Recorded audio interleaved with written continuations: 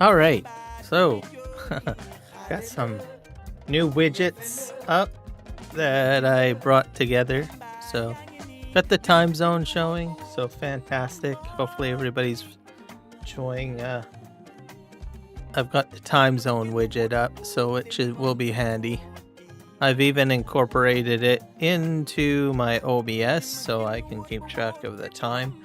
So it's like 8 a.m. in like New Zealand. And in India, it's like 12 a.m. So that must be, what? Is that midnight? I guess that's midnight. And then Greece is 9 p.m. UK is 7 p.m. Toronto, 2 p.m. Vancouver, where I live, is 11 p.m. Well, Chilliwack, I should say.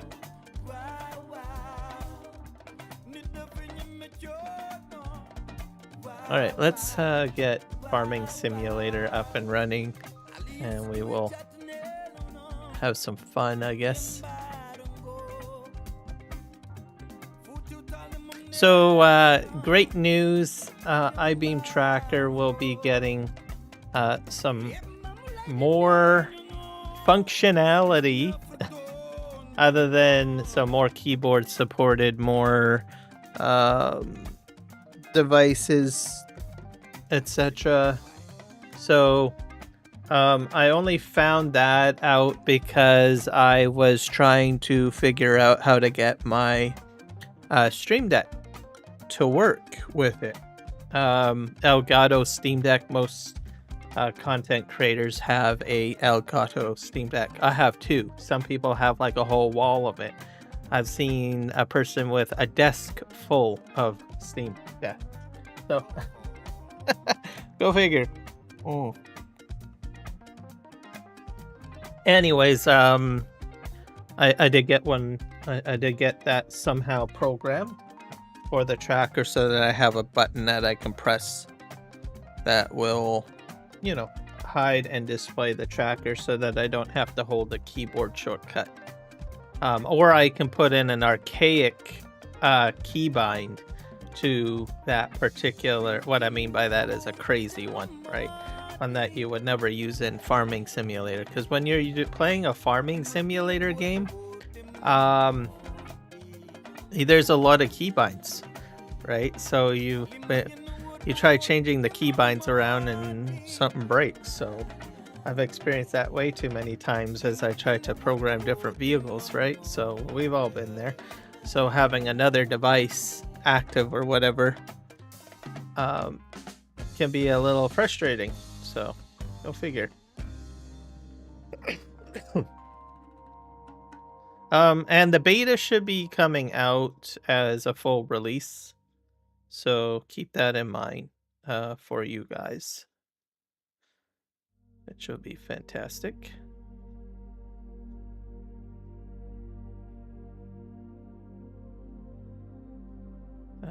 What was I doing here? Oh, I'll go close that out.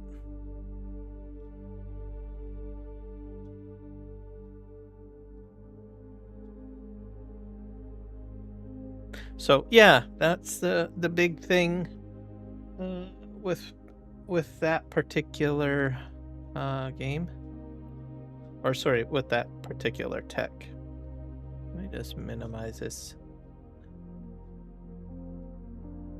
we launching? What are we doing?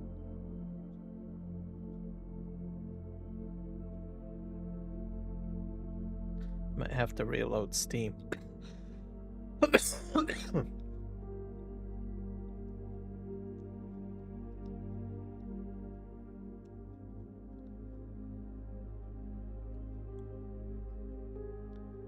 Stop on that.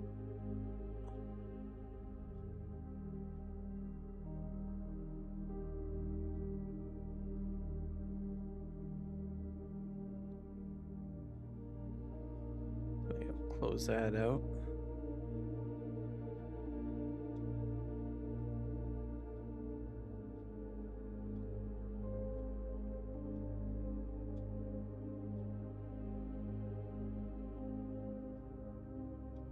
Okay, let's reload again.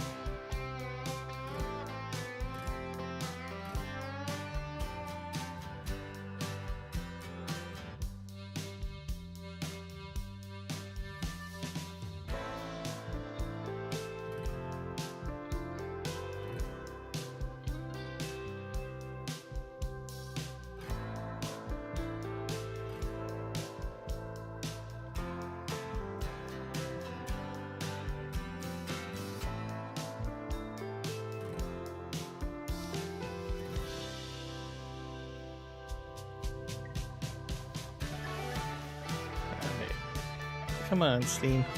Open up. Some days you have your good days and your bad days.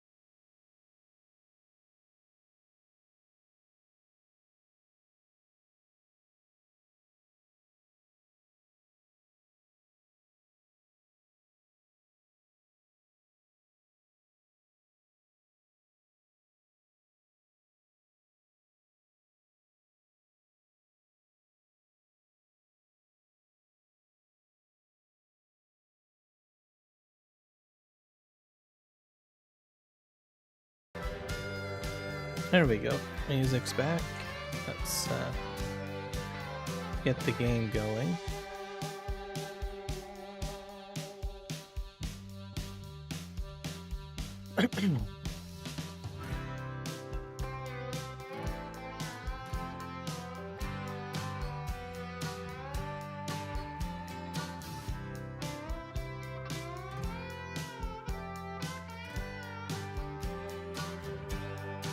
Must be my Warhammer download. Probably using up a lot of resources. Let me pause that.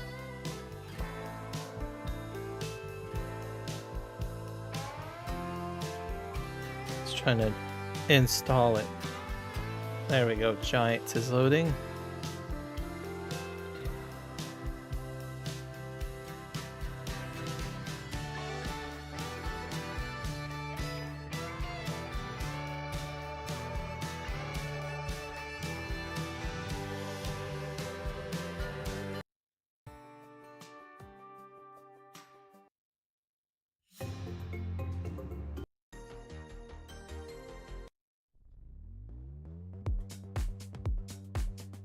There we go. All right, we're back. Giants is loading. Just give it some time. I guess I should update my scroll.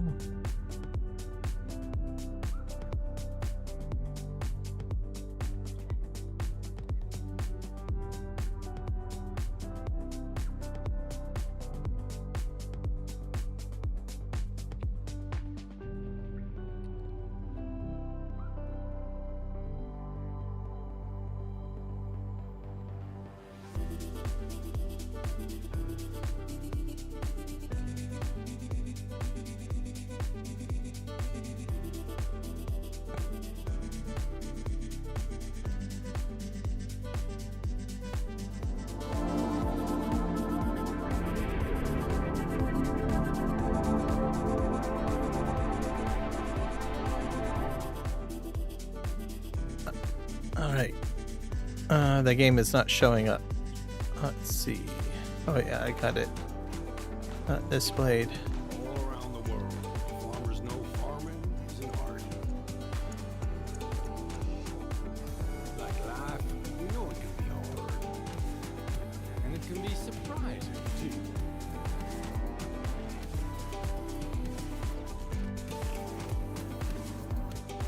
But sometimes it's about being at the right place at the right time.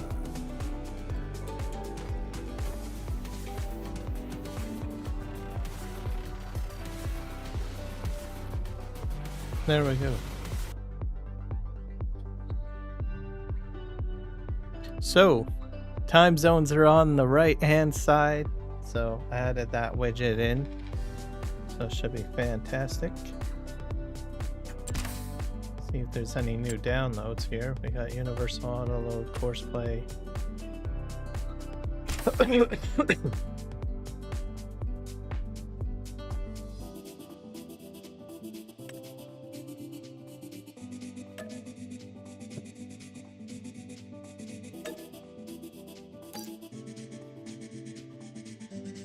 I'm missing like one.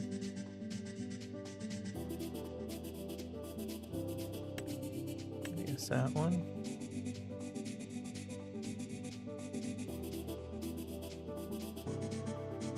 So yeah, I found that out today that iBeam Tracker is very close to getting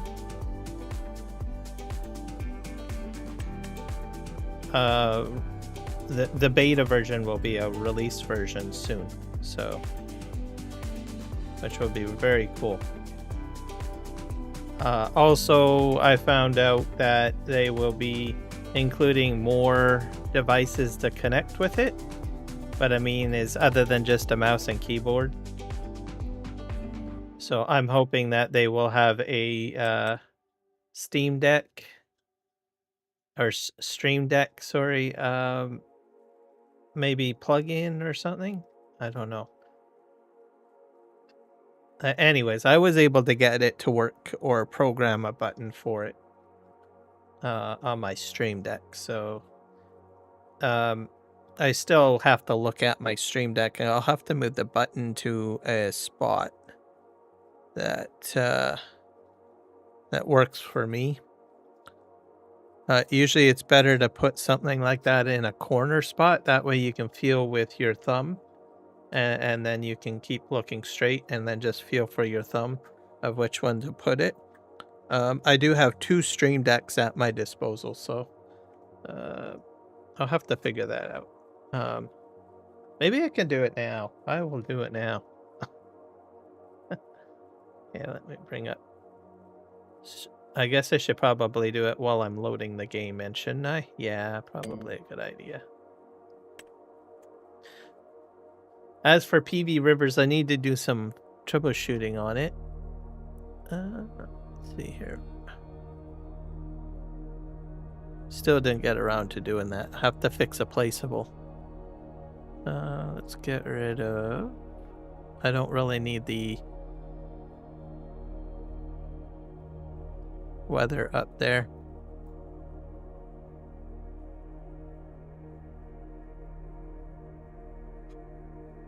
I'll move these out of the folder. There we go.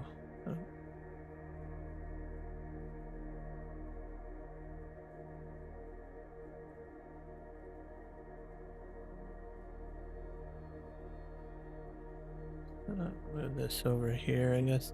Shrink this down.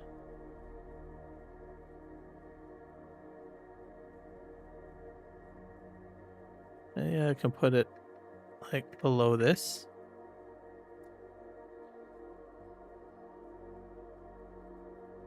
Or I can put it back up here.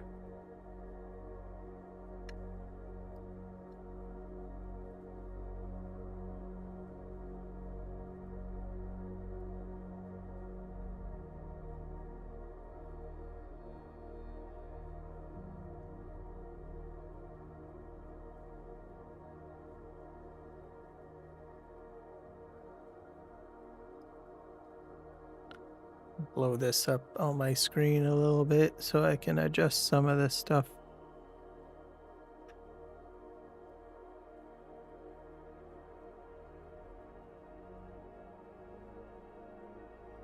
Probably shrink this down a little bit. Maybe I should put that on this side. Yeah, it probably looks better over here. And then move the game over to the right.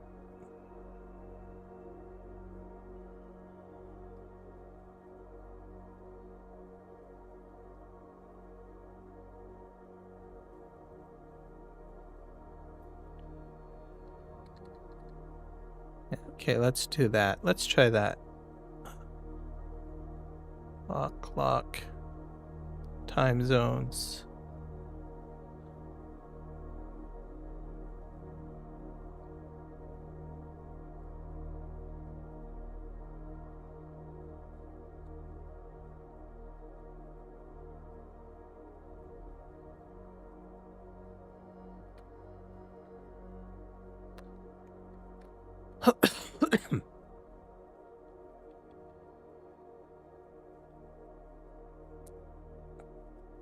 There. That looks better, I think.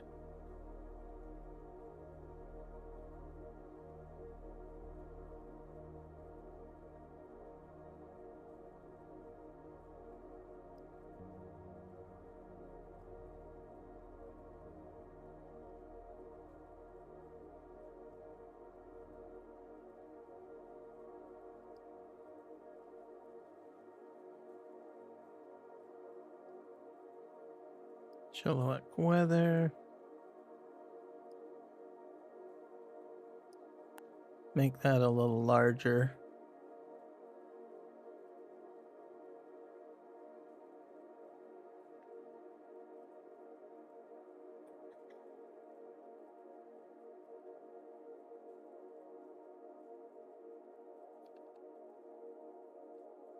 There. So, I'll probably have more widgets coming in the near future. Maybe more AI of some degree. it seems to be that that's the direction things are going. I'm not gonna go too crazy. Even educators on how to improve your content creation um, will help with that. So different tools that we can use. Now, some of those tools I'll be using may not even be visible in the live stream. Like they might be more or less creation tools and stuff like that. So we'll see what happens. We move into 2026 because there'll be more of a focus on that. I am going to stay away from music, like AI music, simply because there's a lot of lawsuits going on right now. So if you're not used to lawsuits and everything like that, or you're not really a legal brain, like if you start building something or investing in something now, and there's an ongoing court trial related to whatever you're doing, right? In 5 to 10 years after you've successfully built something, you could have that whole deck of cards collapse, right? So there's that aspect of it. Suno just last month basically settled with Warner Brothers Studio, and it took them about a month to change their terms of service. So if you're a Suno music AI creator, you might want to figure out how the terms of service works. If you are a person that borrows music from maybe another creator, find out if they're using Suno, because it could affect you as well. Because the content created, depending on the type of plan that the person is using, doesn't necessarily own the copyrights to that music. Right now, you may be borrowing a playlist from someone in the community. That could potentially impact your channel or whatever you're trying to do with that music, right?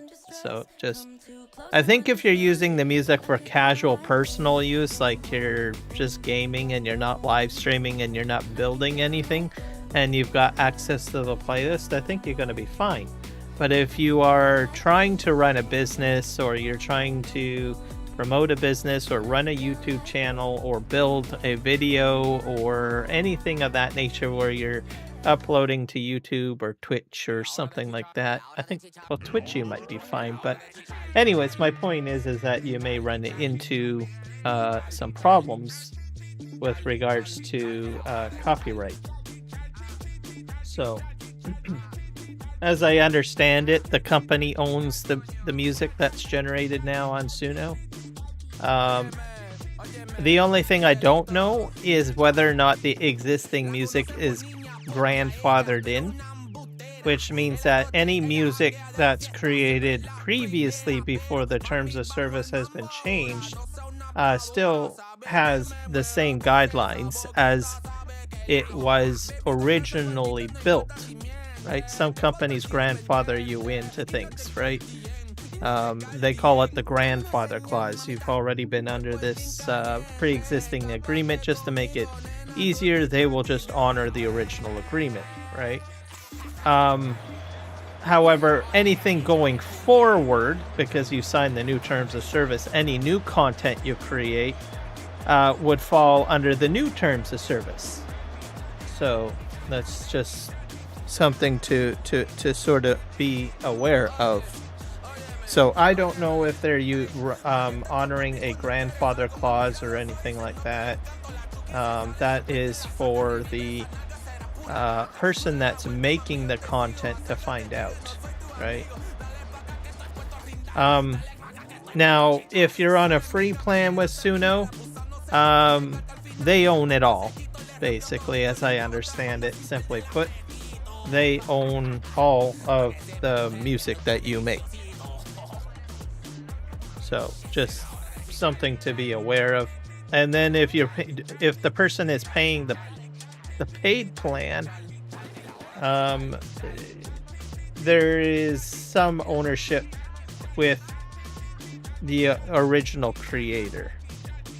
So, so basically, when you're with Suno, you're partnering with them, I guess. So go figure. Okay, iBeam tracker off, iBeam tracker on. There we go.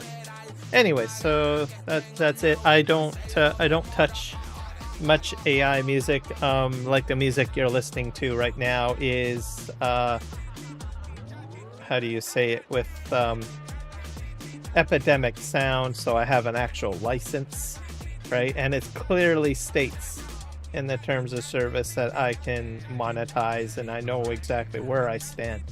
There's a lot of ambiguity with Suno, even inside the terms of service, that if there is a lawsuit, you as the creator take full liability for it.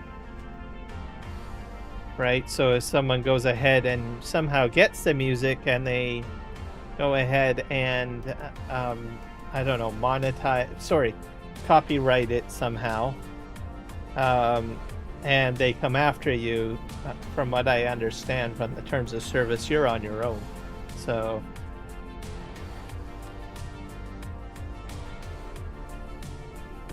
I don't know, that seems a little bit weird. Like, example, I think YouTube usually does a better job at protecting you. So that's just one company.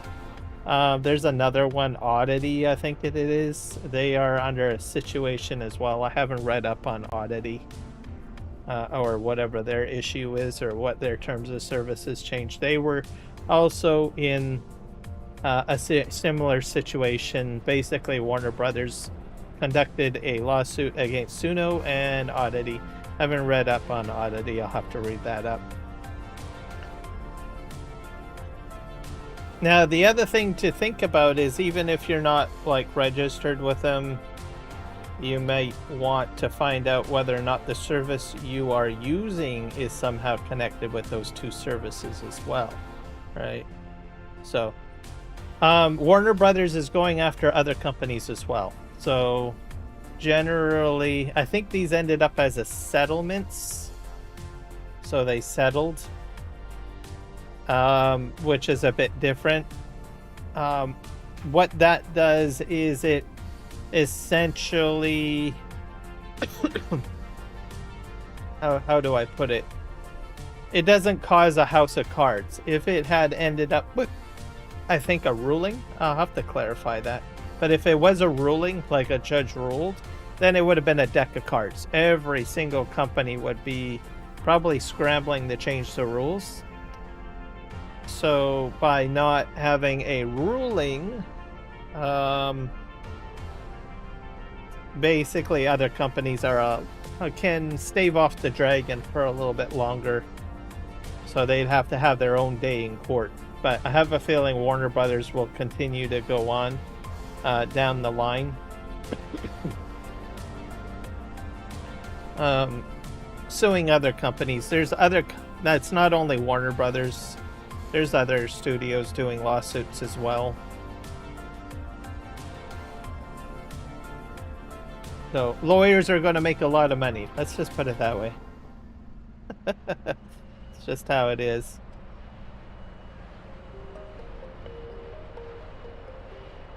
So I'm kind of intrigued. I listen and I read up on it.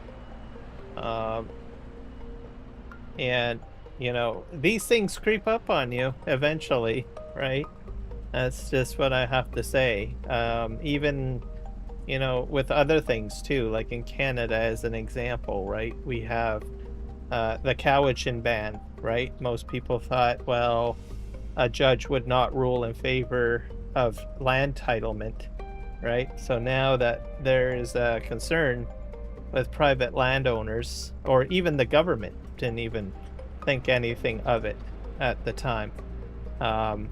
So now land titlement is now in question, right? So there's a lot of uproar about that, who gets the land. So you buy this house, you've invested, I don't know, to 30 years into it, right? And you weren't told that there was a land titlement claim dispute on the property, and you've spent most of your years there, you're probably 50% into your mortgage on your home, and you find out, oh, you no longer own the title to this particular property anymore. So this is a real thing in British Columbia, Canada, where I live. So then you're stuck. Well, it's most people say, well, it's not. It would never happen. Judge would never do that, right? It's a right. In Canada, there is no land ownership right. You are basically simply put, you're renting your land from the crown, right? The key thing with that particular situation is that there is constitutional rights for First Nations. Also, there's also, I don't know, provincial legislation as well that supports land claims as well with.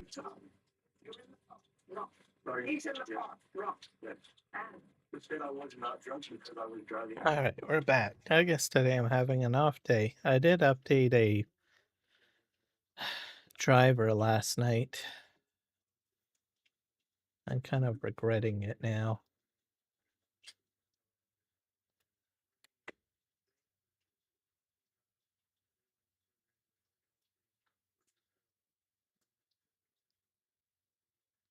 See what else I have open here. That's fine. Okay.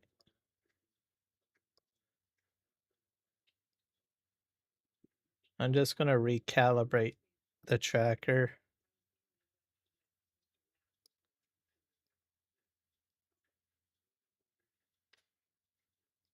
Turn that off.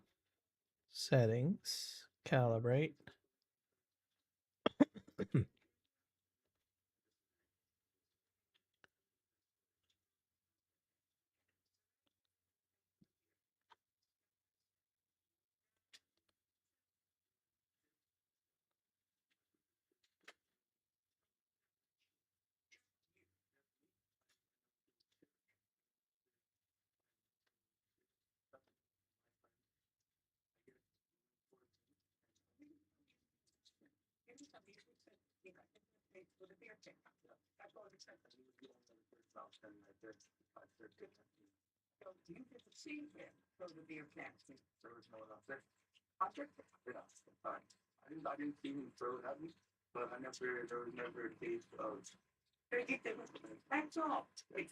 Turn that back on.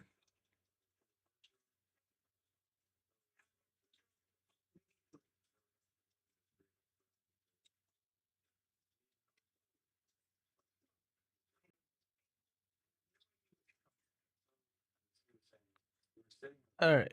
Yeah, it's going to be one of those days, I think, for live streaming.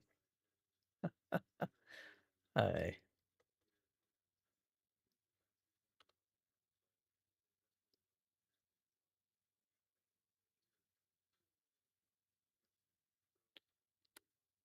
But anyways, like I said, it's with the.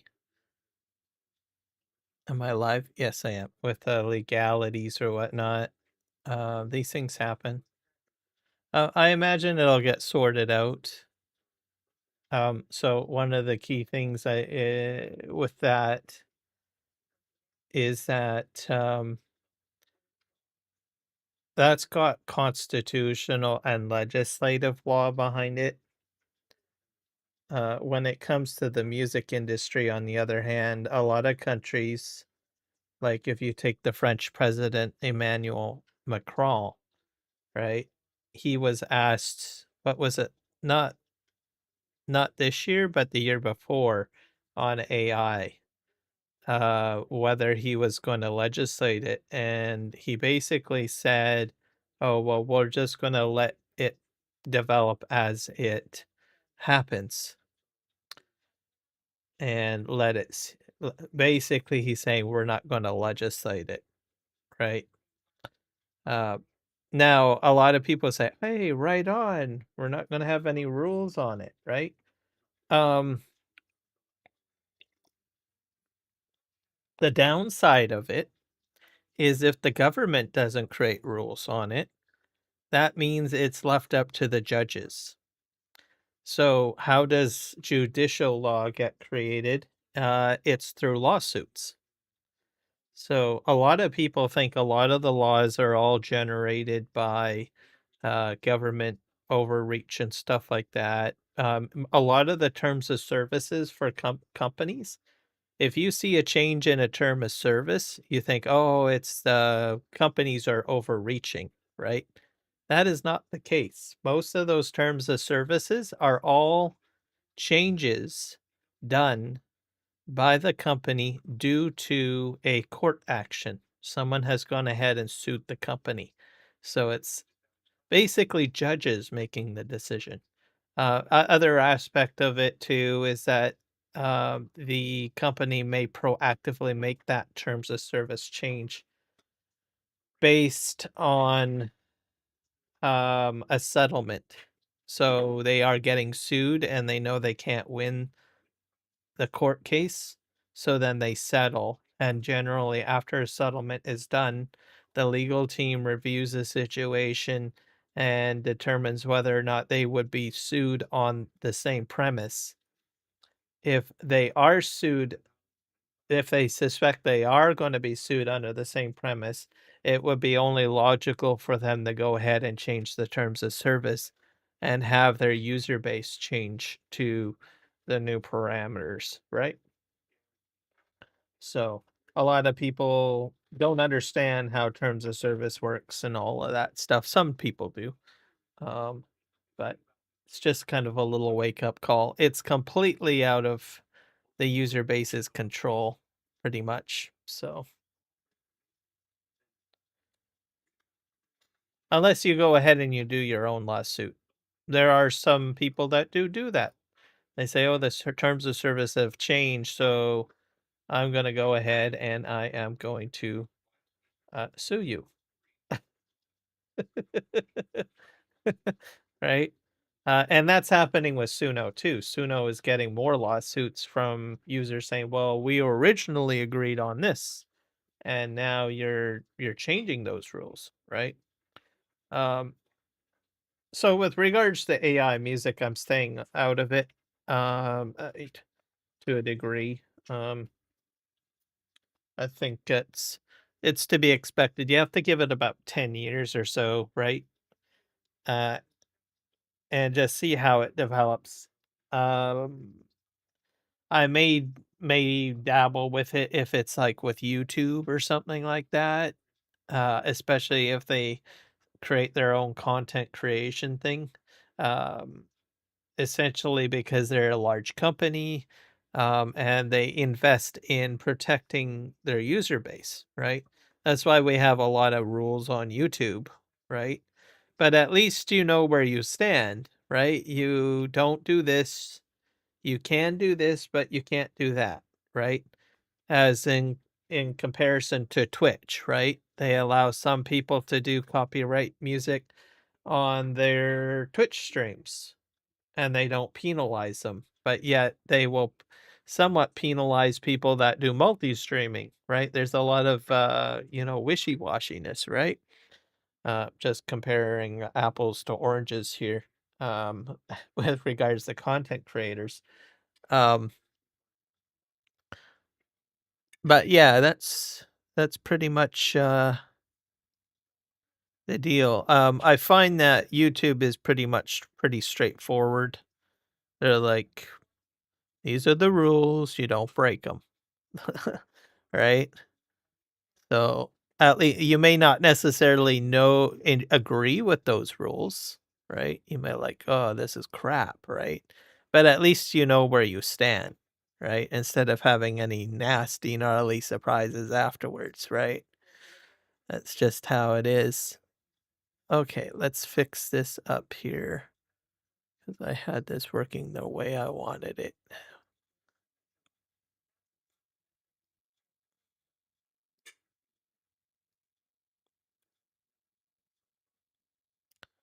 Fix my weather widget that I made. I'm gonna probably increase the size of that so I can see better.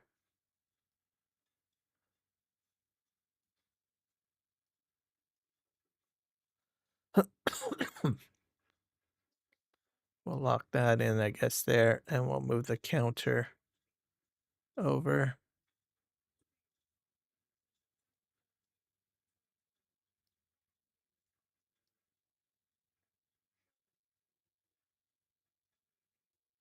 Make that a little larger, maybe. There we go.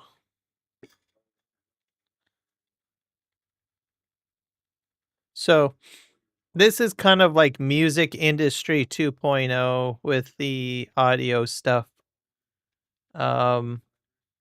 So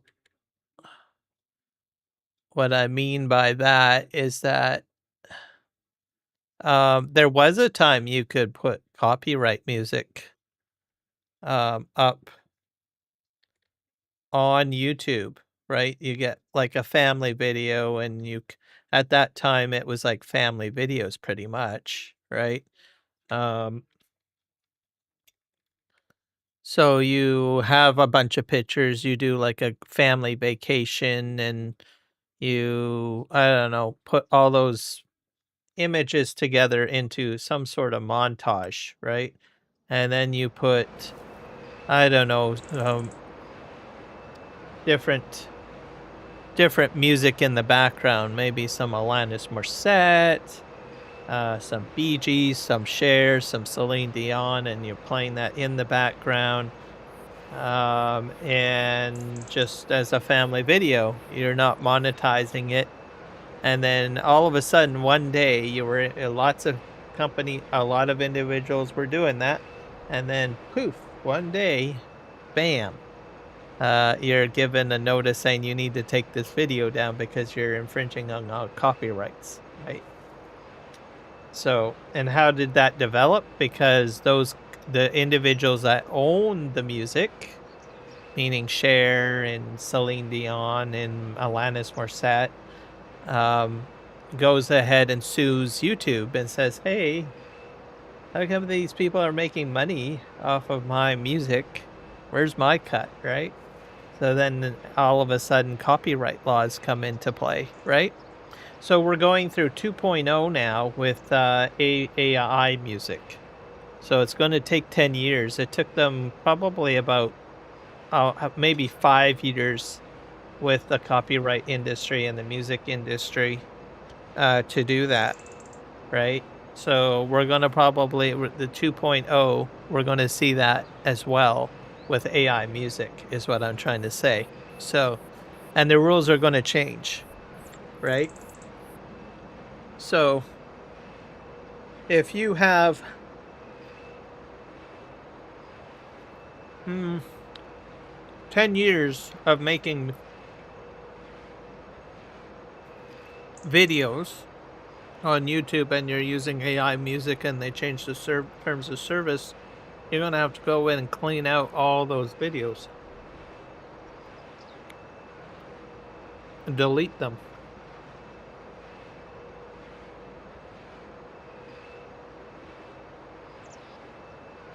So the reason why I mention this is because I was one of those individuals 10 years ago during music industry lawsuit 1.0.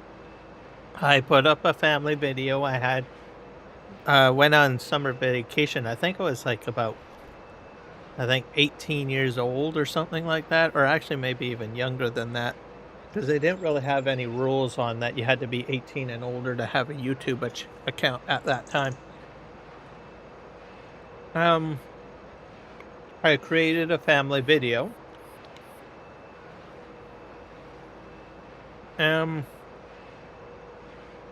I had music put in the background. Obviously, I mentioned a few of the artists, Alanis Morissette, few others. It went up there. So this is back in the early early 2000s, basically, when this all happened.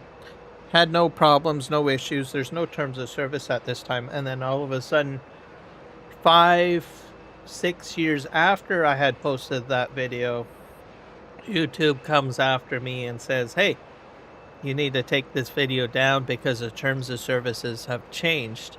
You've got copyright music inside your video, which was never originally a problem when the video was created, because there was no laws at that time. But from the time that I posted the video to the time YouTube said to me, you need to take that down, there was several lawsuits. Warner Brothers was suing, Sony was suing, Paramount was suing, all of the music bigwigs were basically suing YouTube and any other content, any other, video creation platform at the time. So that created case law, and the YouTube was losing, and the other companies as well. I think there was probably a few other companies that got sued too that had video platforms. They were getting sued, and they were losing those lawsuits, and they were forced to basically change their rules. Right? So that's pretty much what it boils down to. So that was 1.0. So music industry is going after AI music. So this is 2.0, basically what we're experiencing right now. Now, for me, that was that was very sad. I had to take down that video had to be taken out as a result. But just think of it. If I had, probably, I don't know, well over 100 videos up there with that AI music, I would have had to take all that down, right? All those years of work. How many videos you can do in a year, right? I'd have to take all that down.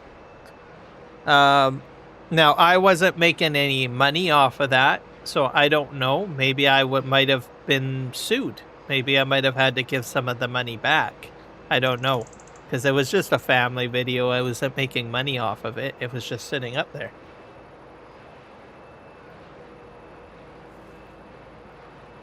And me and my family would just watch it from time to time. But I think about it, I kind of, as inconvenient as it was, because it was a sentimental video for my family, probably legally I got a slap on the wrist, but I don't know what would have happened if I had a fully monetized channel with well over 1,000 videos. What would that do, right? What would that do to my channel? Would I have to pay all that money back, right? On any ad revenue or any revenue I got.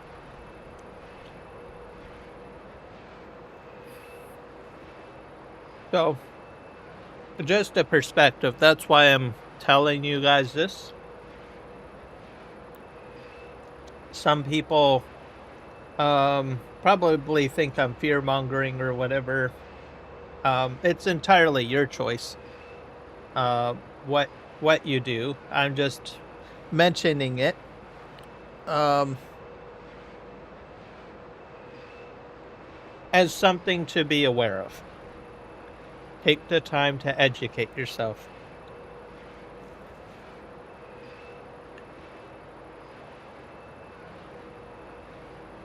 And just make sure that you're doing what you feel is best, right? So, now, terms of service, most companies don't. I think one of the reasons, back to Emmanuel Macron, the reason why he decided not to legislate it Like, generally, a lot of countries have their own laws.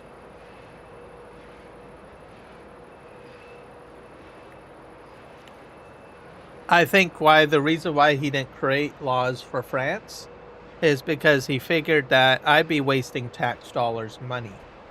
And here's here's the funny thing on that. So every country can go ahead and legislate as they need to for their own region, whatever it may be. But all of that gets put into tax dollars, right? A bunch of politicians sitting in there making rules and stuff like that, right? I think Emmanuel Macron probably took the cheap way out, and I'll explain. Hello, Leclerc. Oh, you do? Yes, I agree. I'm just about to get into gameplay here. Let me expand this up. But anyways, I had a thought process occur. What was I saying? Yeah, so it takes tax dollars to put legislation in. Usually they want to focus that into more of the serious stuff. So what I think he did is a lot of the companies they operate. I think we're fixed now. Yep. There we go. They go ahead and they operate like a country. They have their own legal entity. And most of the time, the laws that get created for terms of service laws whoops, I'm doing this wrong, aren't I? Yeah. Let me just unload that.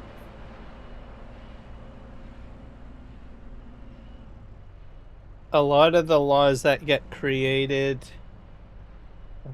go this way.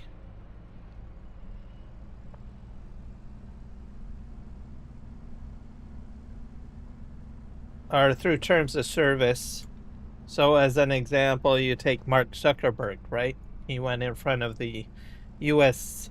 Senators and they say, hey, well, what are you doing with your social media content, right? Like, what are you doing with the information?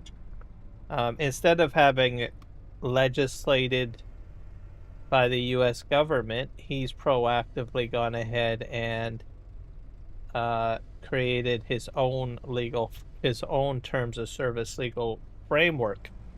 And so a lot of the corporations act as almost like a country in itself. So what they do is they set their terms of service, and then it gets blanketed across every country in the world, essentially. So Macron thought, well, most of these companies are going to create their own legislation on the matter. I think I'm going to go check my cement factory over here. Let's see what we're doing. Can I go through here? Yep. There we go. So you're saving your country tax dollars if a company goes ahead and makes the rules themselves, right? And creates a standard. So then it's at the expense of the company and the shareholders, basically, at that point. And that's why I think Macron said, no, we're not going to legislate it. So the government will eventually legislate at some point. But it'll be after some sort of framework is created, which is done by the companies. Either that or they can just step away and let case law decide, which means lawsuits, right? All right. I'm gonna put this over here. These are mushrooms.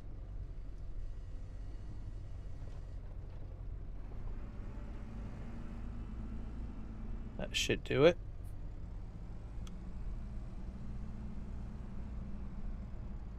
I'll back up. Perfect. Let's see. I'm gonna minimize this one window that I got up. There we go. Let me just jump over here.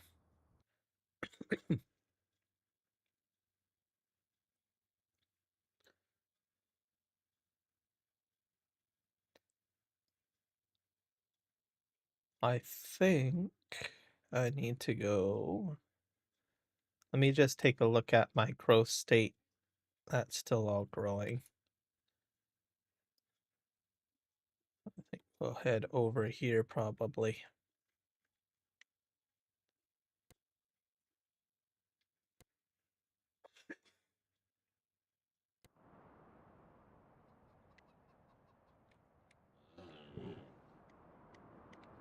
I have a lot of milk. I probably need a milk transport, don't I? There's the moon. The moon is out, everybody. How much milk do we have in here? We have...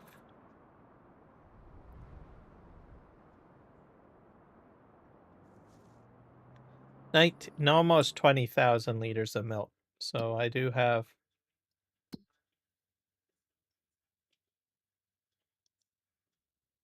two dairies. How much can they... Oh, they don't hold much, do they? They hold about 2,500 liters of milk. So I think I will do my best to bring the milk there. They only take...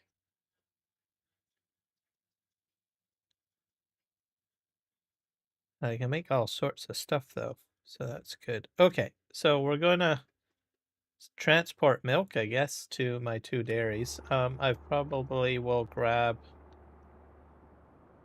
a much smaller milk trailer because that's not a lot of milk. This is a...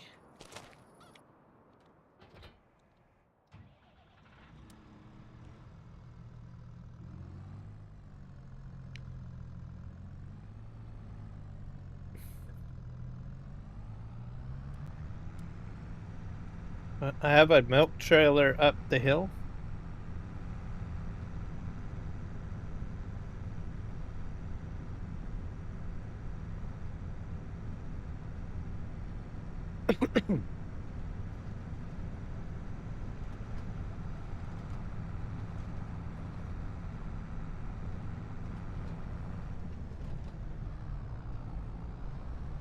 Put that in the way. Let's just go up here.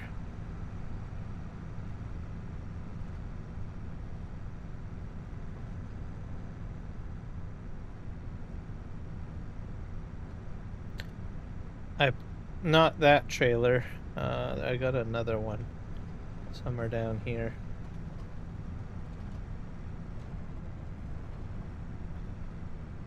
But we will get that going in a moment.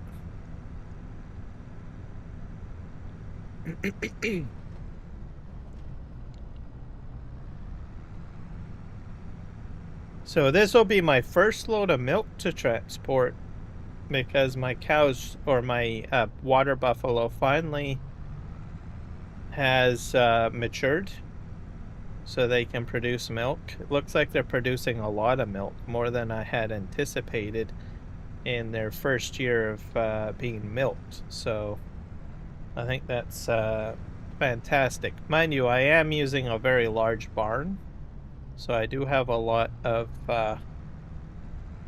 buffaloes at my disposal.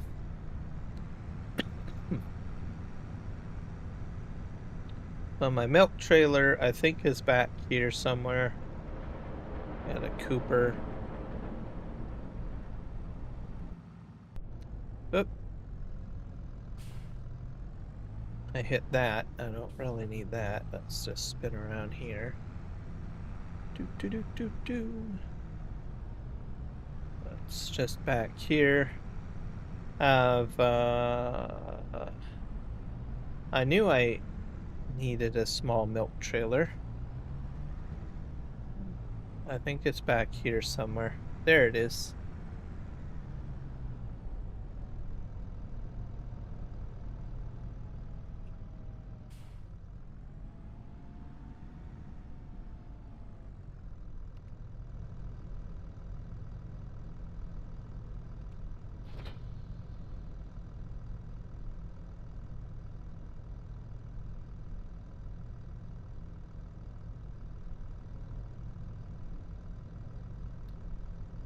Okay. Yeah, I think I'll have to move that button. I'll do that in a moment.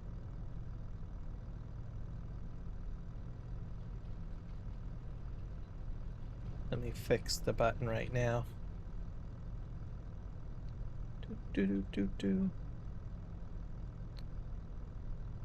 think we'll move it. I'm just loading up an application to fix it.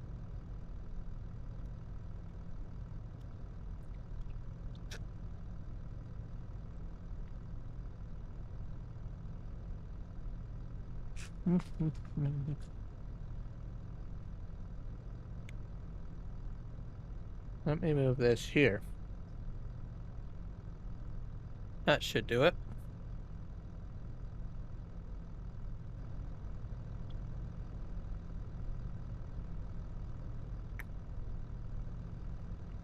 That sort of works.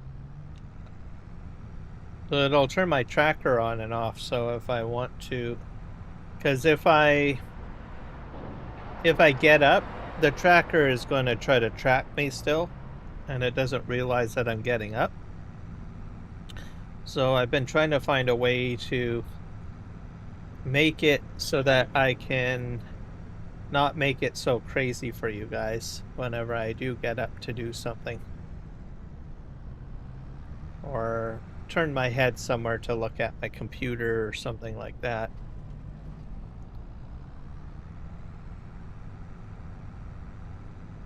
But like I said, iBeam Tracker is coming with some more updates, because I explained what I was trying to do there, because it was like asking, well, can I keybind this? Is there a keybind? Is there a way that I can program it somehow so that I am in game and I can just hit a button? Because I had people saying, well, what do you mean? And I said, well, I'm not your average person. I just don't play the game, right? I explained, well, I live stream, and I kind of want to live stream while I'm playing, using the iBeam tracker, right? And I explained that some content creators are hesitant of using the iBeam tracker because of the fact that if you look at your chat window or something like that, you're going to cause a problem, right, for your viewership. And which is all true. There are ways around mitigating it, but giving us something that can help us with that would be phenomenal. So people were like, oh, well, I never really thought of it that way. I was like, yep. So I do know some content creators that will not live stream iBeam tracker stuff like what I'm doing right now, simply on that notion, right? Because they don't want people to get sick while watching the live stream or something like that, right? So me, I enjoy it. I enjoy using the iBeam tracker, and most of the time when I'm playing, I'm live streaming anyways, so for the most part. So I was like, there's got to be a way that I can make this happen. So I programmed it for my Steam Deck. Mind you, my Steam Deck is a little bit off to the side, and but I've figured out to put the button into a slot that I can just feel for it, is what I've been doing. I got 8,000 liters of milk. So I'm going to make another trip.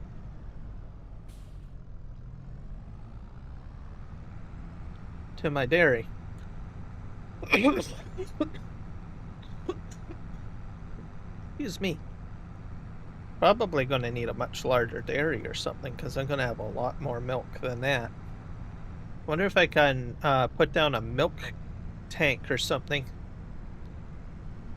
That's what I should probably do. Anyone know if there's like a milk tank? Like I can transport the milk somewhere and store it, and then just take out as much milk as I need at the particular time. I'll have to look. I know I've got a tank from FS Miner. He has like a large tank. So I might put one of those down at the farm and just transport a large amount of milk to the tank as an idea. Anyways, I'm getting off topic. Back on the I-beam tracker. So they will be releasing an update with some additional support for key related devices, so keyboards and stuff like that. So we will see what happens, because Keith from I-beam had commented on my situation, and I said I did find a solution, and says, well, we're going to make it easier for you. And it's like, okay, hot dog, you're you're my buddy right now for saying that. So what he comes up with, I don't know. But there will be a release coming sometime in January for I-beam tracker to release it out of the beta, and we'll see what happens, basically. So I'm excited. Not many people live stream like this. I've probably live streamed more in cab than out of cab, compared to other live streamers, I would have to say, since I've gotten the I-beam tracker. So to give me the full simulation effect.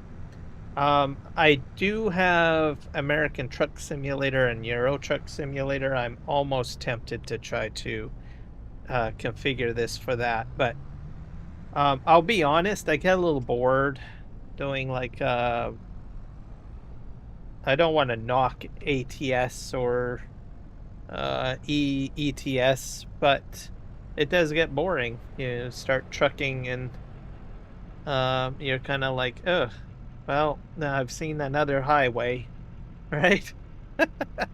This is the mentality that I have, whereas with Farming Simulator, I can do a lot more stuff if I get bored. See here, I don't think that's well, let me just jump out.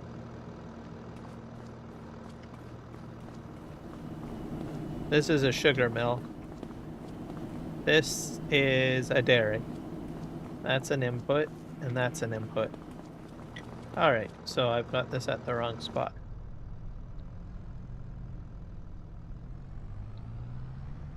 So we'll just go this way.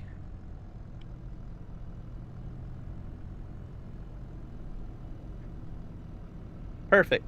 Milk is going in. Yep. I'll jump out. I'm gonna just grab a bite of my breakfast here, because I do have breakfast.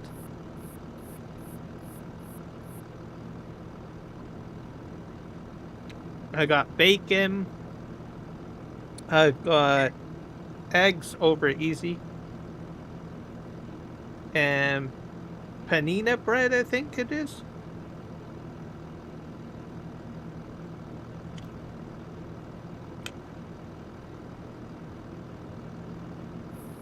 I can't remember what it's called. It's a flatbread that people from India usually use. They dip it into their food, and they use it as kind of like knife and fork.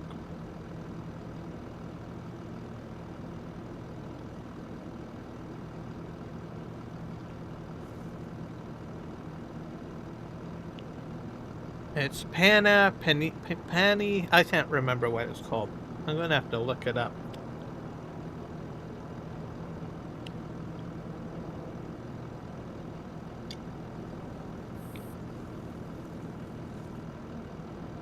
Mm-mm-mm.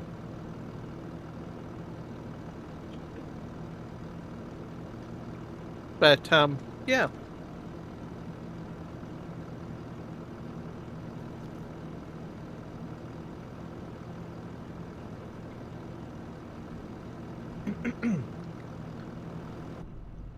So I'm gonna fill up this other milk thing here. I guess it only took a little bit of my milk. Let's drive forward. It looks like I'm full. All right, let's just go over here. Maybe I don't have a lot of space for my milk. I wonder if I can put a milk tank down.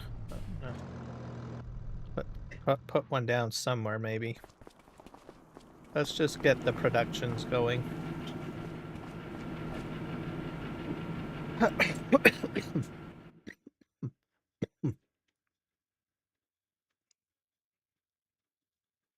So we'll see what happens here.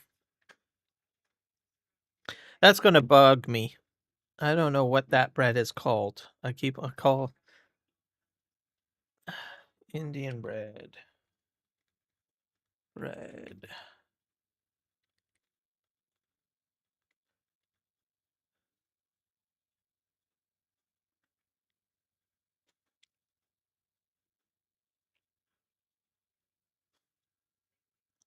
Man, I was way off. Soft, leavened bread cooked in a tandoor oven. Yeah, naan. Naan. I was trying to say panini, pununi. I don't know. I was way off. Naan bread. It's like naan bread, pretty much. Very flat, is what I've got going on here. Okay, buffalo milk is full. Let's get mozzarella going.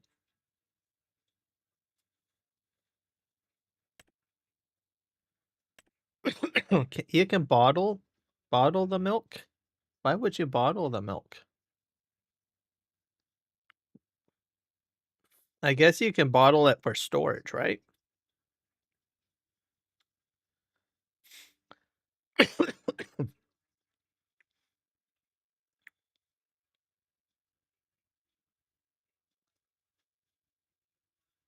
Oh, well, we'll make it all.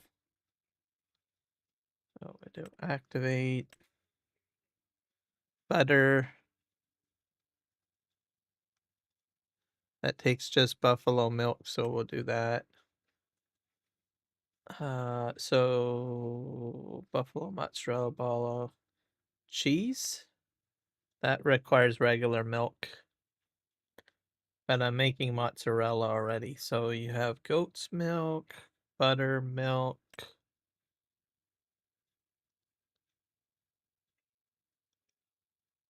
And then I can make chocolate, but I don't have sugar at the moment. Goat cheese. I don't have goat's milk. So that's what we'll do. We'll do those three.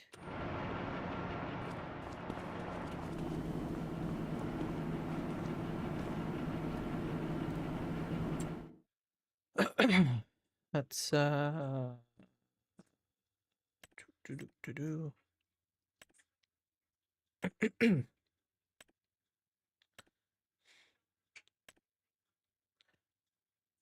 They should have called it pasteurized milk, but I guess bottled milk is the same. I don't know if every country pasteurizes their milk or not. So maybe it's just simpler to call it buttered milk or bottled milk. We'll set this to spawning. So change output, spawn.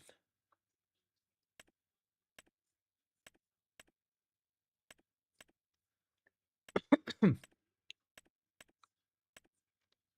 now, anyways. There we go. I wonder if I can take some of the milk that I have collected to my bakery.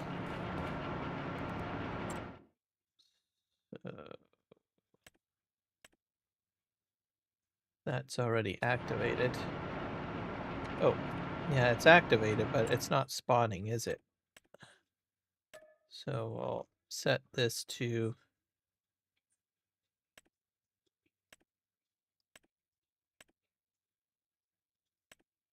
I'll just spawn this all out. For now. And then eventually we'll move it over. Now, this over here can probably take some milk. Bottled milk. Okay, so it needs bottled milk. I gotcha. I understand now. Alright. We're gonna put a milk container down. Probably here. That's what we're gonna do. Let's go in here. That way I can transport a lot of milk if I want to the farm.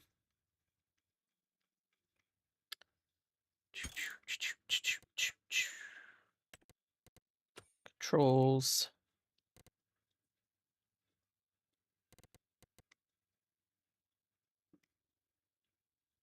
I'm in the wrong area. Construction. We got sheds, silos. I think it might be in here.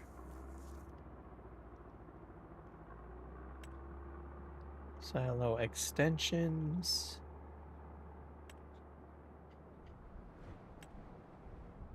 Let's see here. We've got liquid tanks. How much that holds? About 100,000 liters. So I'm not sure if this is a good milk tank though. Maybe I'll put this here anyways.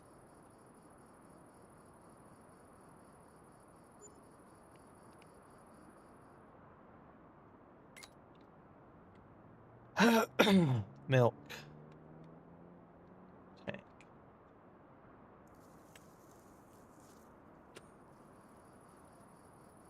That will work. And then I can just empty my milk in here. That will work.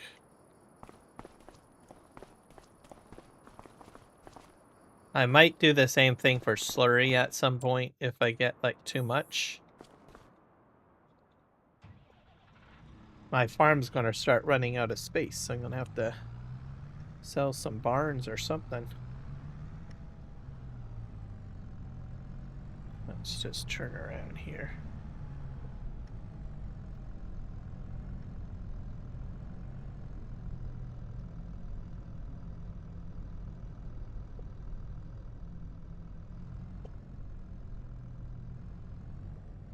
I don't know if it's going to empty in there. Maybe it won't.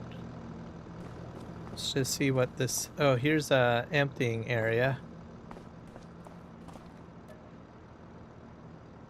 Goat milk.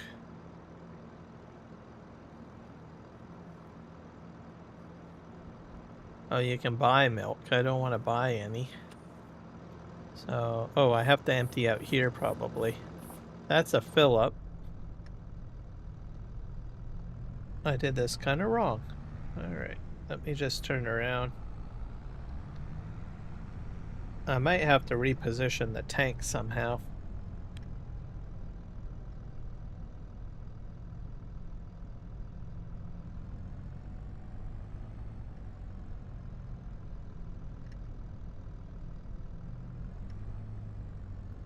There we go. The milk's going in, so fantastic.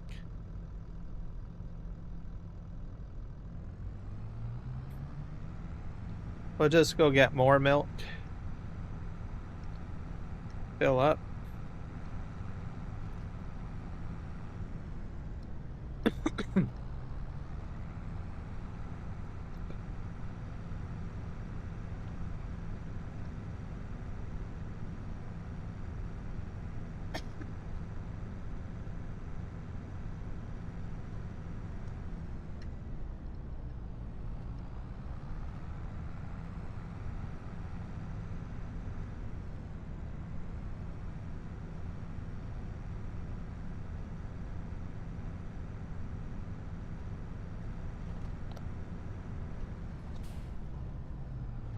All right.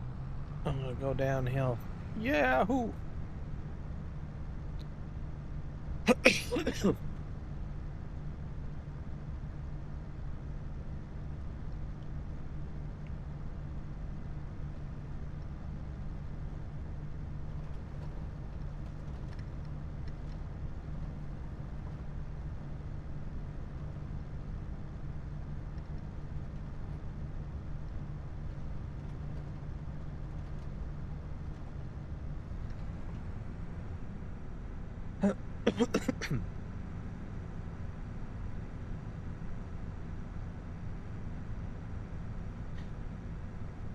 So I'm glad that my weather widget is working. So I got that working, which I'm happy about.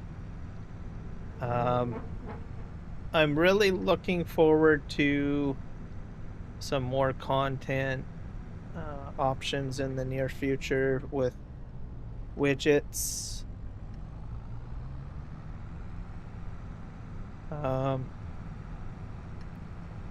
These days, you can make your own widgets, which is what I've been doing. So, which I think is fantastic. You're probably going to start seeing a lot more people creating their own custom widgets and getting away from like stream elements and stuff like that. So it's definitely a lot of fun to do. And you can customize it a little bit more to your liking. The difference between doing it yourself is you're hosting the files yourself. Everything that you see in there is all generated through HTML. Or through an HTML file with scripts and stuff like that. So, the downside of it is that you have more control over what is on your stream. Or you don't have to worry about relying on hosting from stream elements and stuff like that, right? That's what I'm trying to say. I'll eat some man bread.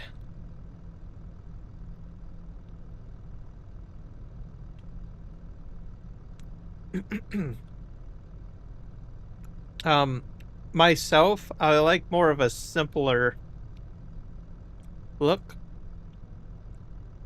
I don't like a lot of, like, I have some flashy stuff on my live stream, but some of it is very high-end neon lights, right? That's not really my thing.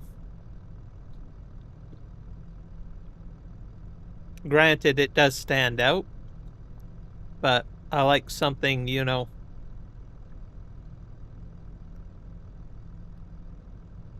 I like something that looks nice, but doesn't subtract people from taking their eyes away from the live stream itself, right? So if you take a look at my weather widget and my time zone widget, very simple, not very flashy. It does stand out a bit, but it doesn't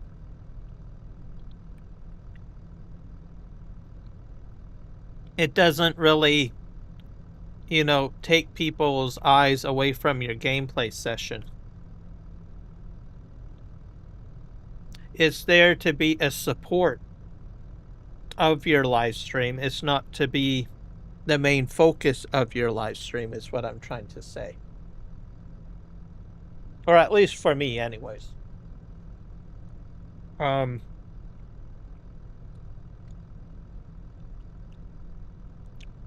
One thing that I do have that stands out a bit is my scrolling text at the bottom. That's probably the only glowy thing.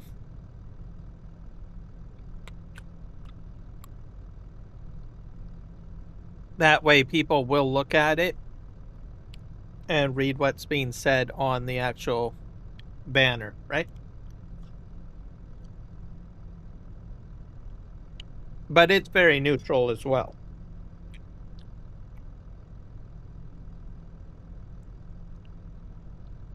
And then what remains is basically my live stream, or the video, the game, which is in the center. Now, I had thought about putting a border around the game. Like, I can do that too. Like, I can put a glowy border, but I felt that that might be too distracting.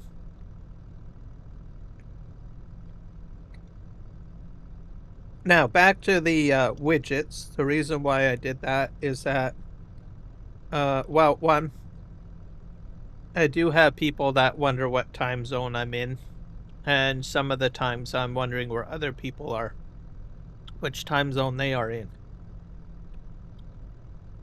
So I created that time zone area. Most of my content, most of the people that watch my live stream are either, around New Zealand and Australia.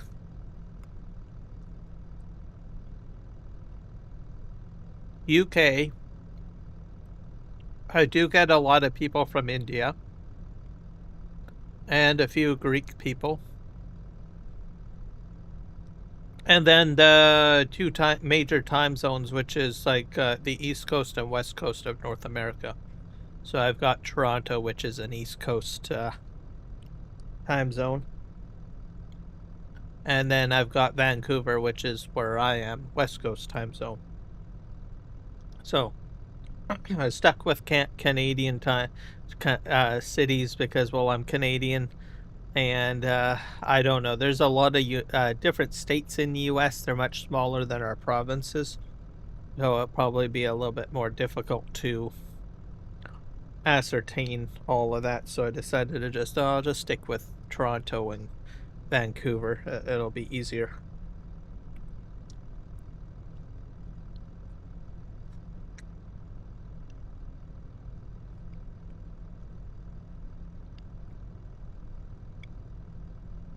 Oh, there we go.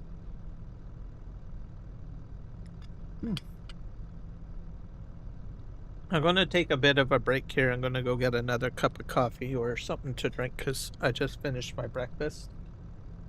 So I will be right back. I'm not going to switch to a break scene. I'm just going to mute my mic.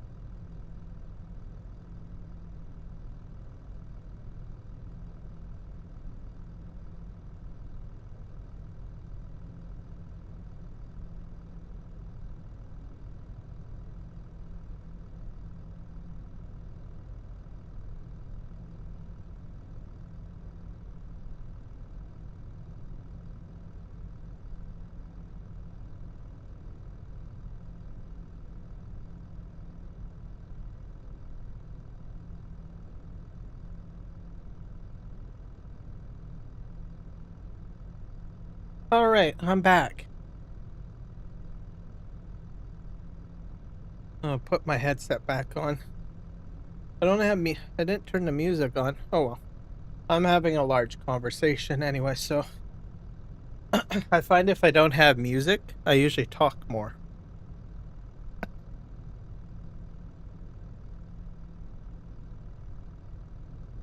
I did have music on earlier.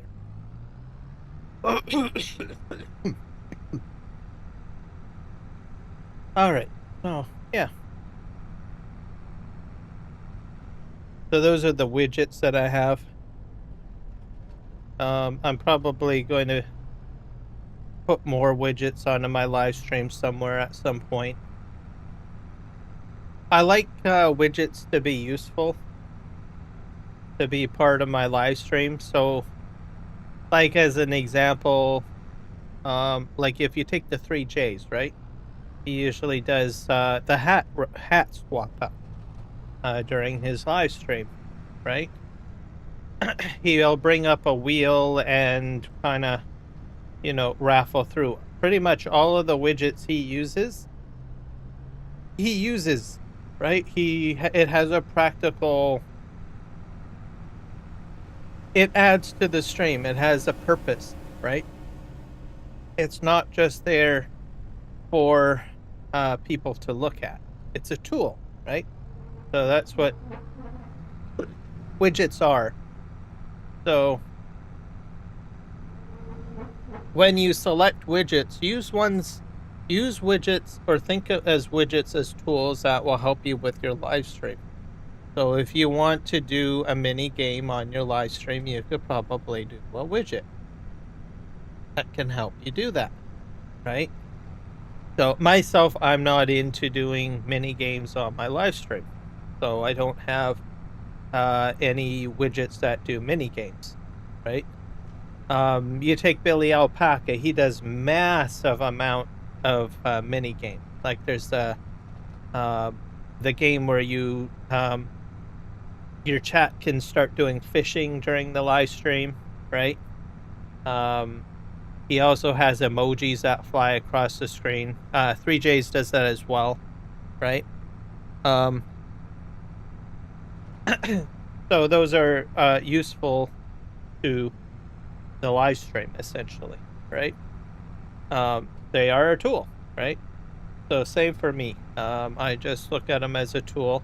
If there is, so in my case, usually I get asked about, time zones and weather. So that's why I have a weather widget, and that's why I also have a time zone widget, because I stream at different times and I have audiences from different parts, essentially, of the world. So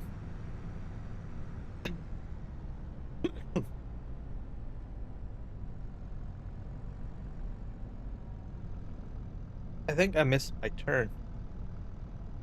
Yeah. All right.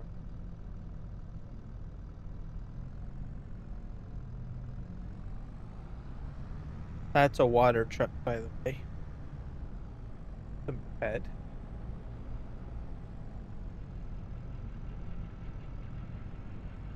Wait, I gotta move that thing out of the way. And that needs to. Good thing I'm using a much smaller tractor. If I was using the truck, I'd have a problem.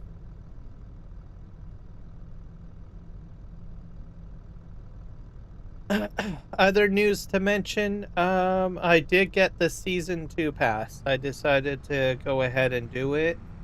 I pre-ordered it, so I decided to do that. I do enjoy the game. Had to think about it. It was the first time that I actually hesitated to get the season 2 pass. A lot of people understand probably where I'm coming from, because there has been some concerns with regards to Giants and what they've been doing. So there's the announcement that staff members of Giants had been laid off or fired, I guess. So we know about that. We also know that there has been issues with Project Motor Racing, right? They launched that, and that was also what caused some of the staff from Giants to be fired, right? So some of them are prominent, like Kermit as an example, right?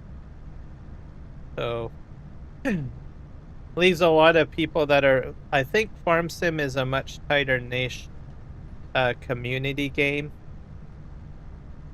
So we've got people that are in the community that have probably been around since the first game of Farming Simulator came out. So there's a lot of people that are heavily invested in the game, and there's a very strong sense of community, right? So if you get shakeups like this, it definitely kind of makes people a little leery, right? As they say, well, what am I investing in, or what kind of game am I playing? That sort of thing, right? So a lot of questions come up. There was a bad launch for Project Motor Racing, from what I understand. I don't play Project Motor Racing, but there was a lot of it's a new new route that they went into.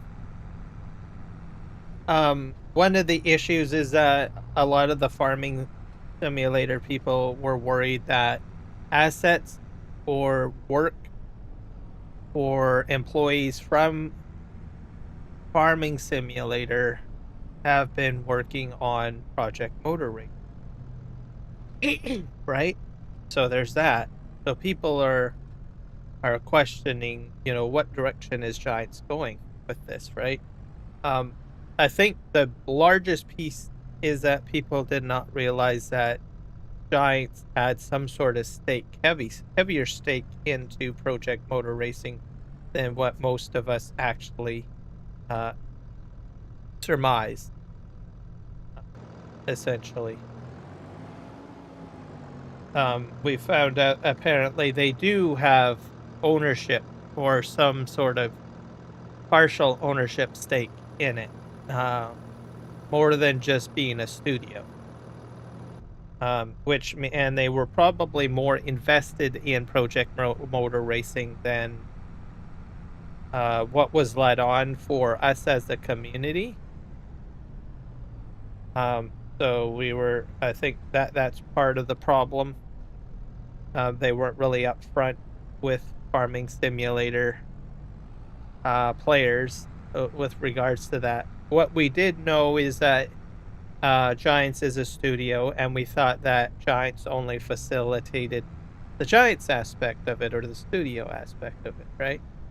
So we're left wondering, how far it went with regards to Project Motor Racing. So it failed, I guess, or didn't do very well, because it was using the Giants engine. And then we saw, of course, staff that we like, as an example, Kermit, right? Get fired, right? So it's like, well, we think he was doing a pretty good job for us over here on Farm Sim, right? So that leaves us to wonder, well, where's the direction for Farm Sim, right? Where are they going? One of the biggest things that I have got concerned with or an issue is that we've never seen the CEO on a live stream, right? You've just taken away the community guy, right? And that's Kermit. And to be fair, he's a cool guy. I like Kermit, but I think a lot of us in the community and some people, kind of felt that he was, making excuses for, how do you say it? The CEO. No, it's kind of a negative wording how I'm putting it. But it's not only there. You've got also Giants partners too, right? That may know a little bit more than what they should know. Kind of, rallying the troops to stick with Giant, right? Which isn't bad. I mean, you want to try to keep the game going and stuff like that. That's fine and dandy. My point is not to say that they're doing a horrible job or anything. I'm not saying anything like that. What I'm saying is that there was hints and suggestions, and even I suspected something was going wrong, right? I think DJ Goham, I think, was riding a very tight line, but there were certain videos throughout the years since the launch of 2025 and the tail end of 2022 where he dropped very small, subtle things that left me to believe that there is something else going on, right? And they were very subtle. Like there was, like I mentioned it a few times on some of my previous live streams, and people like, "What? You're just delusional. You don't know what you're talking about." Says, well, we'll see. So here we are, right? Giants partners, as one of the things why I don't want to be a Giants partner is because I am pretty sure they are aware of things that we are not aware of, right? And My suspicions, it's my own personal assumption that that's the case, and there's enough evidence to show that as it is. With you know, how some of these Giants partners react on their live streams or their videos, and they put information out, right? Um, Even as subtle as they are, right? They have an agreement with Giants. They need to, toe the line. Also, they don't want people to get in trouble. So wherever their sources are, right? It's kind of like being a news reporter, right? You got to keep your sources protected, right? Right? Uh, there's that. Um, that you have to think about too. So that's one of the reasons why I don't want to be in there, because I can freely say what I want. I'm not a Giants partner. I'm not held to account by Giants, right? So, and that's part of the part of the issue too. Same with any partnership you get into, right? You are held there by the partnership there, right? You don't want to risk your partnership. So that's the downside of it, of being a partner. I surmise. So, and I can't keep my mouth shut most of the time. I don't go out bashing people and swearing, cussing, or anything like that. But I will speak my mind if I feel I need to speak my mind. I'm going to speak it, right? Um, some people don't like it. Well, that's just too bad. Right? Just it. But this is practical information that I'm sending out, or mentioning, discussing, because it does matter. The community thinks about it and worries about it, right? As much as you try to band-aid something up, right? You can't really, I don't know, put a band-aid on these matters, or whatever you want to call it. So, anyways, the other issue that I had hesitation is that we're only getting 2 DLCs and a map. So usually we get like, what, 4 DLCs and then a map or something like that, right? We usually get a lot more content. So we're like kind of questioning, okay, well, is some of that workload are they subtracting from Farming Simulator to add more staff to Project Motor Racing, right? The other factor is that they did cut back on staff for Farming Simulator, right? So is because of the firings, is it mean that we're going to continue to get less DLC, right, in the future? So this brings me Spiral. The other thing is we had a kind of a rocky launch for Farming Simulator 25, for quality, to a degree. So there is that. There's a lot of good stuff in Farming Simulator 25. I still see it as a beautiful game, but like I was saying, we've gotten a little bit less, right? Quality launch was low. The second game that they had released was Project Motor Racing. That was a bombshell. So is this the direction that Giants is going? Is what I'm talking about, right? So is it going to get worse? Are we going to see, when Farming Simulator, the next Farming Simulator comes out, is it going to have less quality to it, right? These are the questions that are there, right?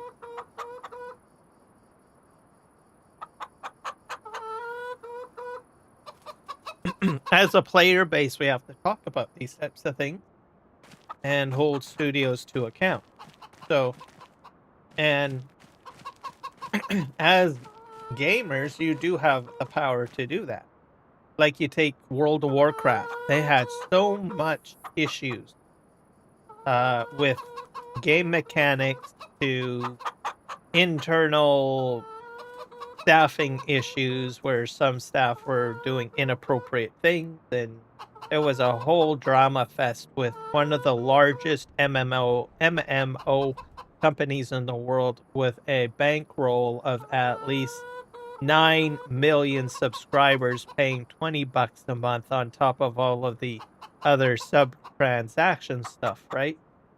A lot of people from the gaming community and also content creators took Blizzard to account.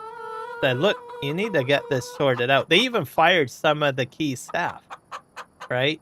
There was a few Blizzard employees that had been around from the early inceptions before Blizzard was bought out by Activision, and then Activision bought by Microsoft. They actually got rid of one of their key story writers for the game. But then a lot of people from the community were not happy with that, and they voiced their opinion, and they brought that individual back, right? The key story writer person. So,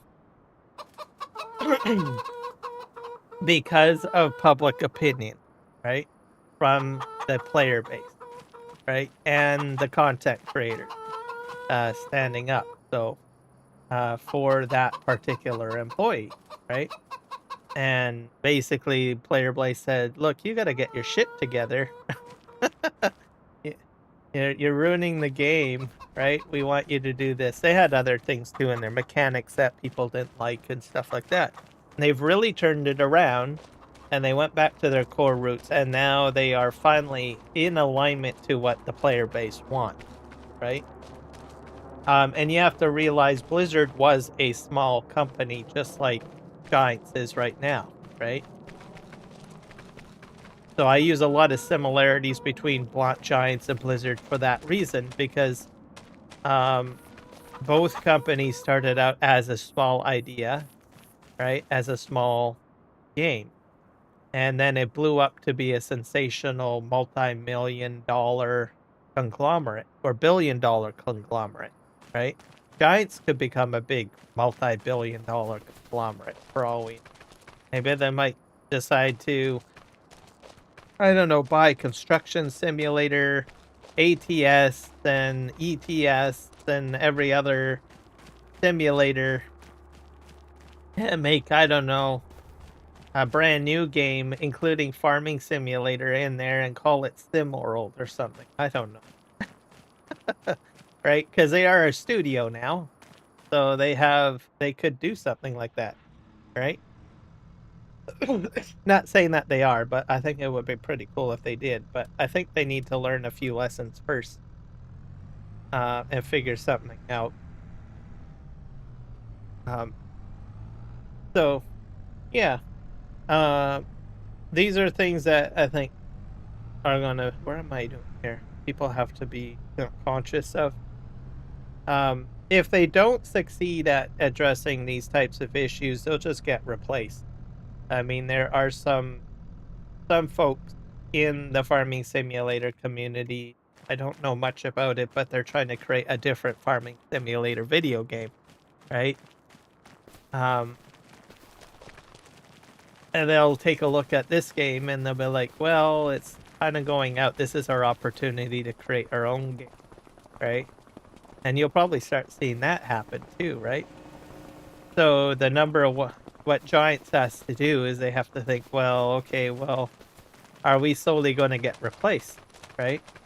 So I don't know. Anyways, these are some of the reasons why I was a bit hesitant on the getting a seasonal DLC. But I thought, well, what the heck, I'll just give it one more shot and see what happens. But hopefully they'll turn it around. I think, honestly, the CEO should probably be on a live stream. Just to sort of give us an idea, well, what is the end game? What is your plan? Right?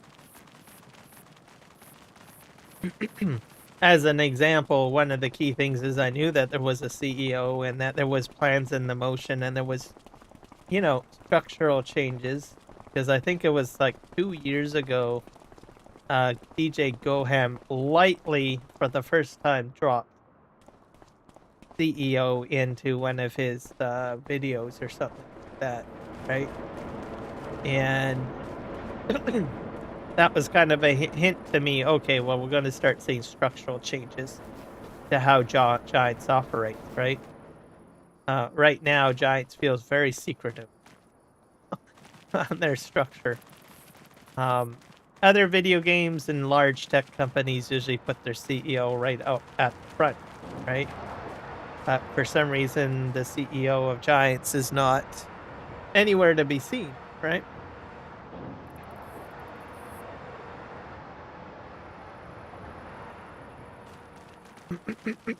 Let's see here.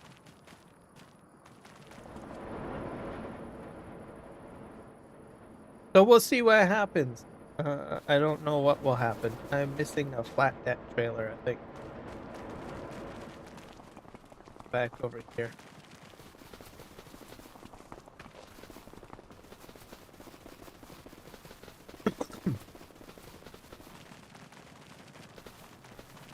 But anyways, I'm the mindset of a person that if you see a problem developing, like if you start seeing cracks in the drywall, right? You don't wait till the drywall falls off the wall, right?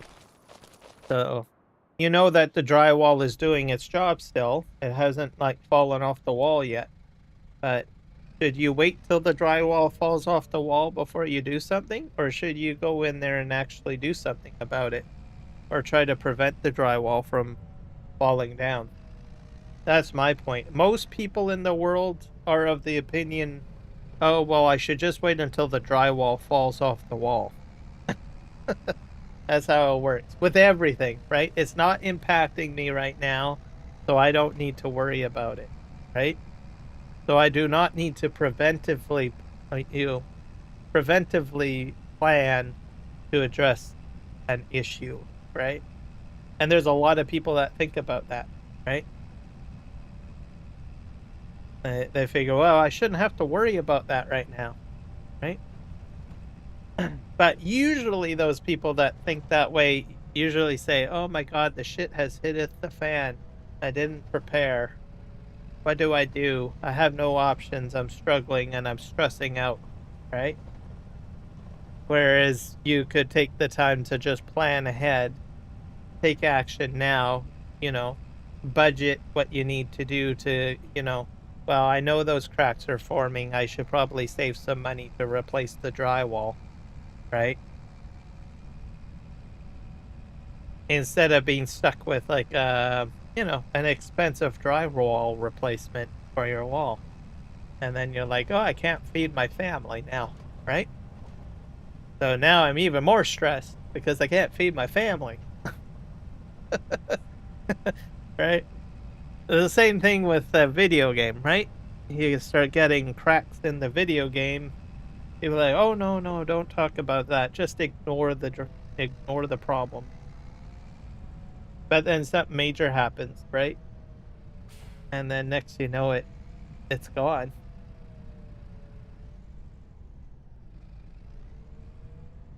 See if we can put that in. Get that going.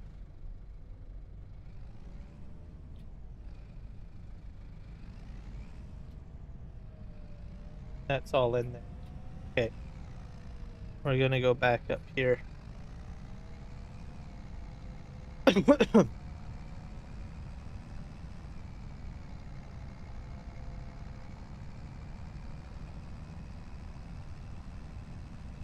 So what I usually do is I always think of these things, I research these things now, keeps my stress level down, and I don't have a heart attack.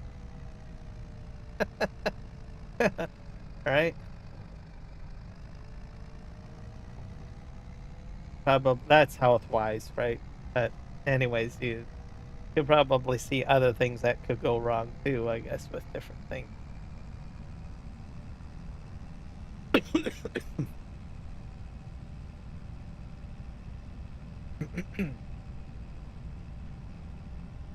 But there's a lot of people that usually, you know, take day by day thing.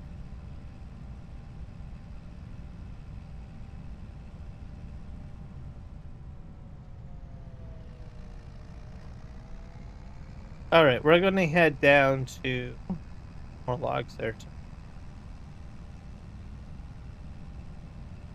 too.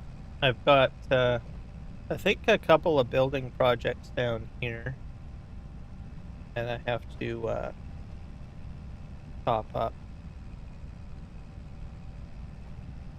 Get that all taken care of in a moment here. I'm going to take these. I'm not sure if they need long planks.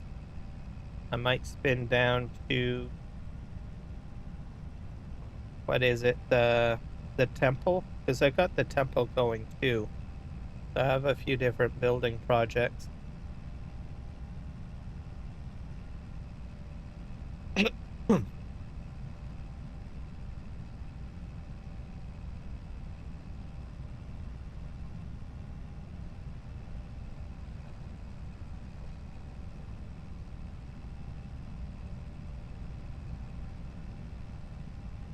I got like the elevator that's being built at the moment, which is down at the end here.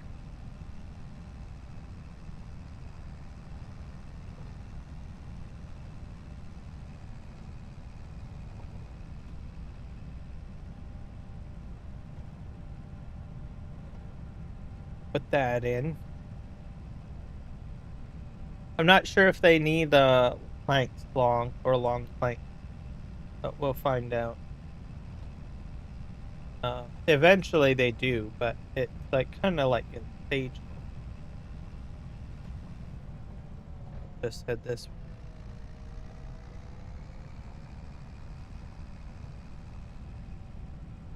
Have a Cooper over here. Where do I empty out? I think yeah, this is getting built. Unstrap. There we go. So now I have a flat deck that's free. I can turn. There's some items I can pick up here too, because I do have a Cooper. So pick that up.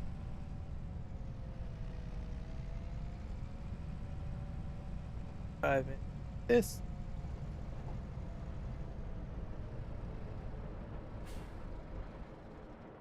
Empty out the Cooper, at least with the few items that we have here.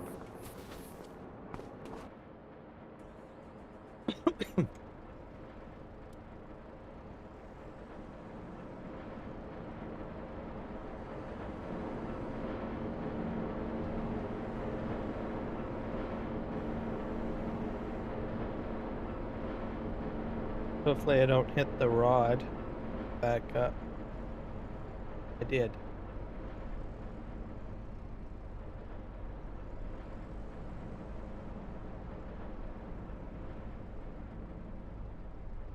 Oh.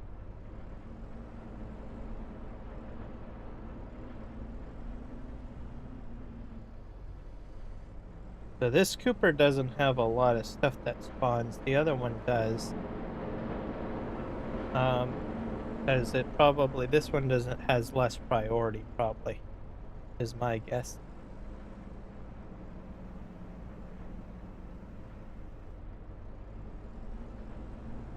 I'll go back to the wood place.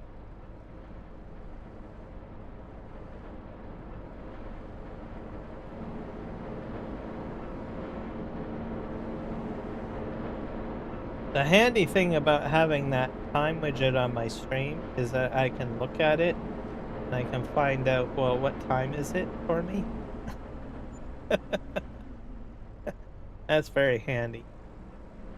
A lot of the times I have to, like, in the past, I've sort of gone down and, I don't know, Alt-Tab out or something like that to look at my desktop time.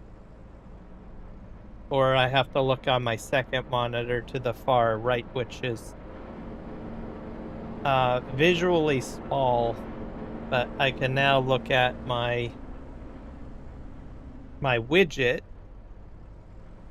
which is a little bit closer, and I can determine, well, what time is it for me. Very handy. All right, so we got that done. There's only a few items.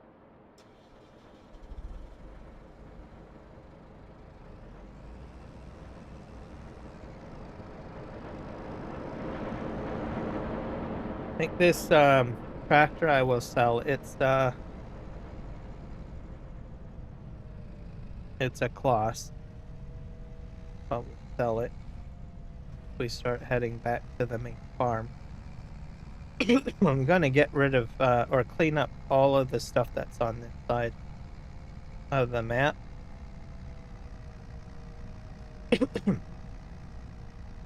See what happens. Do a lot of selling.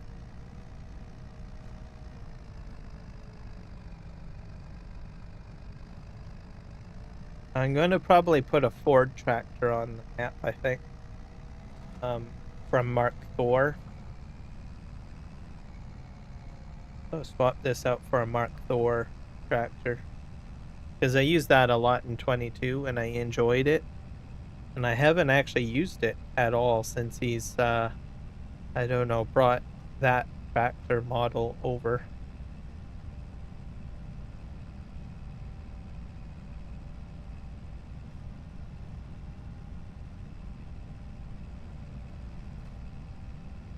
Alright, we're heading down here. We're gonna go to the market to sell these items. Cut through the trees, I guess. Work. So we're into the month of October. I better check my my dates. See if I have to harvest anything. I think I do. I have to do sugar cane.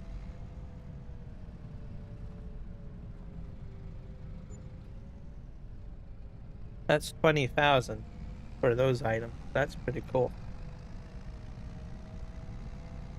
Okay, let's go ahead and check our calendar.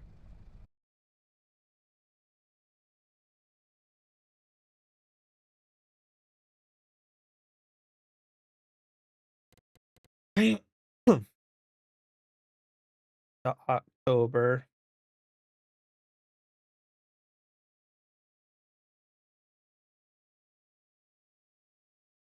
So I can do my sugarcane and my sunflowers. So probably that's what I will focus on next.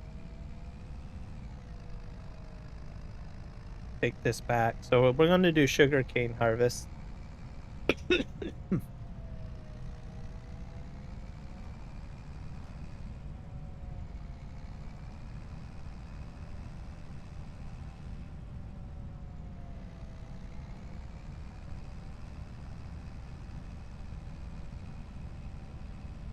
Take this back. We'll do sunflowers as well.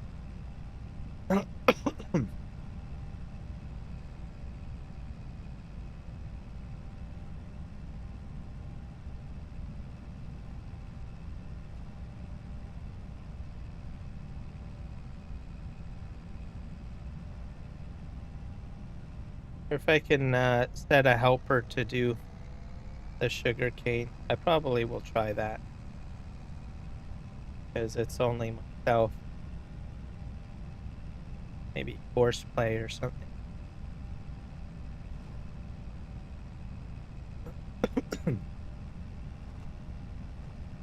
We'll swap out this tractor though. Head back down.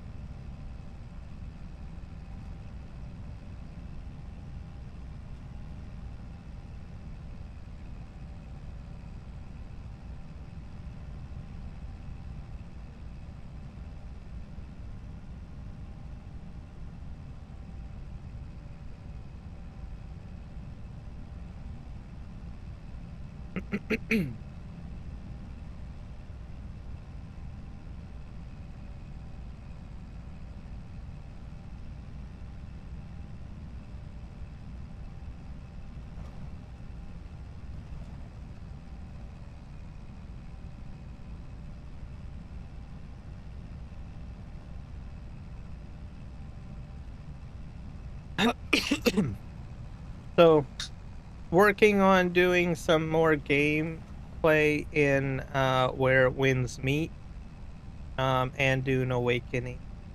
So let you guys know that. I'm gonna start winding down on World of Warcraft because it's coming to the end of the Legion event. So uh, I might do a few more streams with that, but I'm pretty exhausted with that game. And I noticed that some of my fellow, I don't know, uh, fellow content creators in the World of Warcraft niche, I think are feeling it as well, because I've noticed that one of them has switched to Age of Exiles, another one has switched to Diablo 4, so which is fair. So it's not only me that's feeling the pinch on that, right? So I might do maybe one weekend stream on that to try to get the rest of the achievements done. The long haul trying to get all of the achievements done for Legion. So I might do one on Sunday, like one massive strategic way of trying to get all of them done. I've got 2 characters I need to get to level 80. And then I've got like some random oops, I gotta go to the store. I've got some random other achievements that I need to take care of as well that I started thinking about how I'm going to do it. And there's a whole whack of stuff that I have to buy too. Like I think I've fallen a bit behind on my bronze collection for that. So I don't know. It is, as much as you can get through the content pretty quick, it can be pretty grindy if you're trying to get like everything done. So even the catch up mechanic, unless I think the best way of doing it is if you team up with other people. It goes a lot faster, right? I think. Like as an example, Bremster, who is a Australian content creator who plays Legion Remix. I watch his channel quite a bit simply because he kind of aligns with the kind of structure that I have and how I like to do things. And um, I don't know, I like his content creation style, right? And he has his wife. So him and his wife, they usually play together and they go and they team up and they get a lot of stuff done. So is what I have to say on the matter. So and I noticed that, they go a little quicker than I have, right? So there's 2 brains at work, 2 people killing stuff at work, right? Is how I look at it. So the more, and I started thinking, well, if you can team up with people, that probably be the good thing to do.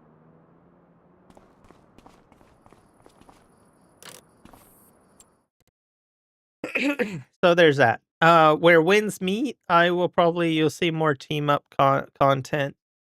I plan to team up with Kenshin and I think we've got a few people from the Dune Awakening guild that I'm in that is sort of meandering into where winds meet.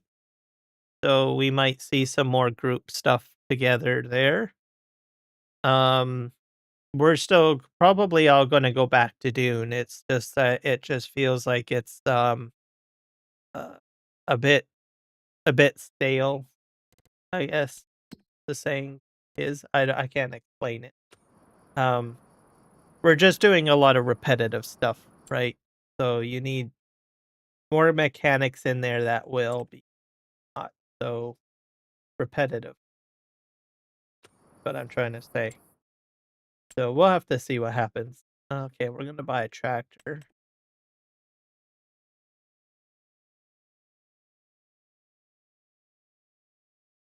So I have a feeling we'll probably switch between where winds meet and we'll go back to Dune, what have you, which will be good.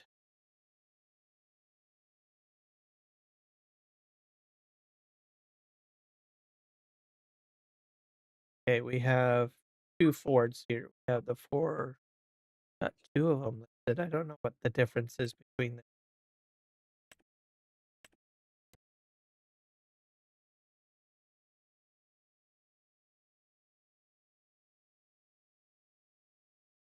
thing.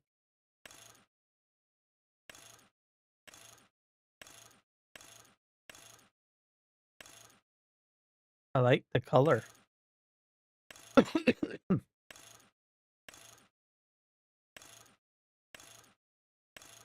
It seems to be, I don't know what that changes.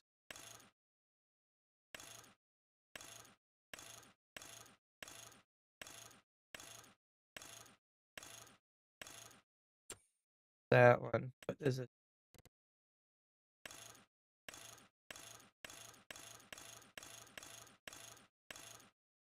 Turbo.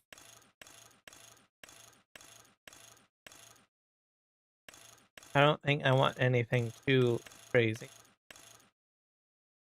Do like 300. How's that sound?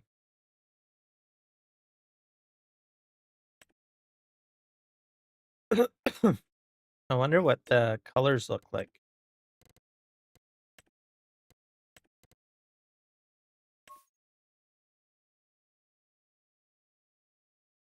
My favorite colors. I think I'll go with the original color. That's better.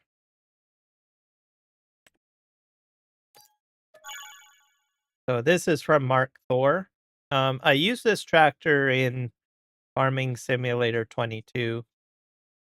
So I was wondering what it would look like when it came to 25. It looks very shiny. So I definitely like it.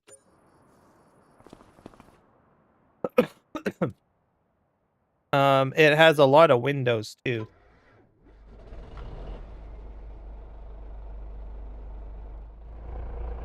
And that has that nice gurgle noise. That's the reason why I liked it. And that's sort of what Mark Thor decided to put into it. So.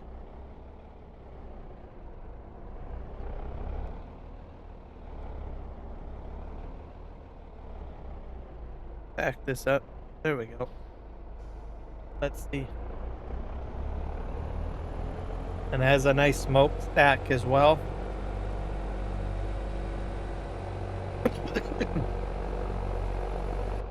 I have a lot more vehicle control. Seems like I have more steering control compared to 22.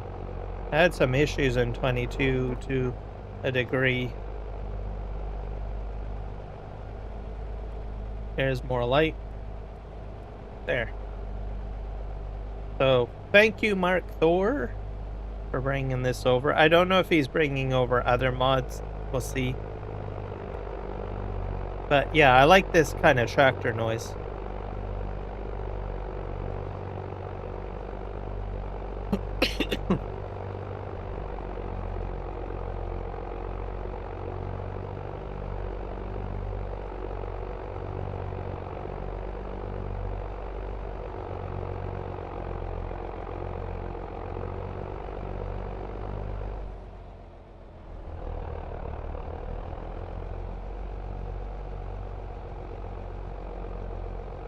Alright, so we're gonna do some. There's my sunflower seed.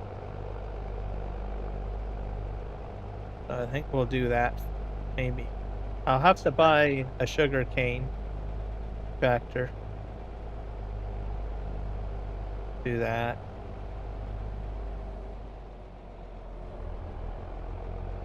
Not sure how much sugar cane I'll get. At least I'll be making sugar. It's a good thing.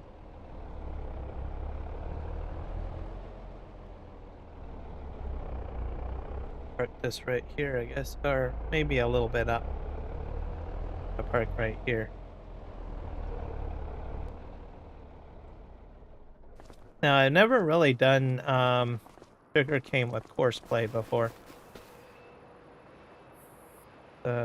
See. Buy sugar cane.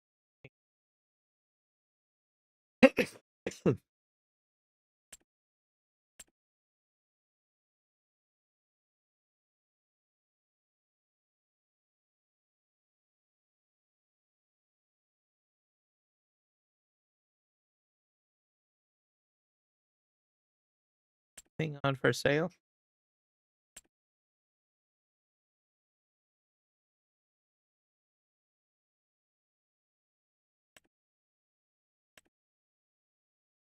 I customize that.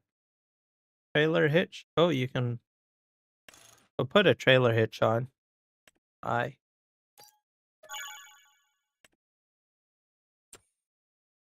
We'll buy a sugarcane trailer, I guess.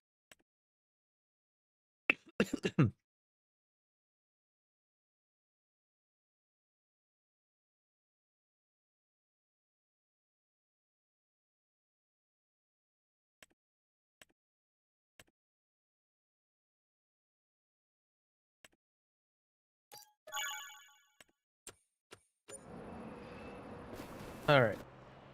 Do this.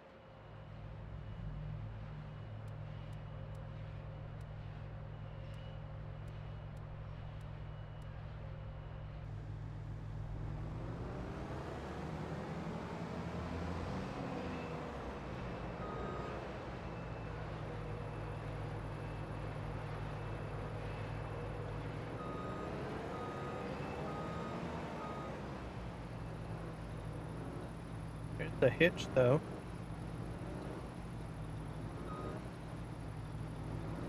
Does this hook up?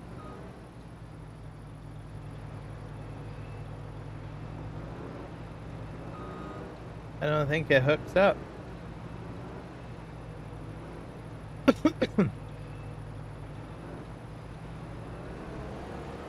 Let's just see if I can this over here.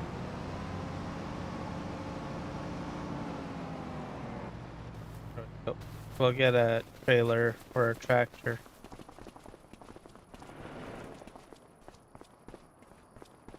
There's my tractor. There it is. Not sure how the trailer works.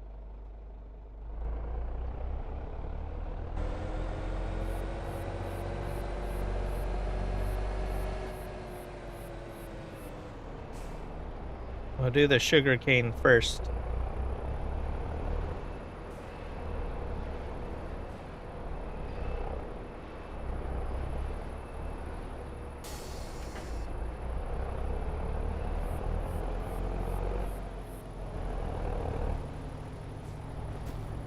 See if I can. I'm gonna park this probably like right here so that it can spit in.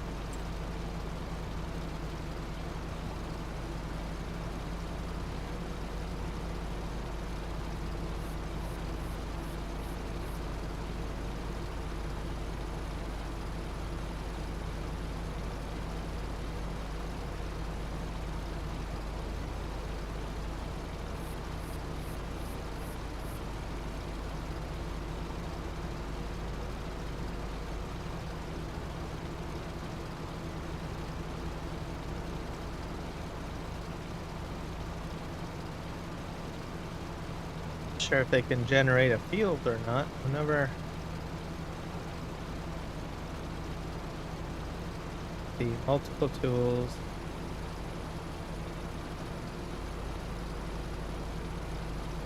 Number of headlands, probably 4. Yeah, we'll do 5. Start on headlands.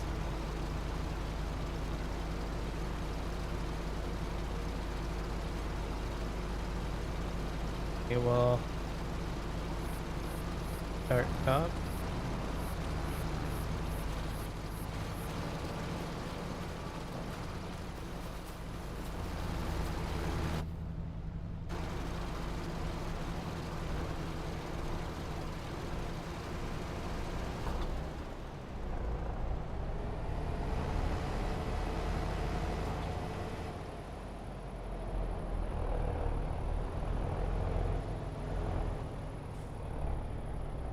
I don't know if it's still on or not.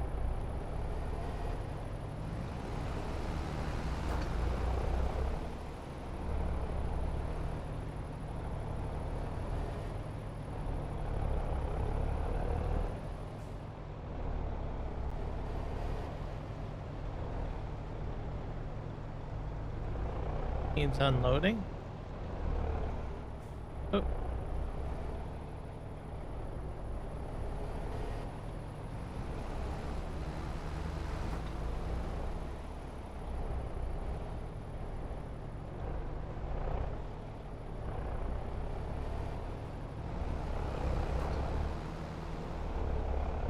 I almost want to put this guy on course play for auto drive.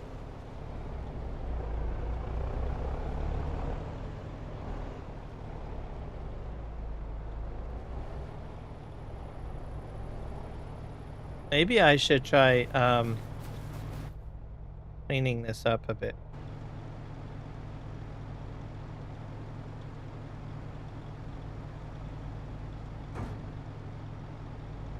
Make myself a hole.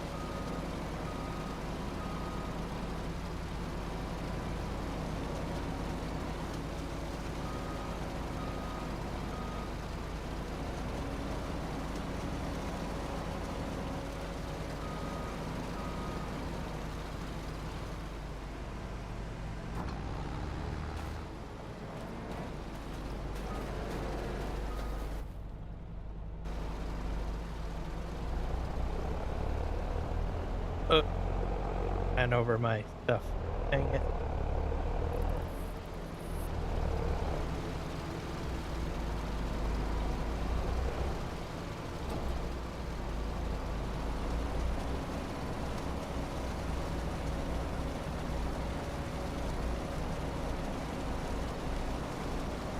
I'm just going to use the in-game helper instead of course play. That'll make it easier.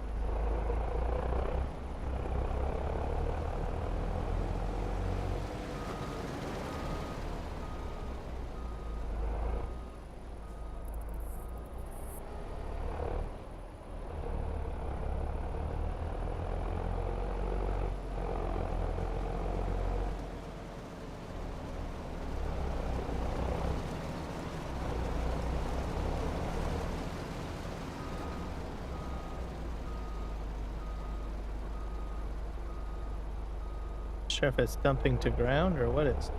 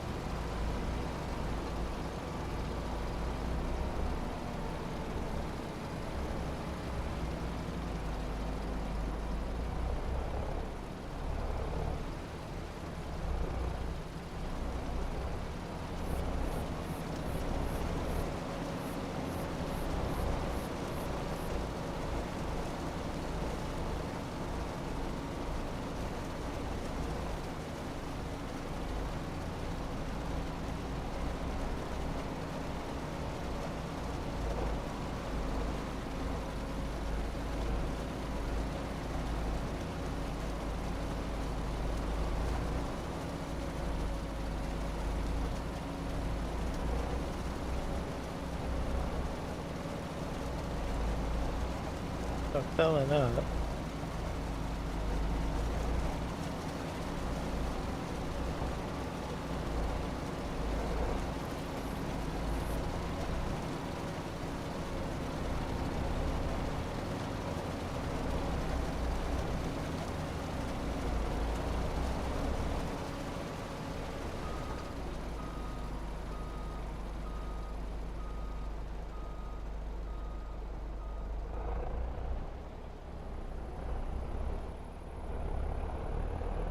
Know where I'm gonna dump my sugar cane though. I'll be honest with you. I might have to make a heap. Make a heap.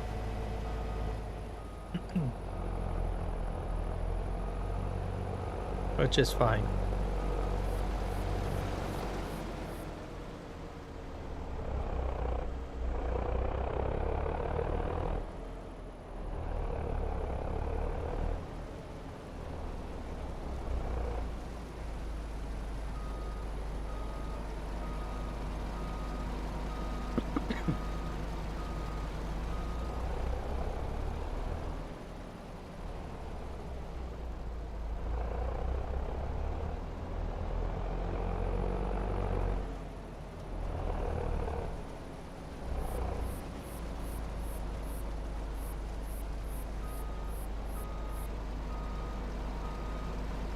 So I'll be able to make chocolate, I guess, at some point.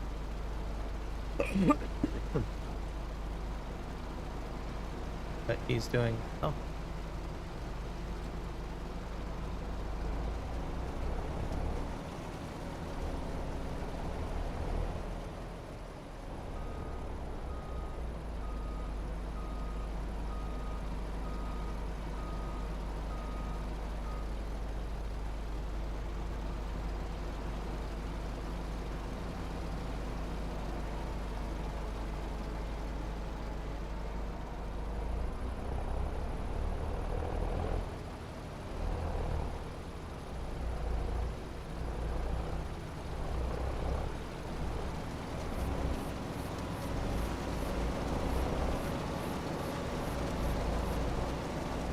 The 70% plus full.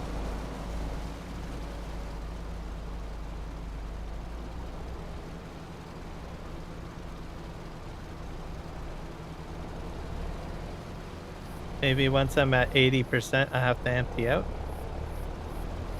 No.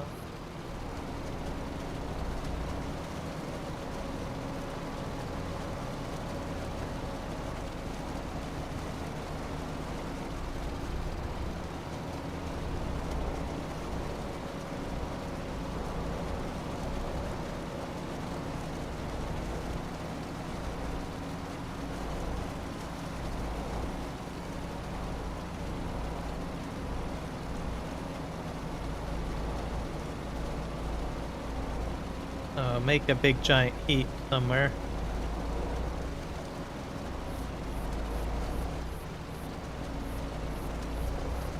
I have about 27,000 liters of sugar cane so far. I'm at 100. Okay, well, find a spot to dump this, I guess. I'll probably dump it on the ground. And then load it in the trucks a little later. Put it right probably here.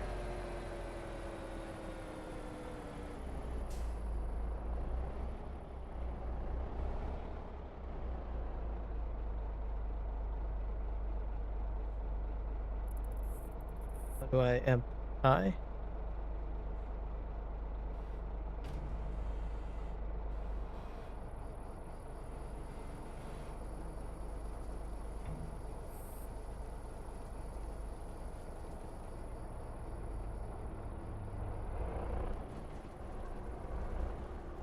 I have a lot of sugar cane probably here.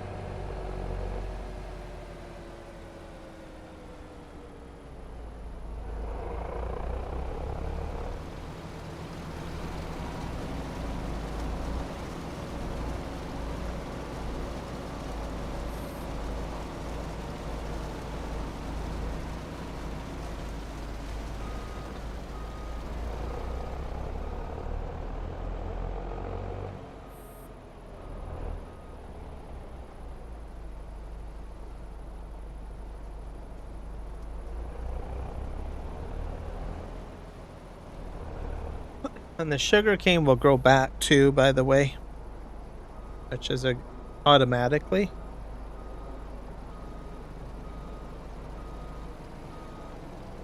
You'll probably want to lime it, and you'll want to spread some sort of fertilizer on it.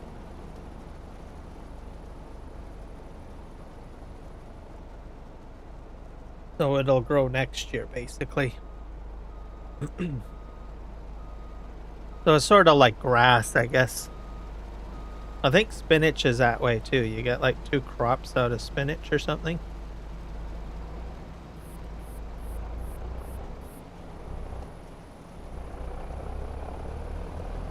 Just going to align myself right here.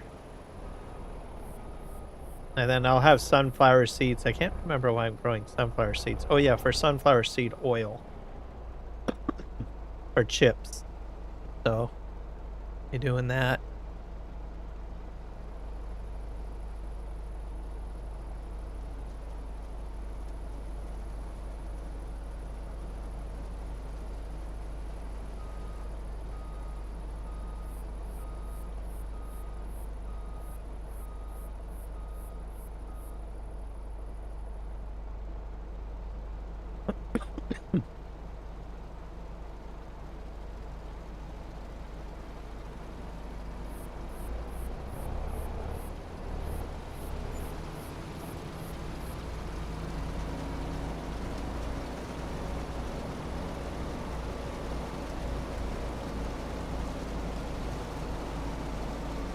I get a lot of sugar cane, that's for sure.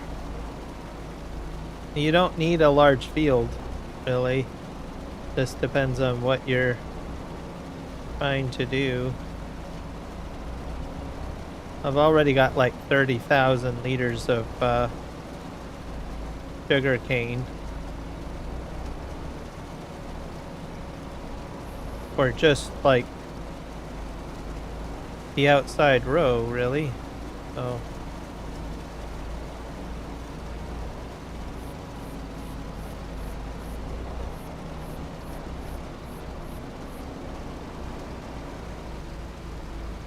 I'm just gonna go empty this now while he continues to do whatever. I don't know if he's gonna do anything. Maybe I better swing around one more time.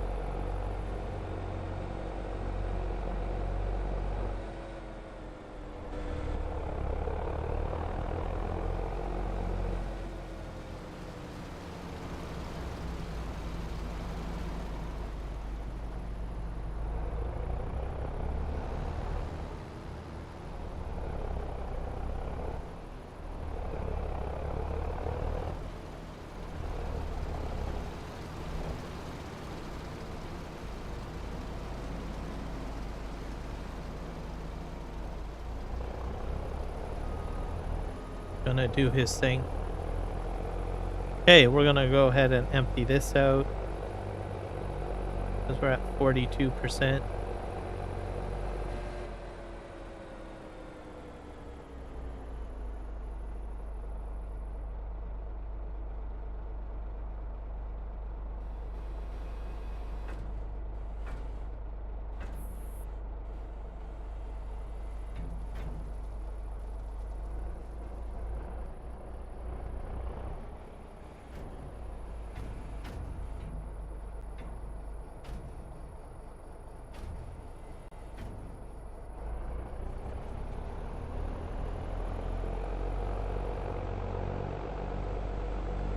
I'll be loading them into the trucks, I think, at least.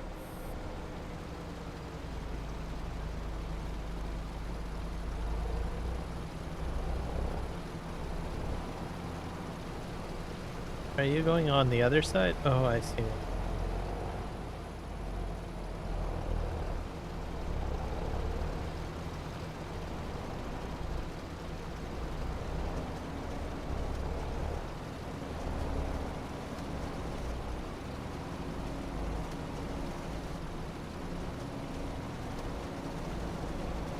It missed a row.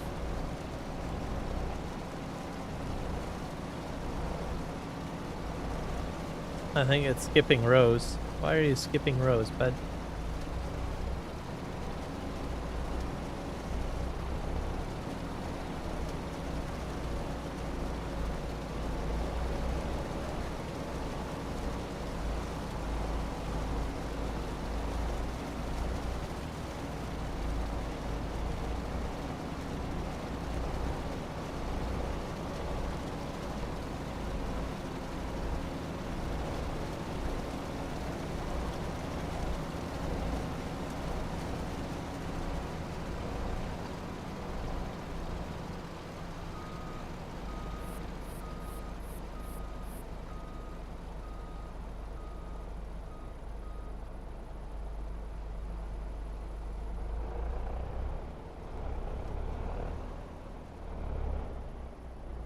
I have no clue what it's doing.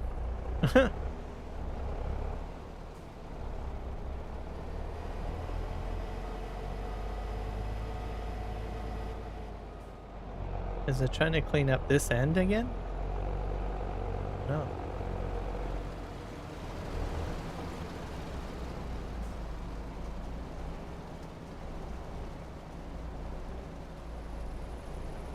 Like it's trying to clean up the edge for some reason.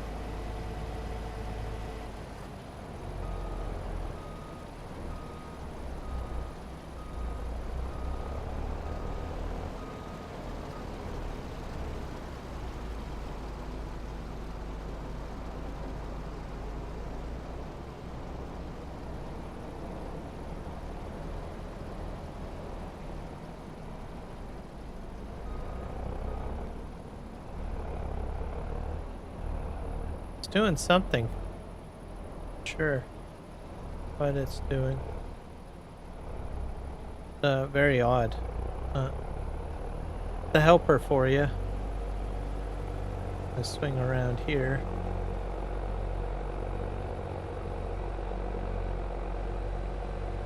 Sugarcane's just a very difficult crop anyway, so. Are you going this way?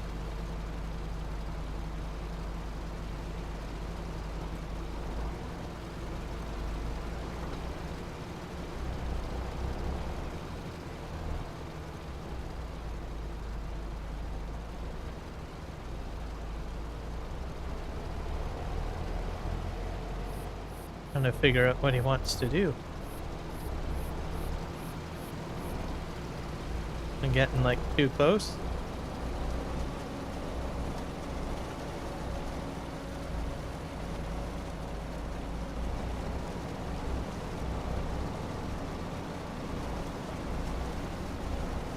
It skipped a row, so which I don't know what that means exactly. It's gonna be a problem, I think.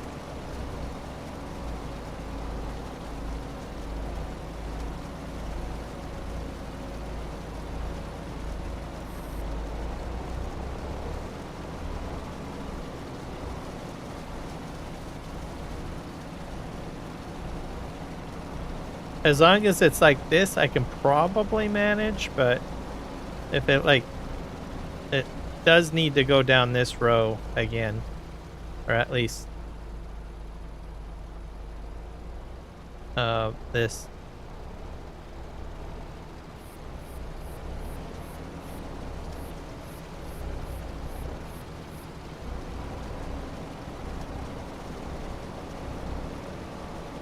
Because I do have crop destruction on, which is going to be a problem.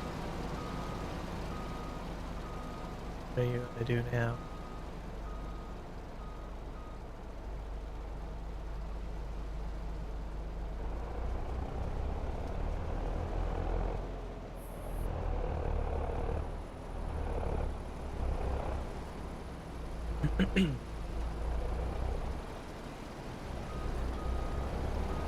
I think he's going to go down here. So I'm going to just line up like this. Or am I way too far? Is he still moving? Yeah, he's still moving.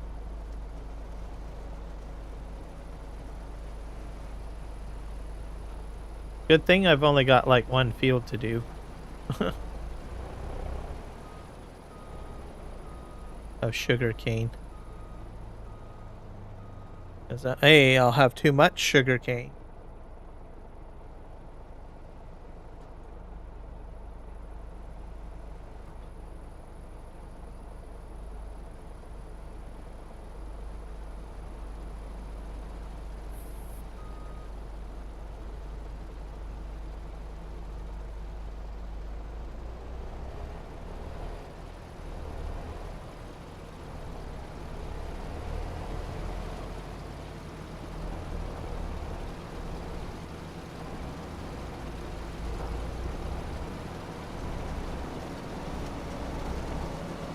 Alright, let's see.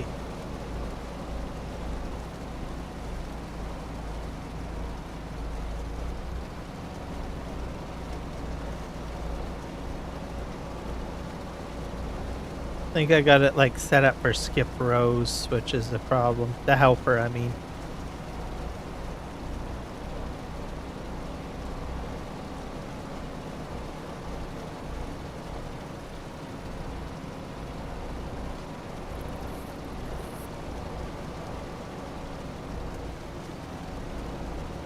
And then this should be, I think this is one more row, and then we're probably doing something.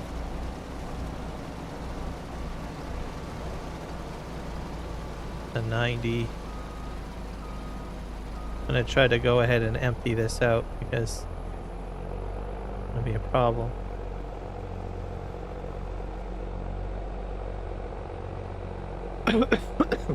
Lots of sugar cane.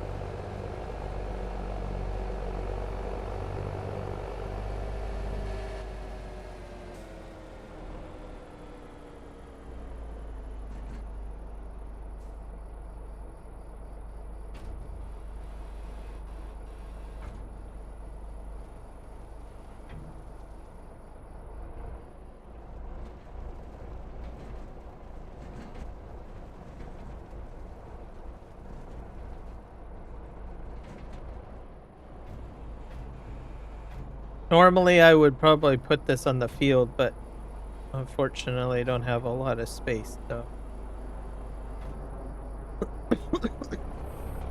So it's gonna go over here. And then we'll probably pick it up and fill up these trucks. Maybe, or I might just leave it there because I don't think I can get through the sugar production very quick. Looks like this guy's still doing his thing, so that's good.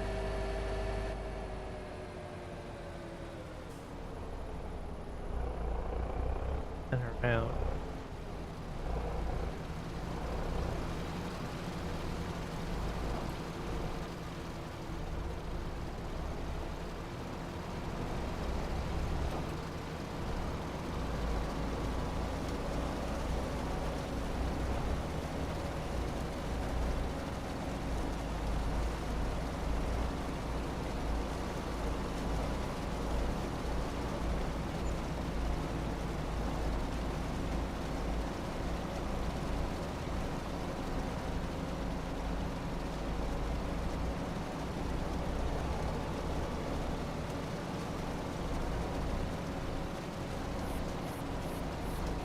%.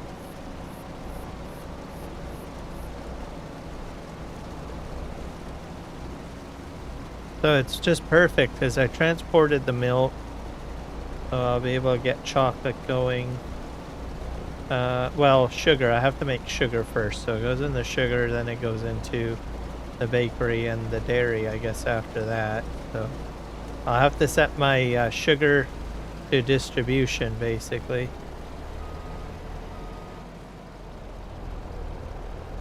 What are we doing now?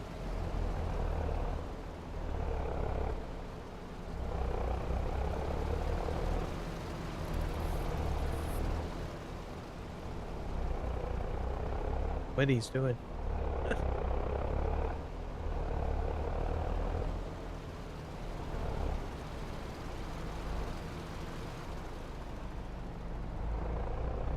Have to run over my own crop?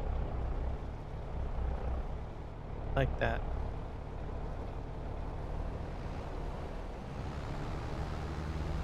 Okay. Drive forward.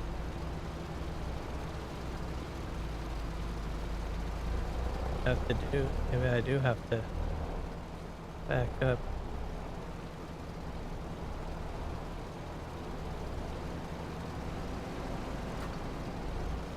Okay, now what?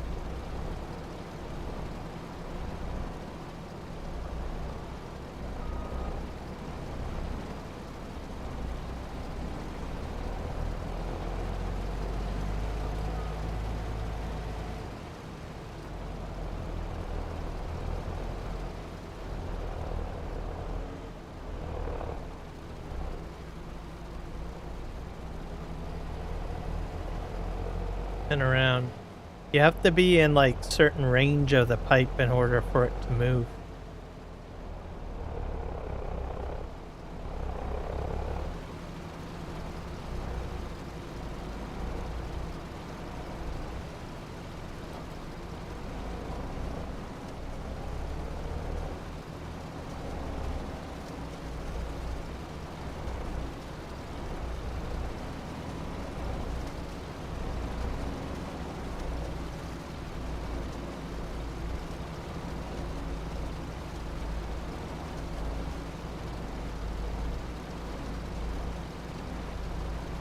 I'm wiping that entire row out. By the looks of it.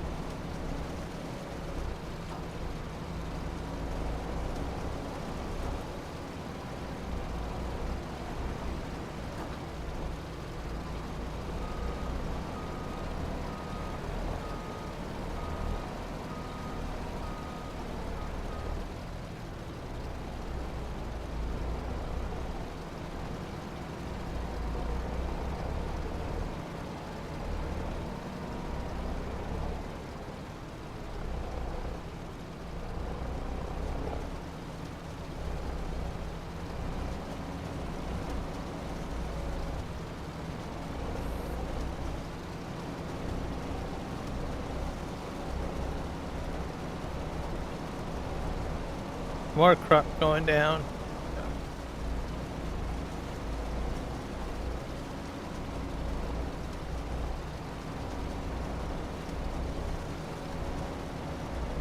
Oh well, I'm gonna have more than enough sugarcane to do what I want to do anyway, so I'm not too worried. I've already got several trailers loads of sugarcane as it is, so probably a lot more than what my production can handle.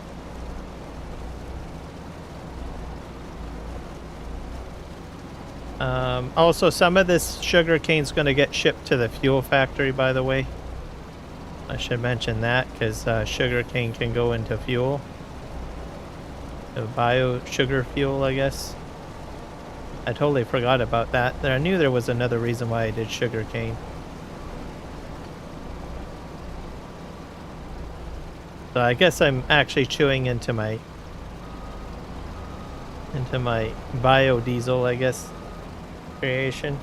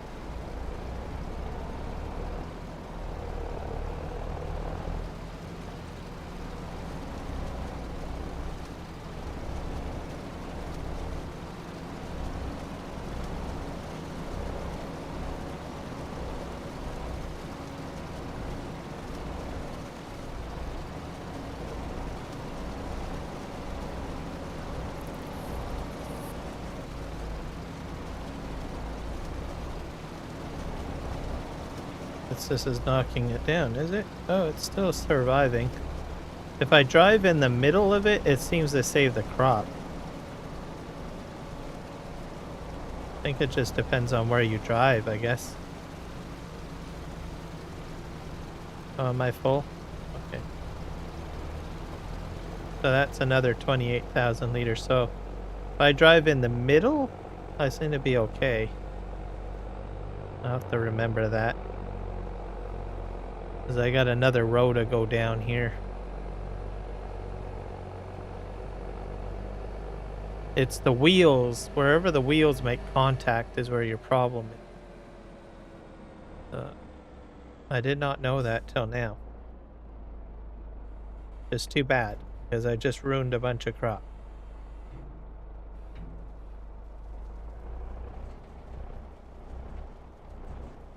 Put this all here.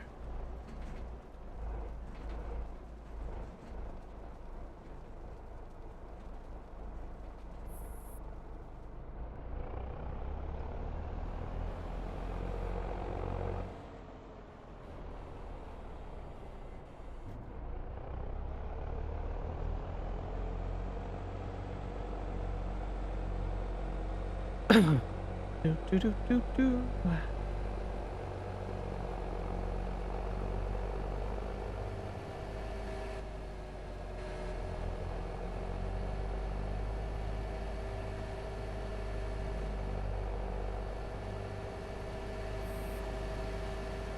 Drive down this row again. I'll make sure I'm straight though, so that my wheels don't hit. There we go, it's working. So that's clever. Oops. Yeah, it's wherever the wheels hit.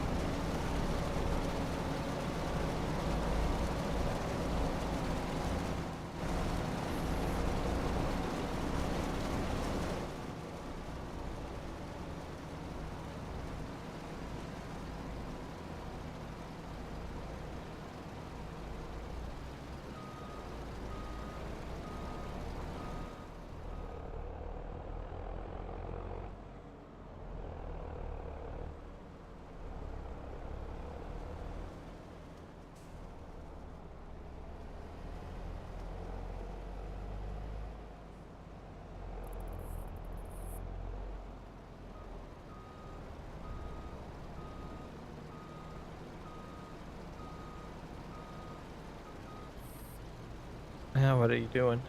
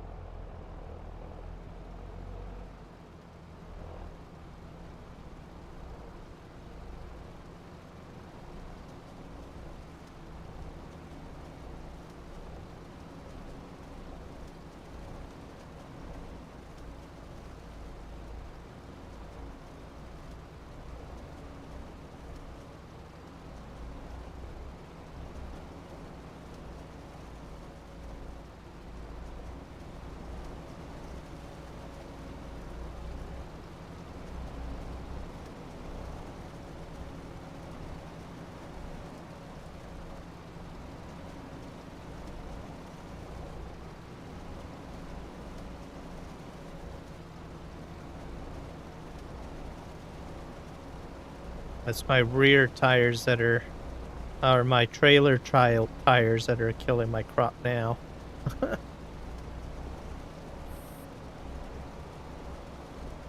Because the trailer is wider than. I wonder if you can adjust the tires. Maybe put thin tires on.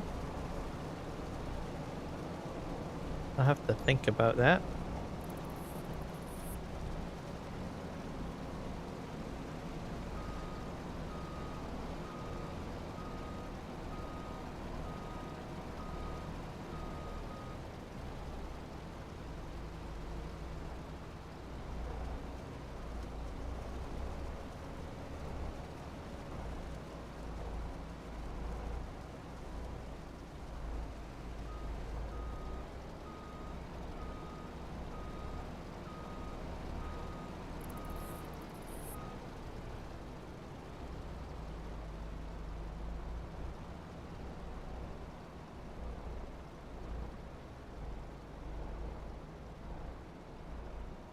Probably at some point I will have to replant, because I think crop destruction wipes the plant out,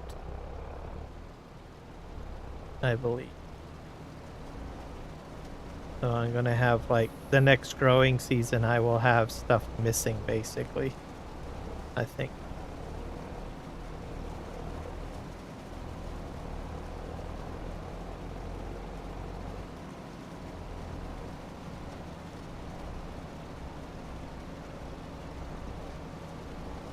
Unless it does decide to grow back. It might. It looks like I see stubble. Hard to say. We will see.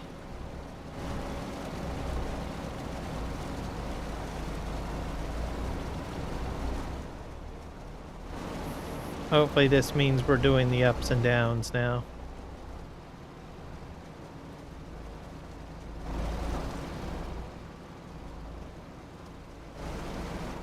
Hard to say. Hello, Keith. Happy New Year to you. You showed up at the right stream, by the way, because I will be using your combine later. My sunflower seeds are ready to be harvested, but I'm taking care of the sugarcane first, as it's the most temperamental crop to deal with. Because when I get into using your combine, it'll be a breeze. So we're doing sugarcane right now. But Happy New Year to you. Oh, I've got an AI helper helping me right now. A bit weird.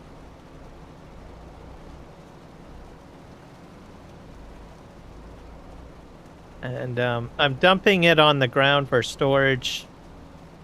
So it's going to go into my sugar mill, and then I've got also my diesel production. My diesel production is going to take sugar cane as well. Which is a good thing, because I'm getting a lot of sugar cane. A lot more than what I had anticipated.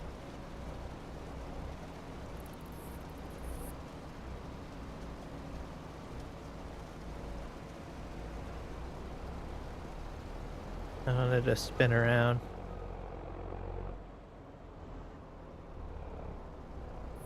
At least this is a bit better. Not running over crop as I was earlier. Okay, come on, buddy. There you go.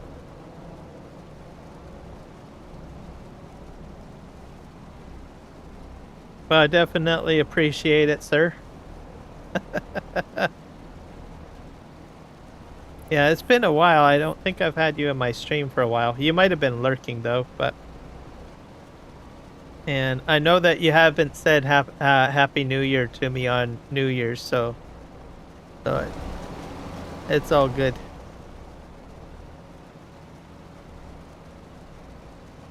I did a large live stream on New Year's Eve. So I didn't live stream yesterday because I was pretty tired. I had like, I think 2 live streams on New Year's. So I didn't really set it as a specific game. I did like about 4 video games on that live stream. So I started off with Farming Simulator, and then I went into a whole whack of other games. Let's see here. But it was good fun. Been around here.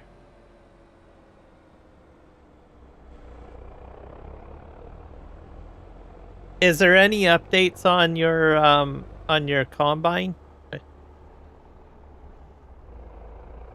Yeah, I hear you there. Is there any new updates with regards to your combine? Or have you just kind of taken the holiday season off?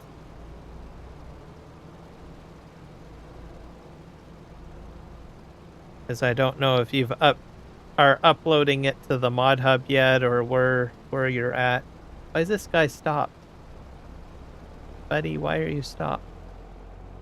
Oh, I'm full. That's the problem.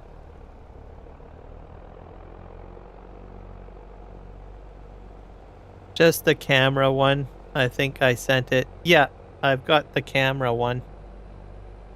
With the lights, or I mean on the mirrors and the lights, or the lights. Yeah. So yeah, I do have that one. I don't know if this can go in a silo. I'm just dumping it on the ground. My sugar cane. Doo-doo-doo-doo.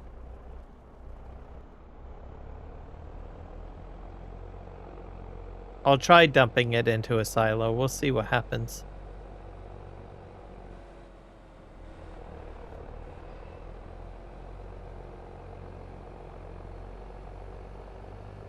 Third view now fixed?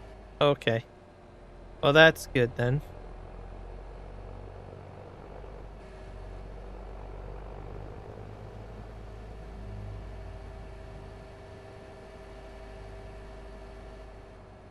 Go down this row here.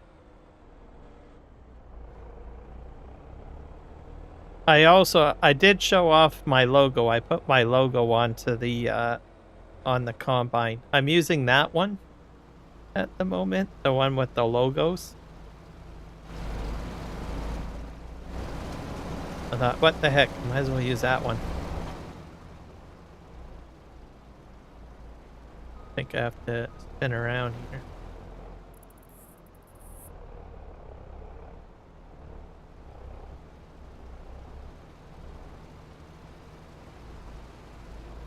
What are you gonna do, buddy? Come on. There we go.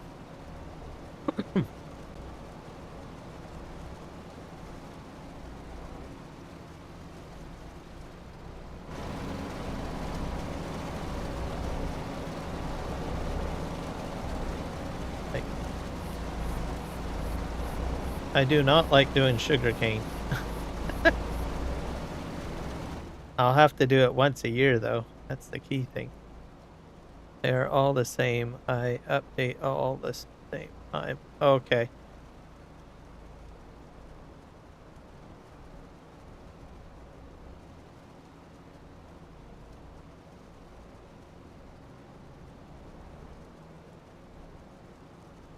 that's a good way of doing it because then you won't have people asking for new features for one of them, right? I'm not sure if I'm making any sense. As you know, you'll get some people that'll say, well, I'm using this one, not that one. I'm using the one with the logos. So then if they're both updated at the same time, then you won't have that kind of situation.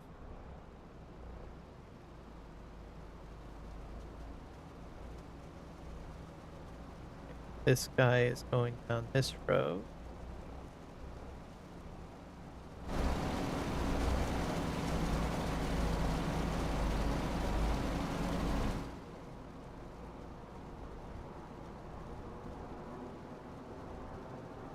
We're just doing the headlands right now. I can't wait till we get the headlands done because I think it's still cutting even the stuff that I ran over. It looks like it's still mulching it or whatever. So even though I crop destructed, oh, now it's gonna run out. I don't know what it's doing. What are you going to do now?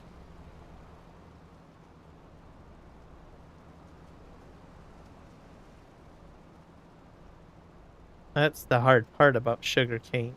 Come on. What are you? You're backing all the way up. Why?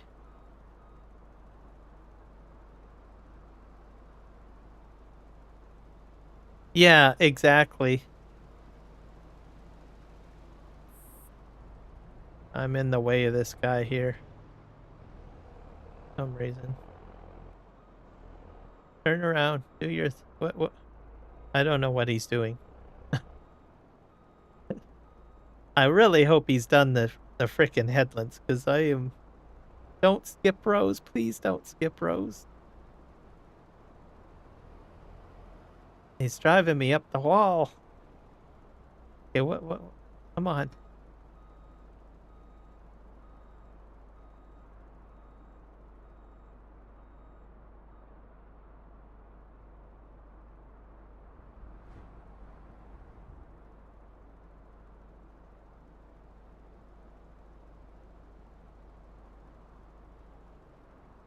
I was going to use courseplay, but I decided to go to the helper because I had issues with courseplay. Just didn't seem to. I couldn't figure out what he was going to do. The pathways go like all over the place, so I switched to the AI helper in game, which is running a little bit better. Okay, man, you back up so much. Come on, dude.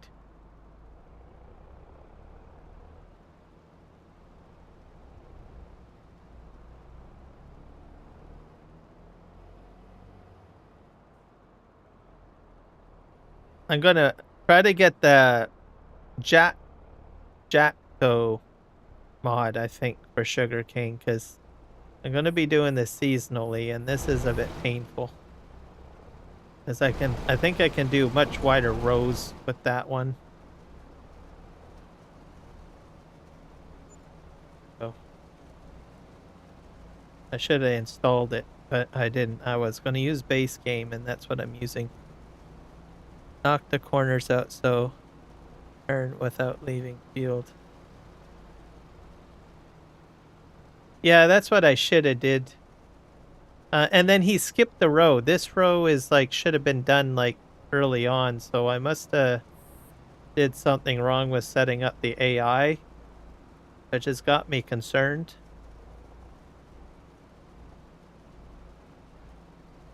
Oh. I will have to rethink how I'm going to do this the next time. Because he's doing the second row. So 50% of my crop's going to be destroyed, I think. I did it all wrong.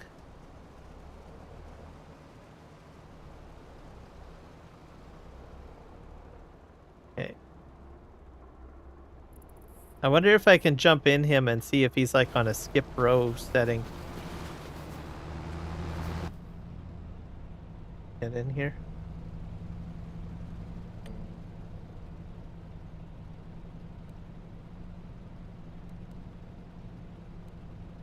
No, there is no skipped lines, so I don't know why it skipped it. I'm confused. It skipped the row. It's because that row that it's working on now should have been done earlier. Bad AI worker, bad.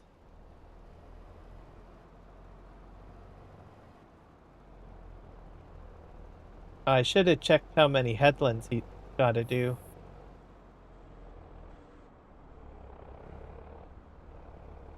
It's like 6 a.m. Okay, come on.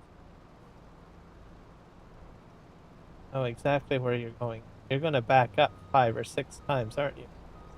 Yep.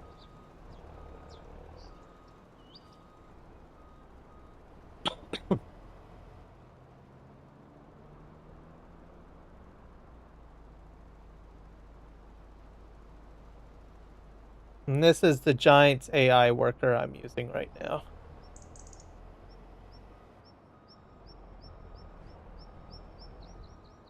I did originally set it up for course play, but it didn't go very good. So just sort of caused a lot of guessing games for me. I had to do a lot of backing up with the tractor. I'm doing less back and forth with my tractor with the Giants AI.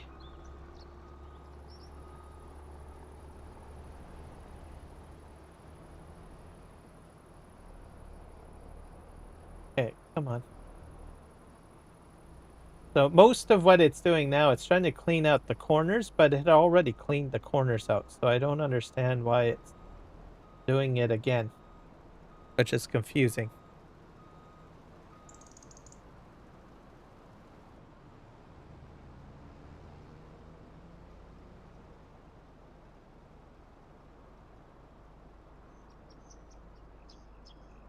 All right. Now it's going to go. I guess I could have went down that side.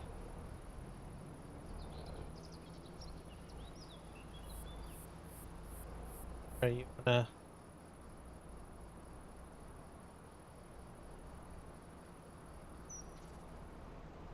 Go forward, buddy. There we go.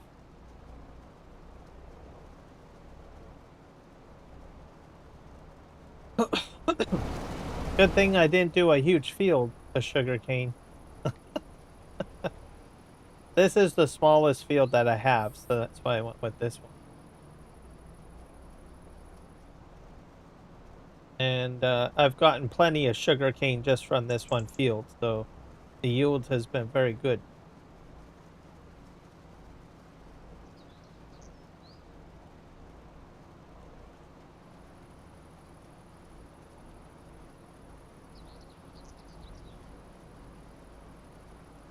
Yes, please. I would appreciate it. I'm trying to get my my stream hours up, so if you don't mind doing that, that would help quite a bit. Get my watch hours up.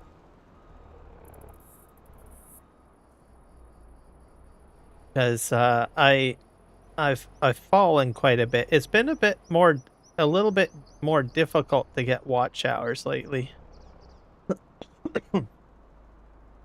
Maybe I need to start making some videos again or something. I don't know. Not that I'm too bad on the watch hours, but I have dropped. I am not as high as I once was. Like I'm below 3,000.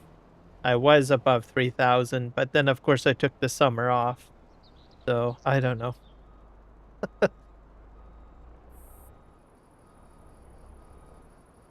But yeah, if anyone can put my stream in the background for watch hours, it'd be greatly appreciated. Yeah, that's true. Yeah, the videos do help. So I'm thinking I might have to do that. Because oddly enough, I got more watch hours when I first started my channel.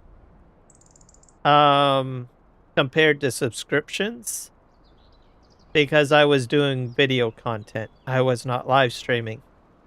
Right? There was some people shocked Oh, wow. How the heck do you have so much watch hours, but you don't have so many subscriptions? And I said, well, I just do videos and people like my videos, right? So then then I was like, well, now I need more subscribers. So then I switched over doing a lot more live content, which I am doing now, and I'm not doing as much video content. So I guess I gotta switch the other direction now. And get some videos out, because people did like my course play videos, but all my course play videos are in Farming Simulator 22.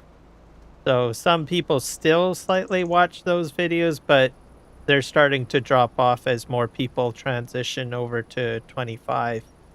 So maybe I'll have to start doing some tutorial videos or something for course play again, or auto drive or whatever. Yeah, tips and tricks are magnets too. I do a lot of that in short content, so I have been doing that for short content. So I get a lot of viewers. Most of my viewership is from short content. So tips and tricks I usually discuss during my live stream. So I take snippets of my live streams and then I upload it as shorts. So I've been doing that, which helps. So the category that I'm lacking is like tutorial videos. But I suppose what I could do is more tutorial videos or tips and tricks videos, long form format. And then at least for Farming Simulator 25. So I guess probably have to do that. It's balancing. It's always balancing.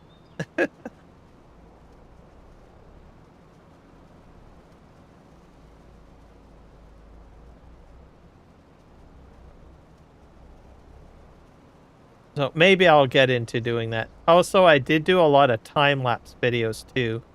People enjoyed my time-lapse videos. So I would do like record game sessions and put it on like fast-paced gameplay and put a music track in it. I did a lot of that. There was a lot of people enjoyed that. So and what I can do is I can squeeze basically probably an hour's worth of game Farming Simulator game content, shrink it down by hyper speeding it, and make that like a 15-minute video. So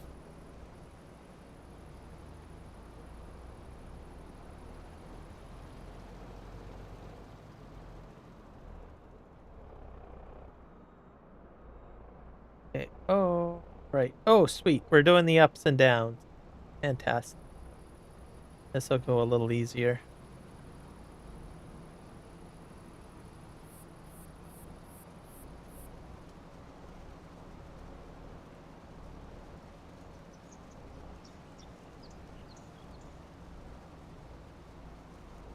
Yep, we can do that too.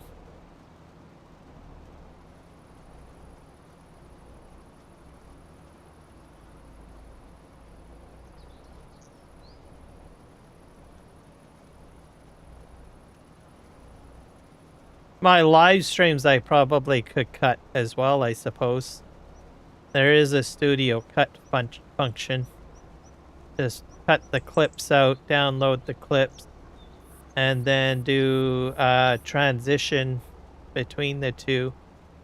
Now, I can still go ahead and take out all of my interface by zooming in to whatever I'm trying to show.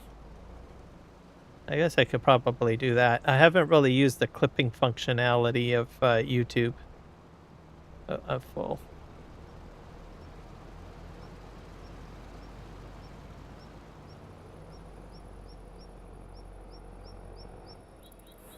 Just take certain clips.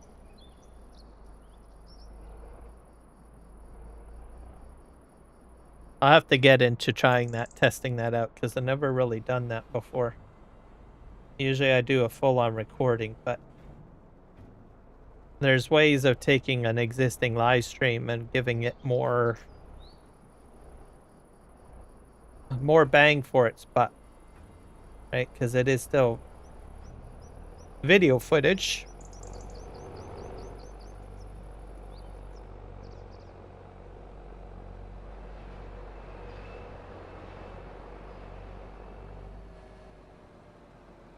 I have to test it out. Well, that's what I should do. Exactly, yeah.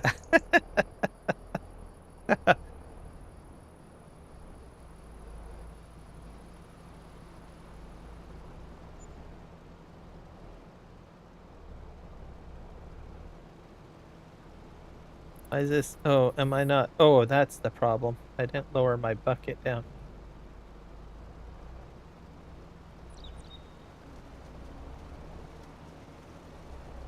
Most people usually stay away from video editing, though. But simply because there's usually a little bit more work involved than live streaming.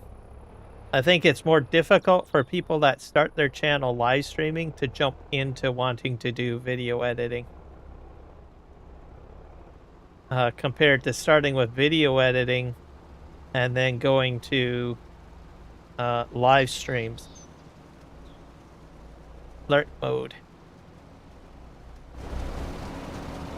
Get through here.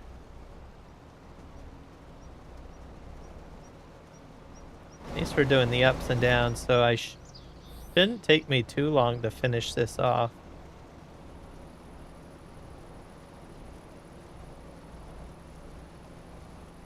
Hello, Zordica Mitrova Hip. Hopefully I didn't butcher the name. Zorica. We're doing some sugar cane here. Thank God we're doing the ups and downs. Happy New Year, by the way.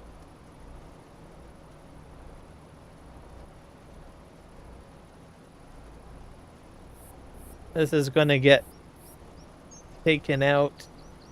This is going into my like milk production and my sugar production. And then I want to start making cake. Gonna make cake at some point. This is going better. Sun's coming up, everybody. Yay. Yeah, going around here. Oh, the pipe's over there. Oh.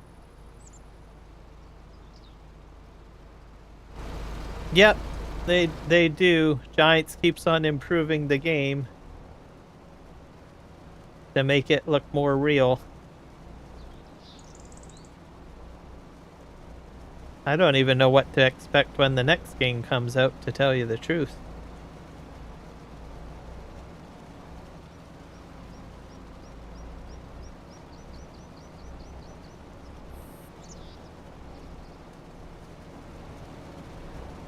There's a lot of things you can do in this game too. So if you like farming, you might find this to be an enjoyable game to play. There's a lot of mods, and you just build your own farm. Yep.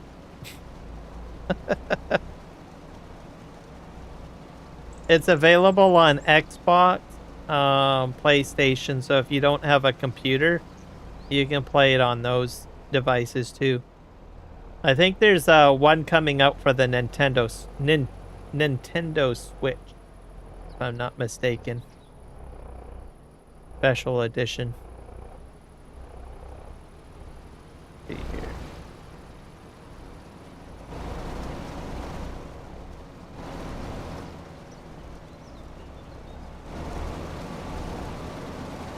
You can even see the site graphics on the sugarcane stalk too, inside the trailer.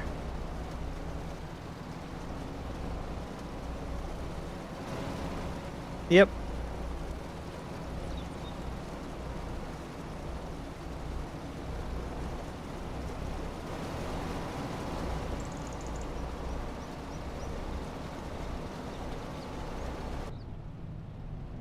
Go inside the cab.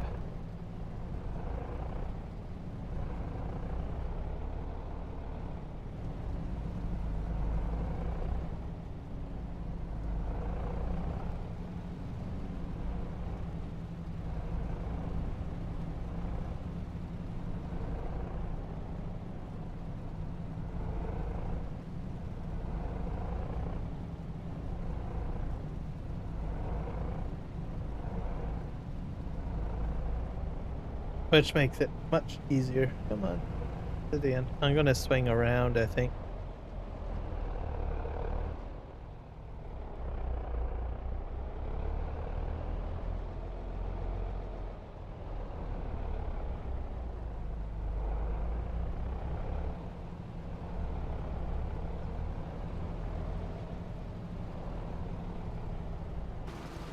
So that's in game or in the cab.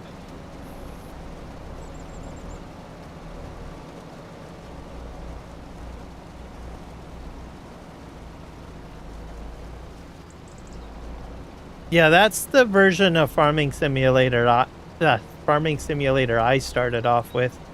I started off with 19, and then I went to 22, and now I'm up to 25.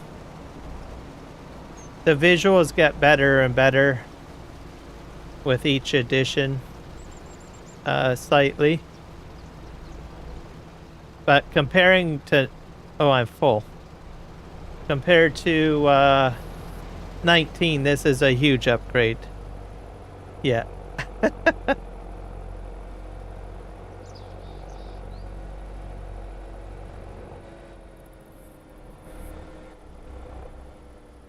Just dump this right here. Oop, ba-doop, ba-doop, ba-doop.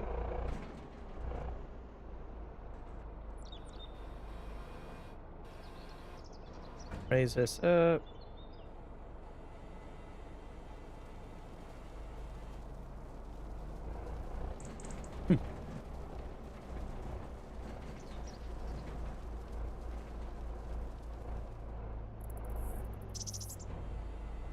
I'm gonna adjust my cruise control to like 6 kilometers an hour, I think. If I can do that. I'll have to lower the number. Put it to like 6. Yeah, that'll work. But I only have an axe and a Massey Ferguson tractor and a small tractor for wood. Oh, yeah, that's how we all start out. That's how I start out too. And then I eventually get bigger equipment. I do have logging on this map. But I don't use the axe anymore or the chainsaw. I have like harvester equipment for logs at the moment.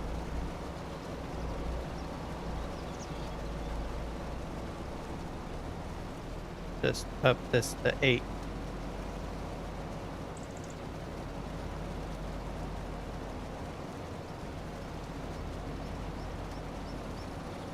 Oh, you have it in real life as well? Oh, that's pretty cool. Is that just for like cutting wood on your property, or do you actually do that as a profession? Like, is that like your job in real life too? Oh dear. Stay out of my way. Ah. Have to back up. Just back up. It's going to do a wide turn. There we go.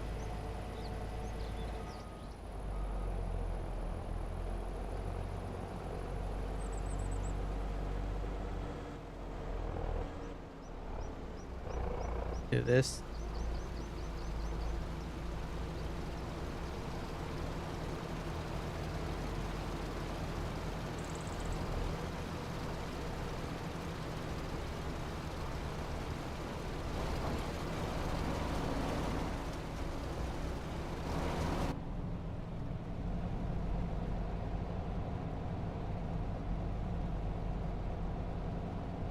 There we go. Making headway. Grandpa? Oh, okay. When I'm 13, I'm doing it with my grandpa. Oh, okay. So you probably help him chop wood and stuff like that? That's a good thing to do. Chopping wood is a good way to get muscle too.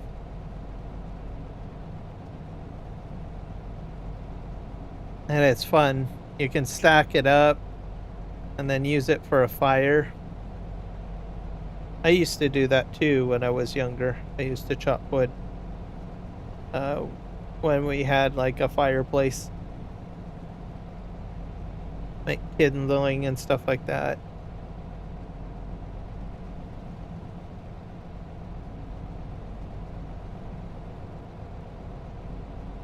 We don't safe it.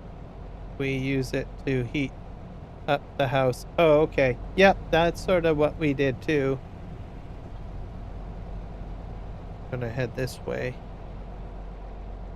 And then you make large logs and then you cut it into kindling or smaller pieces of wood as a fire starter to get the fire going.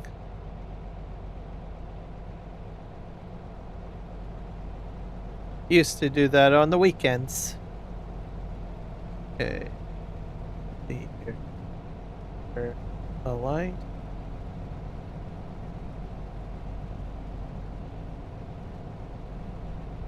So is it winter for you right now? Like, is it winter time? I'm not sure what part of the world you're from.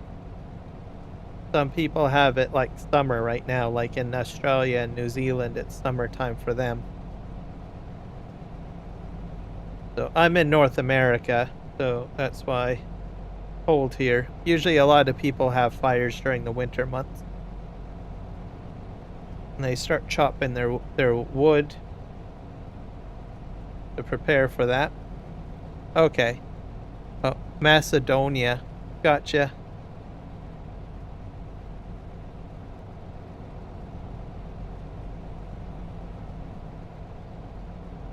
That's just above Greece, is it not? Like north of Greece? If I remember correctly. It's probably what probably midnight there, is it? Almost 1 a.m. At least based on my time zone. I have to look that. Yeah, I was right. I knew it. I think I crashed. This guy is tricky, I'm telling you.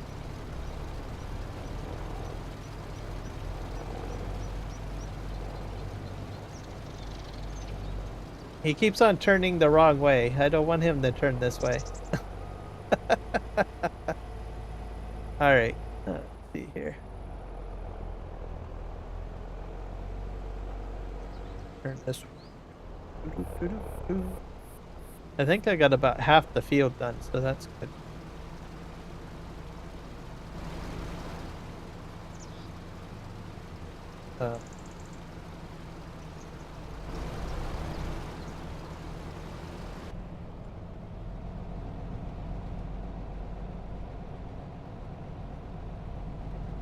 $11.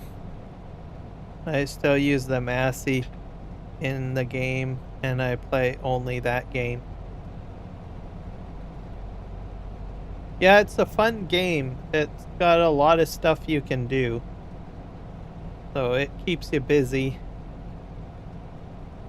Myself, I don't have any Massey Fergusons. I have a Ford, and I have a lot of versatile tractors. So those are the ones that I use the most. Do you have a lot of Massey Fergusons in real life where you live? Do local farmers use Massey Ferguson a lot, or do they use a different brand?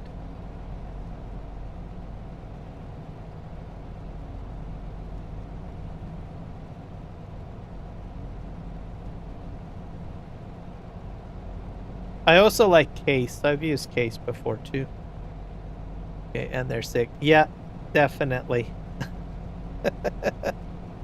Yeah, can't go wrong there. Okay, I'm gonna turn. This guy's trying to run into me. Always trying to run into me. Very rude sugarcane operator. Hello, Elijah. Welcome in. How is Australia today?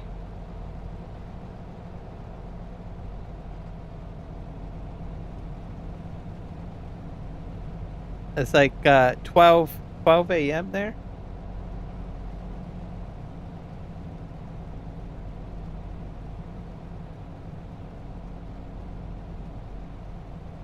January 3rd, or I think.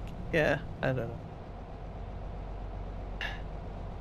Oh, dang it. Missed that. Turn around.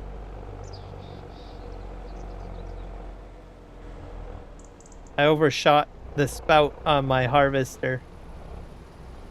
Okay, here we go. There we go. We're doing better now.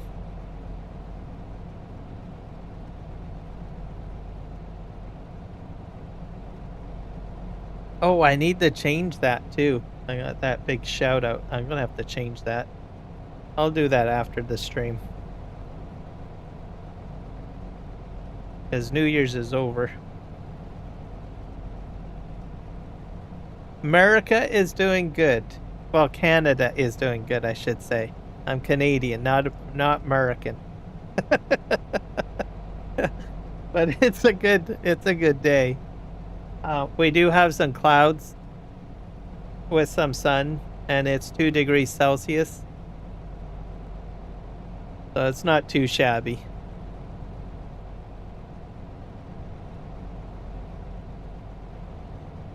Not gonna lie, we in the Balkans, we only use Massey. Oh, you only use Massey in the Balkans?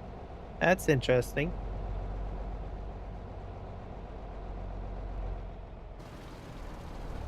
That's why I ask. Usually people that say they prefer to use a particular tractor in the game, and not everyone falls into this category, but for the most part, most people do. They'll say, well, I like this particular brand, and it's usually because that particular brand is used in their particular area. So, but I always like to ask, is it because the farmers in your area use that brand? And most of the time, some people say yes, but not everybody says yes. Some people say, no, I just like this brand better because of some other reason. So, but the other reason why I like to ask that question, because I kind of like to know, like, what brands are used a lot in certain parts of the world. So like, I think in like United States, there's a lot of, what do you call it? A lot of people like John Deere and they also like, some of them like Massey. And then some like, what do you call it? Case. Where I live, I find a lot of Kloss equipment is used and John Deere. So Canada has that, and New Holland. A lot of New Holland.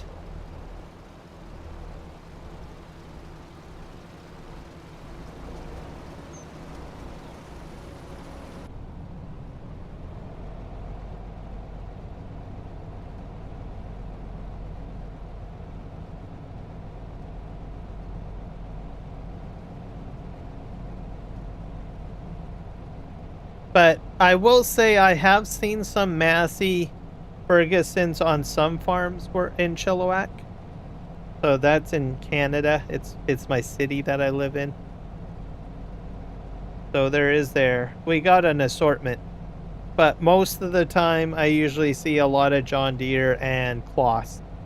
Kloss seems to be, and John Deere seem to be the top brands that I usually see a lot.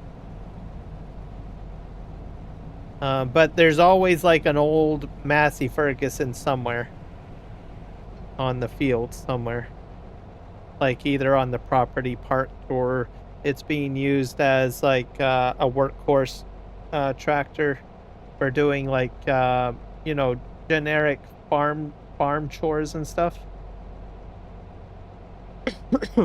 And I also see them being used for plowing. So anything that requires plowing, I usually see Massey.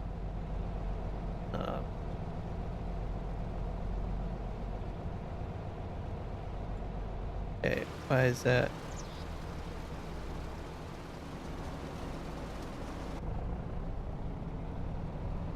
here.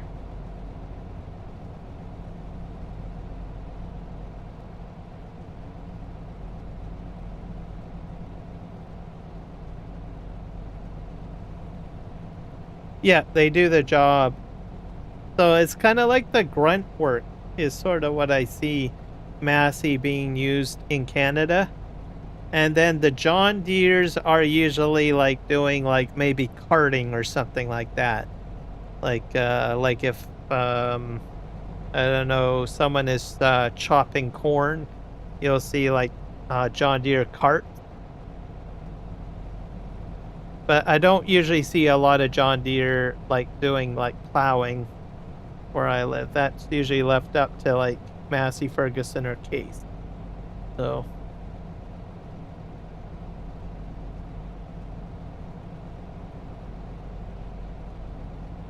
choppers I usually see, so choppers like for like making corn silage, I usually see a lot of cloth. A lot of cloth choppers. Guys, I was smart this time, guys. I turned my before it could try to cut me off. What a rude harvester guy.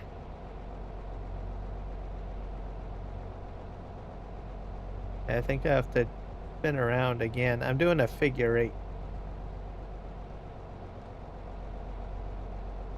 Spin. And I'm going a bit slow because I got my cruise control on and don't really want to speed up too much. Drive down here. We're about halfway down the field, so that's good. Then we're going to do corn harvesting next. Or sunflower seed harvesting.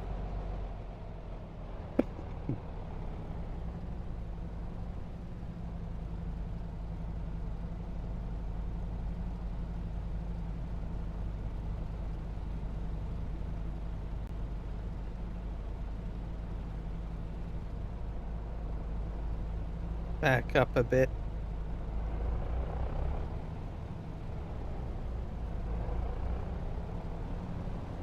Moving. I'm slightly going slower than the harvester so that I don't like I'm doing 7 kilometers per hour and I think the max speed on that harvester on the side is like 9. So like you can see it's speeding up and then it's slowing down. So I rather go a little slower than the harvester.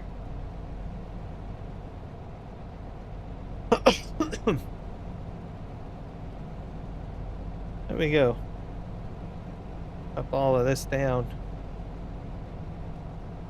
Once I get the sugar cane done, guys, I'll be doing like a sunflower seed harvest. Just to let you guys know. But I focused on getting this done first because I find the AI worker is a bit more difficult with sugarcane. So I figured I'd just give myself extra time with regards to the sugarcane. PER is a case IH.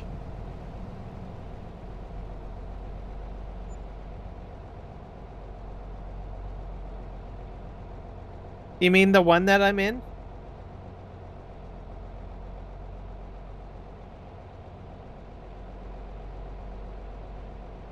I don't know what TER, what you mean by TER.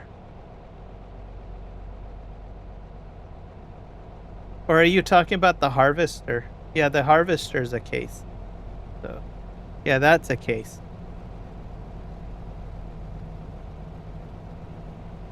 Hey, are you... Buddy, come on. There we go.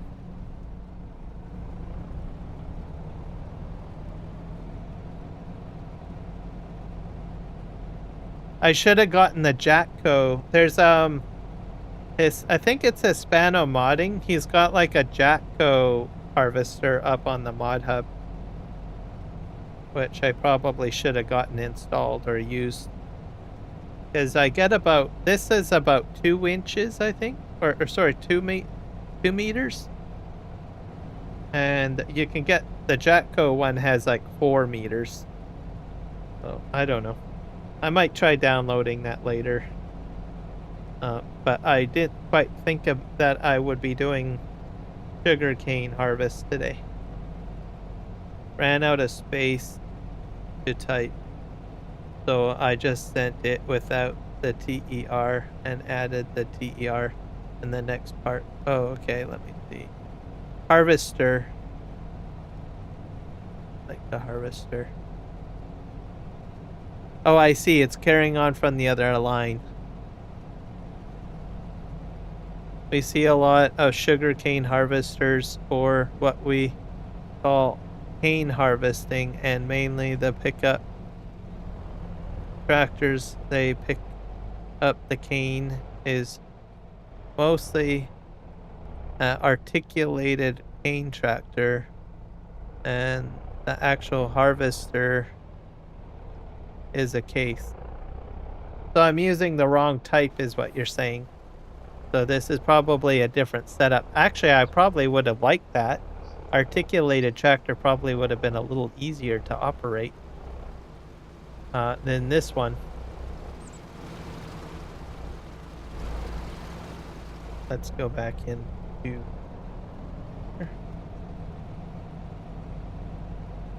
I destroyed a lot of crop because my trailer, like this harvester, sort of went all over the place on the headlands.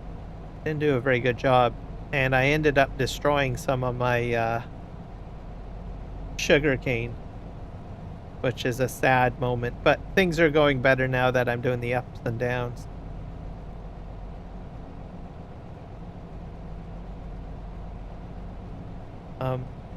Because I like articulated equipment because I find that it's a little easier to manage.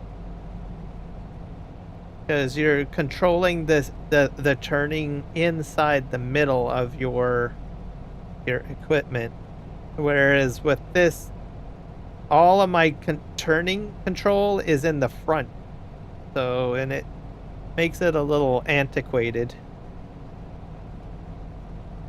Plus, I can easily control backing up a little easier with way easier with an articulated tractor. So yeah, I think articulated would be a lot easier.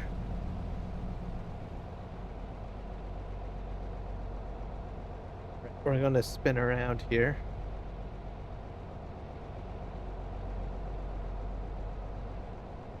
I'll speed up a bit and then we'll reduce.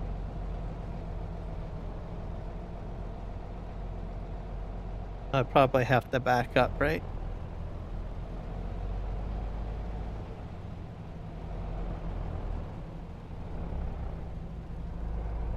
Come on.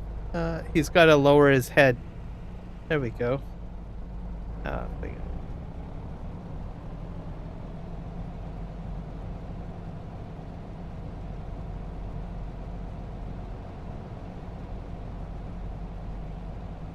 We're at 9 a.m. in the morning for cutting on my map, which is good. I prioritized my sugarcane first over my sunflower seeds, so that's a good thing.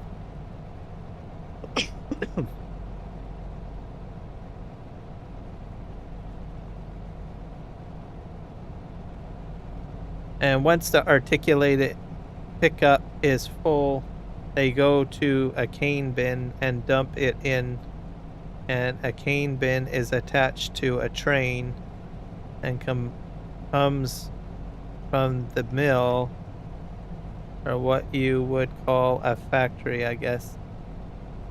Hey, Zori. All right, see you later, Zori. Thanks for stopping in. Enjoy your Macedonian day.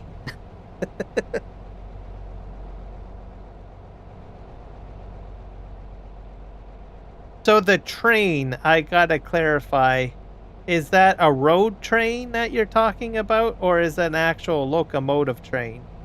I have to ask that question because I know you guys have like road trains there, and I know what a road train is. Basically, truck with a bunch of trailers on the back of it, which is huge. So I thought I would clarify that a little bit.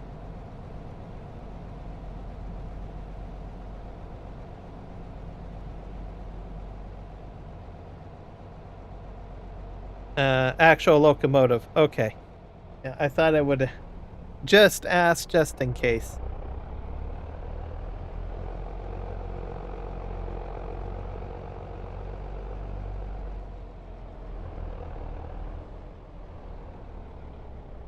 So when you say road train, is it normal that Australians would actually say the full thing like road train? Or do they shorten it down to like train as well? Just just kind of curious.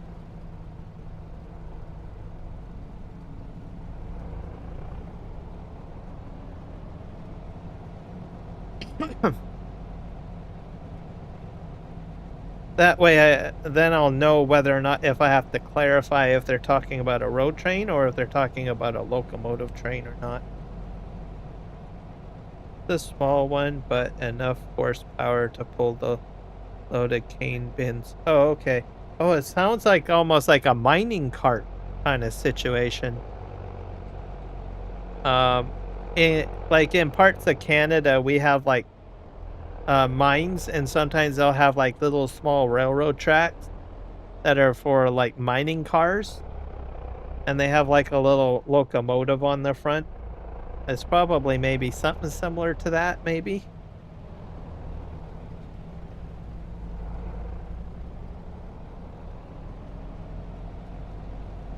Could probably go down. Go.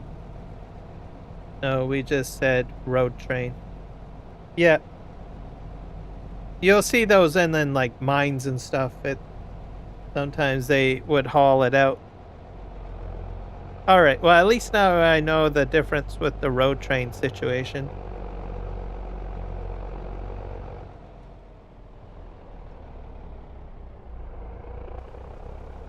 Just do it this way, I think. Okay. See.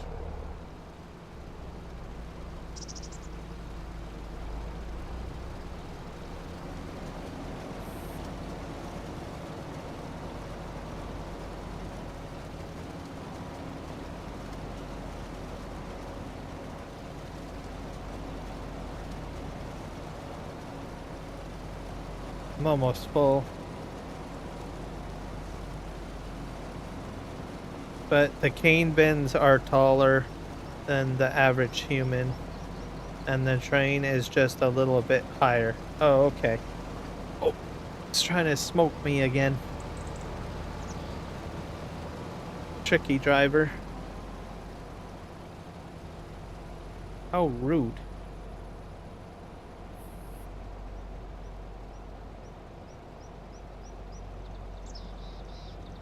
Been this way.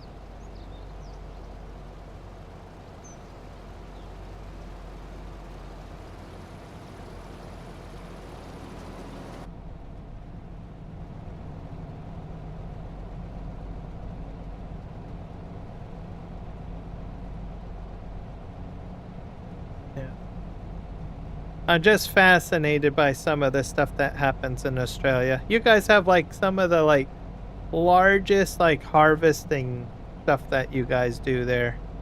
It's like it's crazy. Like even like, like wheat harvesting and everything like that. Like you got like hectares upon hectares upon hectares of like wheat field, and then you get these big giant harvesting groups and stuff like that. That's How am I doing? Oh. Let's just drive forward.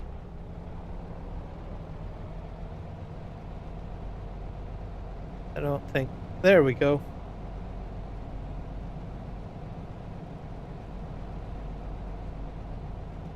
I'm almost full. I'm at 82% full.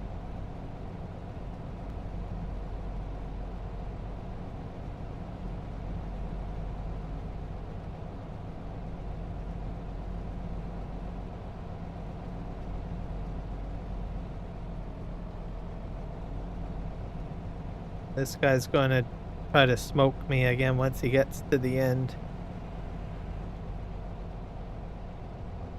I knew you were going to do that. I'm going to go empty this out because I'm at 82%, so I will do that. So for me, this is where I've been dumping my sugarcane. I don't know if I can store it in a silo in game. This is the first time I've done it in Farming Simulator 25.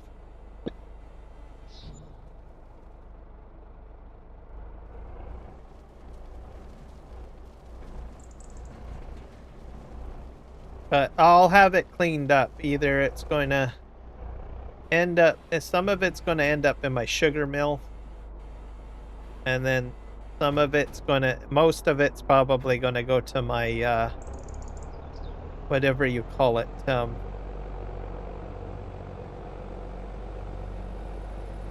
going to go to my gasoline plant, my oil refinery.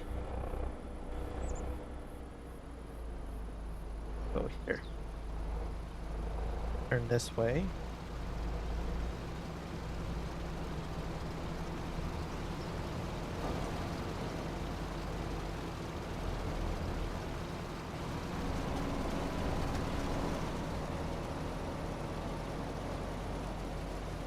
He's going a little bit quicker. I'll go to 7.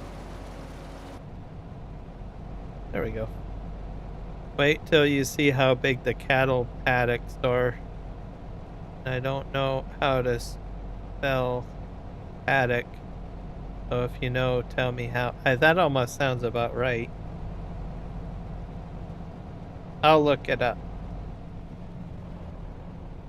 I'm pretty. I think you got. I think you got the spelling right.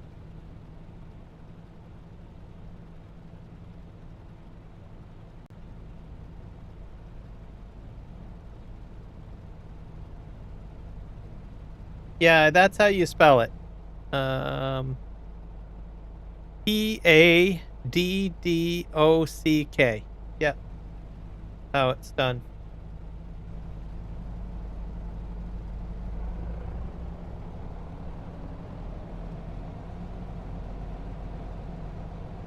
Easy way to look. That one's pretty easy to remember because you think of it as 2 words.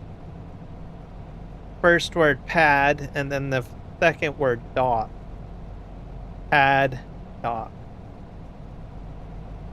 Not sure if people actually pronunciate it that way. Not everyone probably does. They probably don't say the D 2 times in pronunciation. Myself, I say paddock, so I'm actually saying the D twice. But I think people that don't say the D twice probably spell paddock with 1 D. Oh.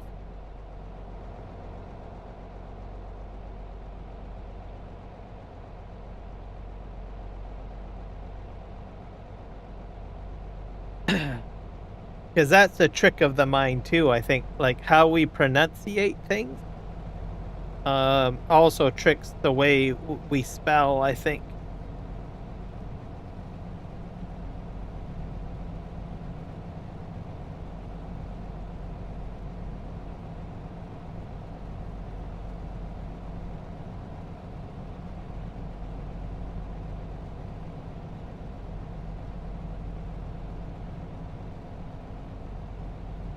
And I'm pretty sure there's probably some people that change the D into a T, like a T as in Tom, right? Just based on pronunciation. So some people that actually have that sort of pronunciation of paddock might actually think that there's T's in it instead of D's, potentially. So, because it's all, you know, just depending on your pronunciation. I guess that's why pronunciation and spelling go hand in hand, I guess, to a degree. Or else you just got completely confused. All right, I'll see you when you get back.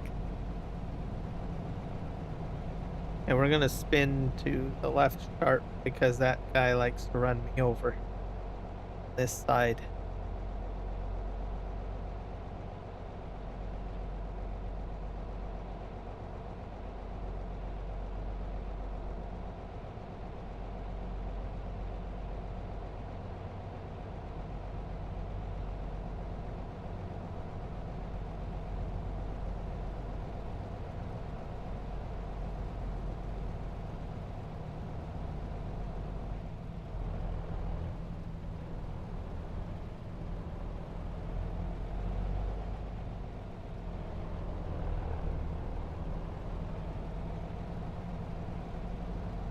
Come on.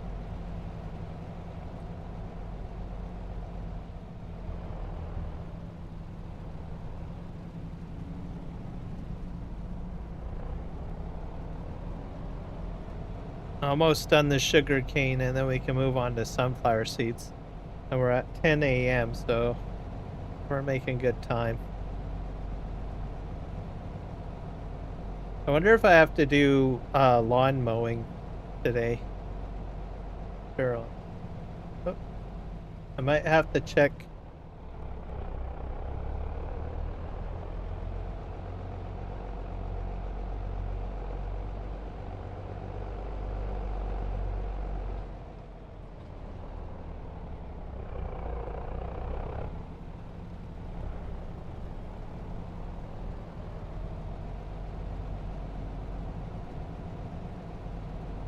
I'll have to check my cows.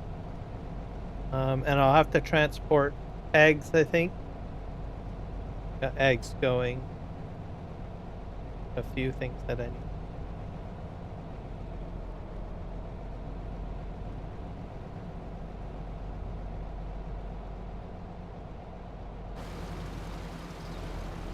Now, this some reason this guy does not just.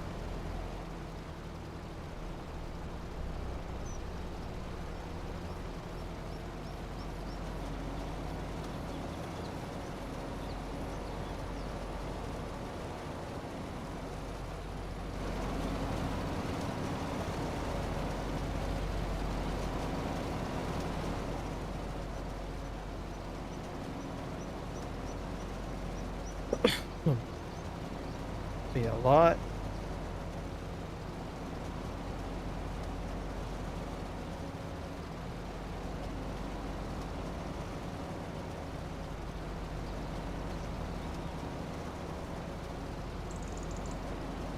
To the end. Halfway done.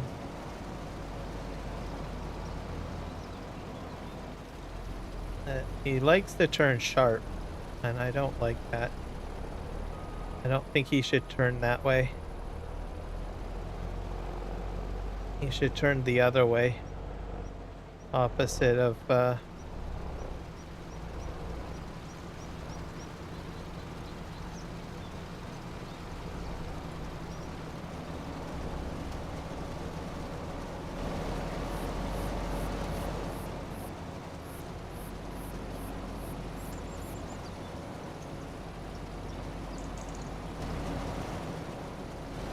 I have to plant some more potatoes too, because I think I'm running out of potatoes. I might put potatoes on a much larger field. Potentially.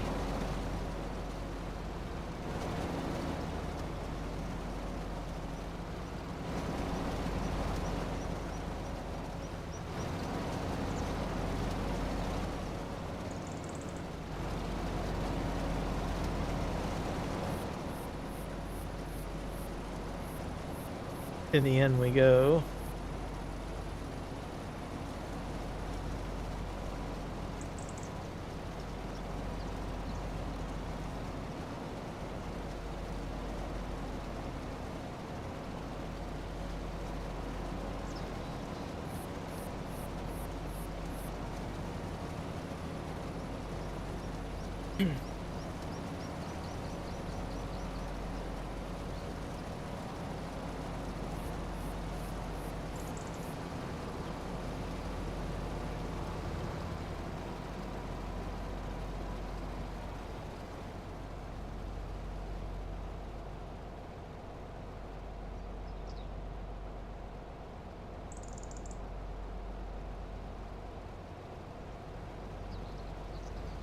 All right, go this way.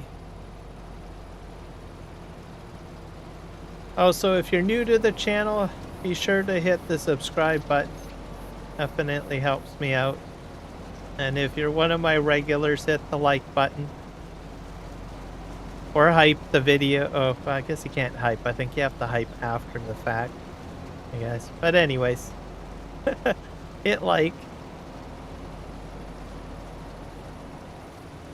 Share out the stream to a friend if you think you've got a friend that has just recently got, I don't know, Farming Simulator 25 for Christmas. And you think that they might enjoy watching my live stream. That's always a good thing too. Welcome back, Elijah. I'm about halfway done the sugarcane field. The yield has been really good. I've probably emptied the trailer at least 6 or 7 times.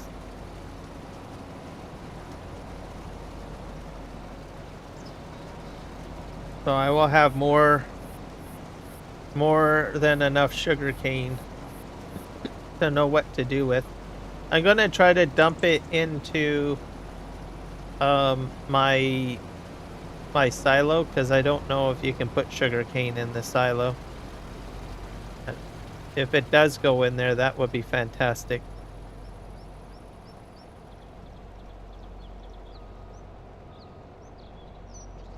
Because if not, then it's just going to stay out. So most of it will go into gasoline production, though, because I can make diesel out of this, which works great for me. Have to back up a bit. Nope. I don't think we got, by the way, I don't think we have sugar cane in Canada. I don't want to say that we don't absolutely have it in Canada, but if we do, it's probably in very rare places.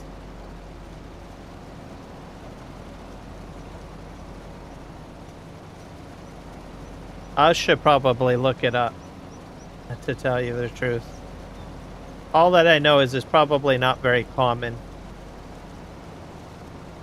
Yeah, I don't think we have it in Canada.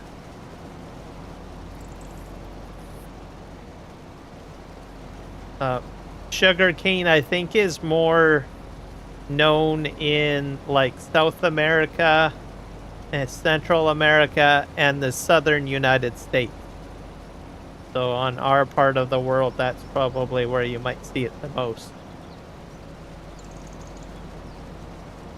I think most of the sugar that we make probably comes from sugar beets. So that's something that we can do here, sugar beet. We have a lot of sugar beets.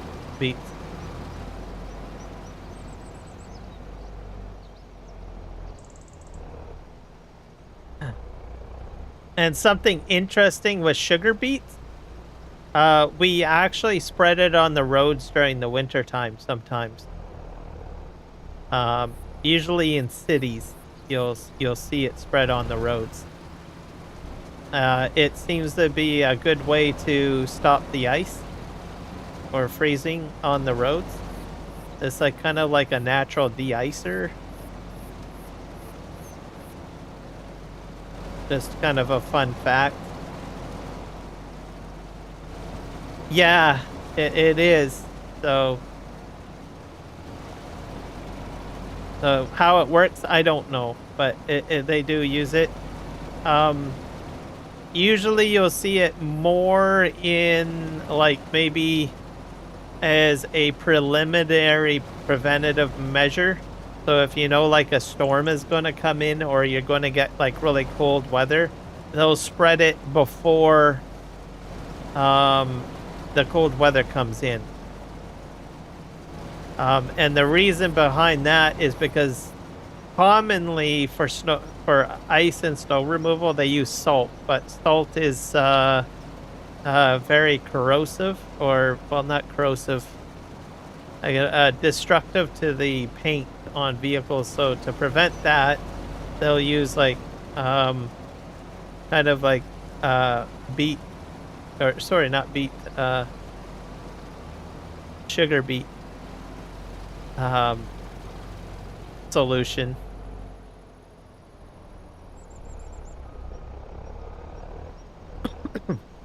It's kind of odd, but it does the trick.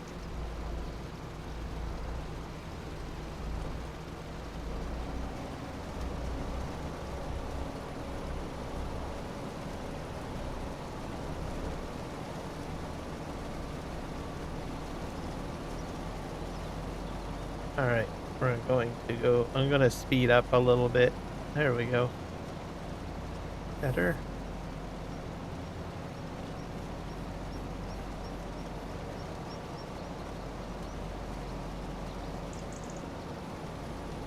At 65% now.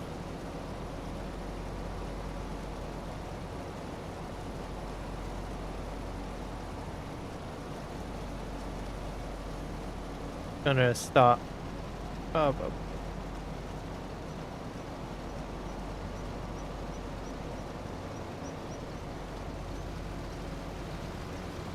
all right, let's go empty this out.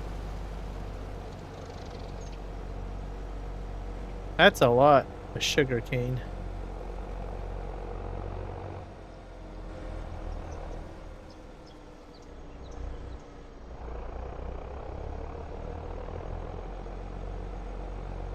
I'm gonna go this way, I think.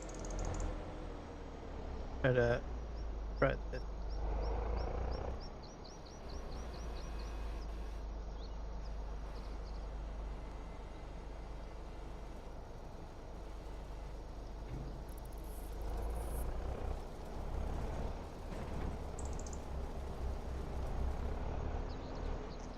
Temporary storage for now, because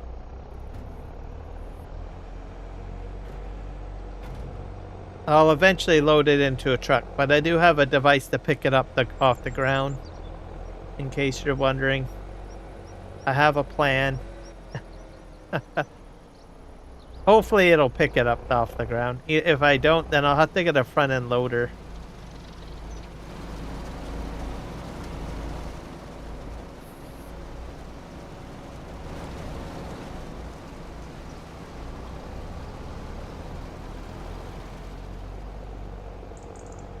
To spin around this way.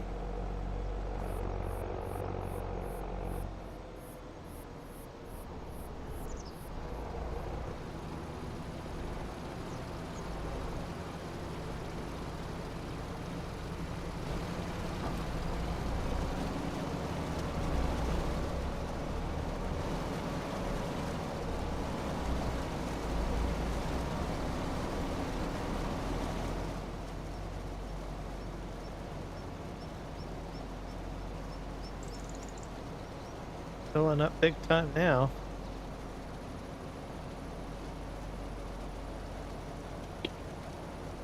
I wonder if I was messing up my yield. I think I might have. I might have been dumping some of it on the ground.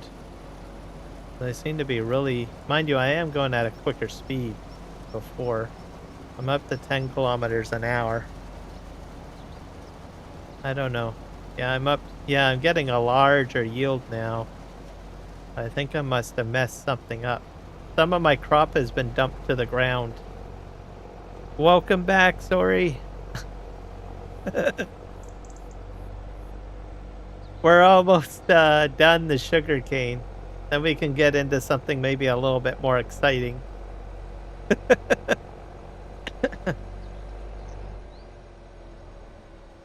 gonna go this side, I guess.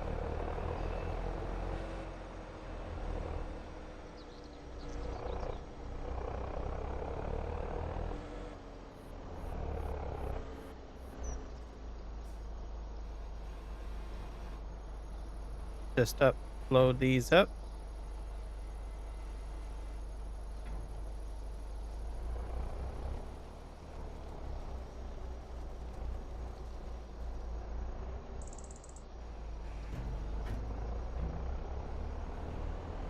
Almost done. Okay, down, down. Perfect. All right, now over here.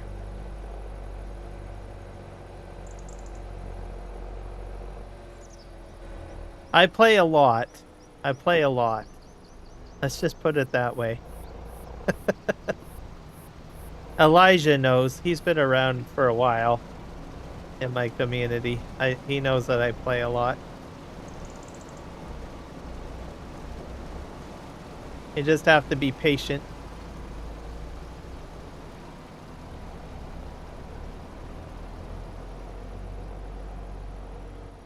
Yep. Yeah, let's flip over here.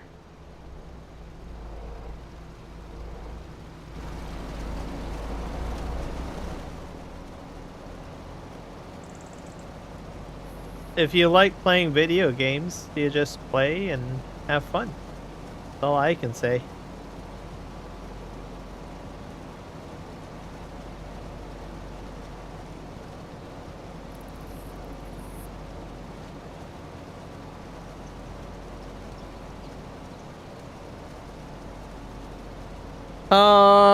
Let me see. My live stream has been about almost 4 hours.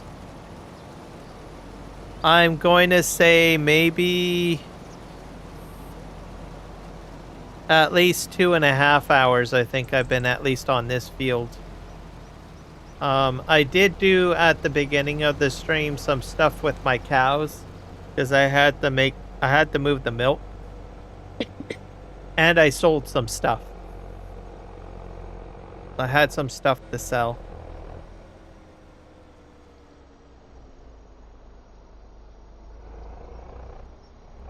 And then I realized, oh, I better start working on my sugar cane before time runs out. Because I don't want the sugar cane to go bad. And I still have to do my sunflower seeds too. So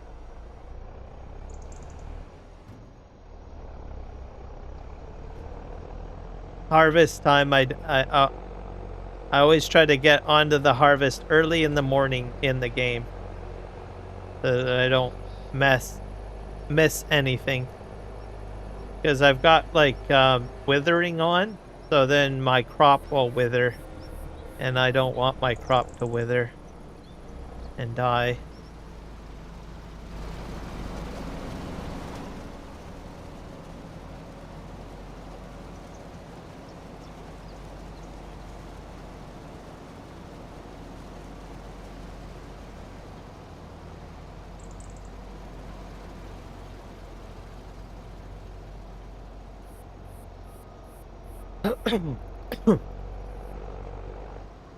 So, almost done. I got like a few more rows to do. I probably will upgrade to a Jack-Coo harvester.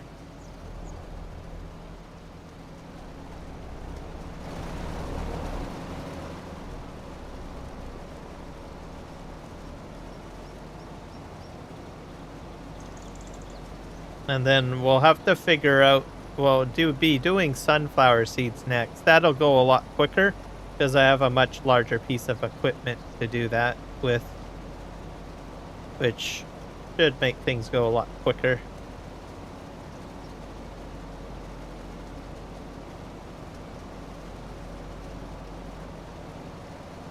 Oh, okay. Well, nice to meet you, Andre. I think that's how you say it.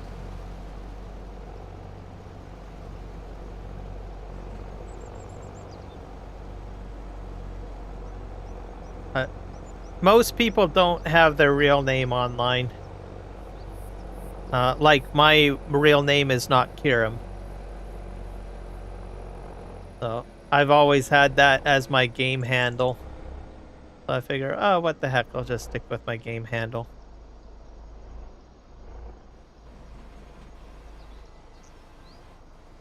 It's kind of like having a second name, like a nickname, I guess you could say.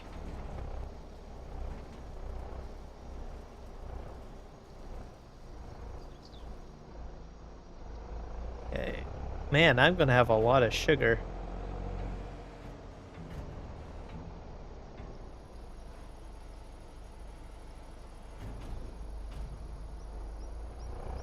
Okay, let's go get more sugar cane.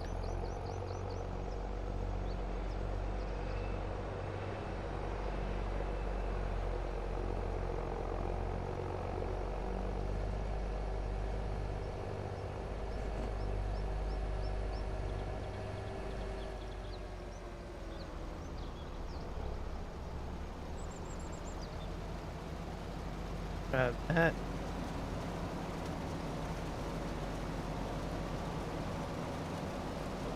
There's a big machine with an auger that I'm going to use to pick it up. It's like huge. It's parked on the other side of my barns. It's kind of hidden. When I go to empty out this next load of sugarcane, I'll show you what I'll be using. I'm hoping it will work. It's a big machine. It's like huge.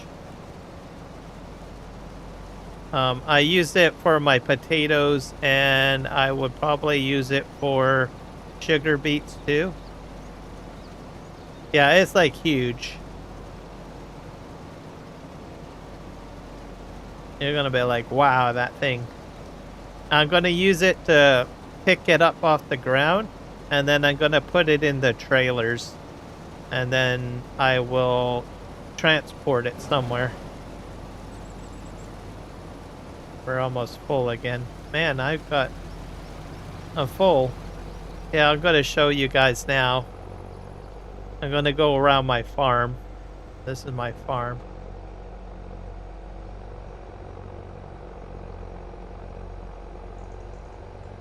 One of my farms anyways. Ooh, I got mushrooms growing. Let's see. Yeah, I got crates of lettuce or something. Mushrooms popping out. Oh yeah, over here. This yellow machine here. I'm using this yellow machine to pick. I'm going to use that to pick up the sugar cane off the ground and load it into a truck. But I'll do that later once I get like all the sugar cane over here.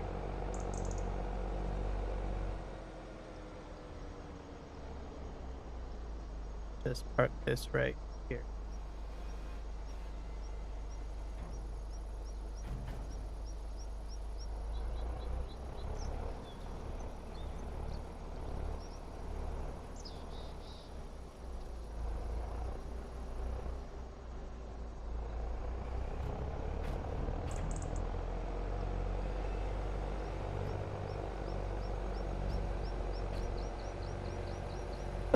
And then the corn will be, or sorry, the sunflower seeds are going to be picked up with a different large vehicle, which we'll be doing after, I guess, dealing with the sugar cane here.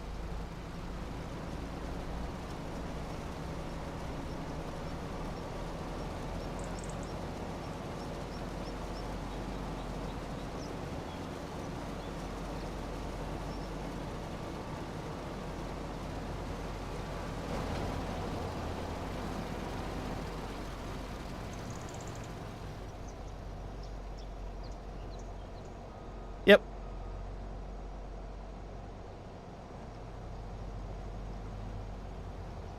Picking it up off the ground will probably go a little quicker than harvesting, that's for sure.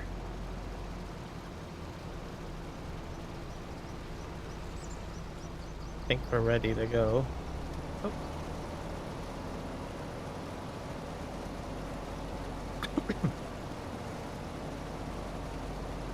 I'm not even sure how much sugar cane I've got.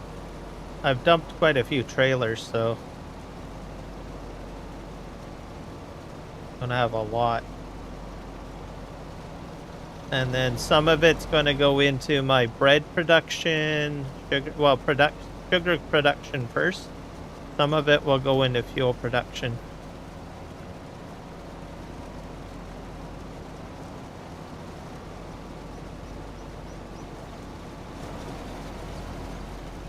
There we go. That's full.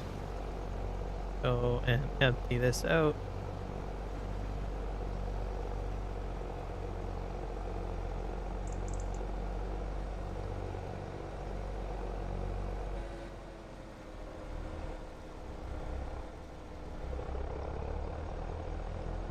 Oh, there is a mobile version. Yes, I've heard that there is a mobile version.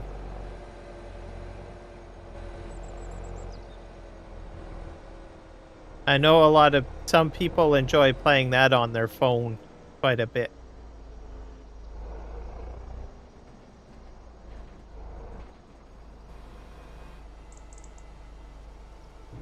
Dump that out.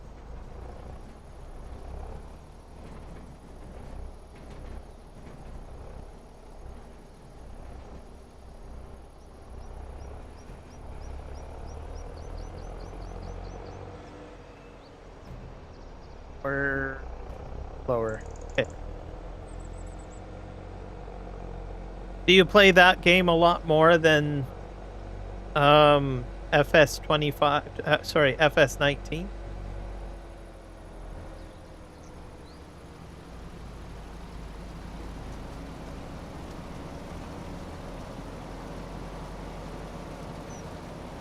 Probably play it more because you can have the phone. You can take the phone everywhere, right? Imagine you can probably play that a lot more. Just move over here. Doo-doo-doo-doo. Spin around.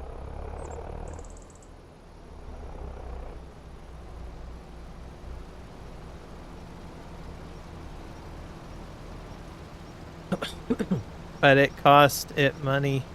But I use Android to go on happy mode. Everything is free. Oh, okay.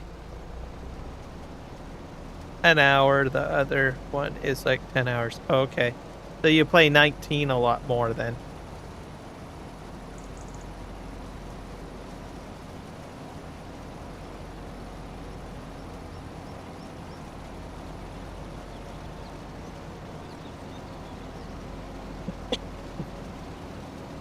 Yeah, I play this one quite a bit.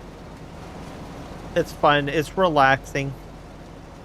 Just sit back and relax and enjoy the gameplay. That's all that I can say.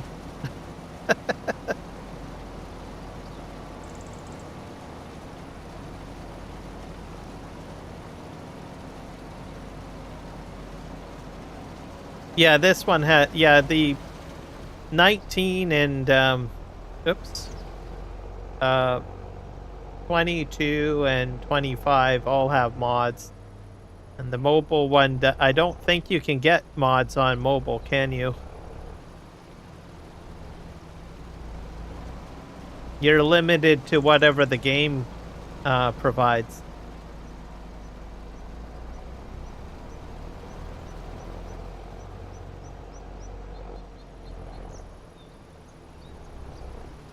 See, I like to play with a lot of mods, so that's probably why I wouldn't play mobile very much. So if I want to play, I'll just play on like this version that I'm playing on right now.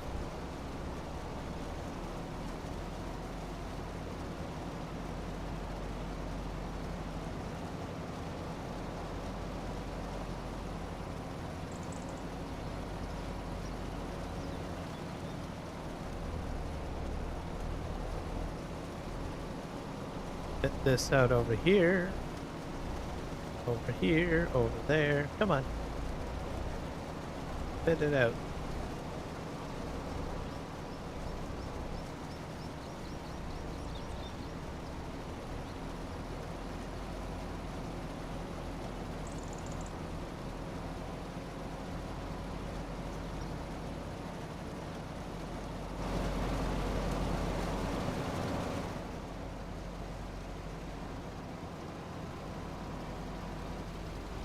Oh, how dare you? How rude.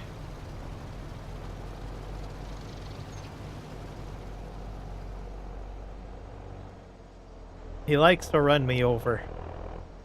Gotta stop that. No, but you can download mods. Oh, okay. So they provide some, but not a lot, essentially.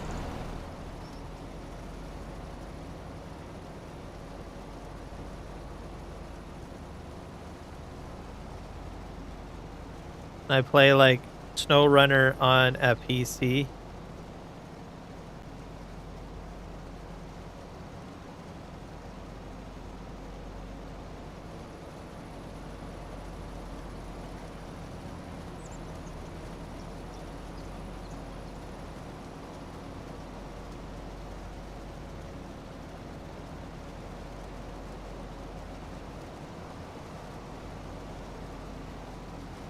Yeah, I don't play SnowRunner, but I have watched some people that play SnowRunner because there are people that live stream SnowRunner. I have watched a bit of that.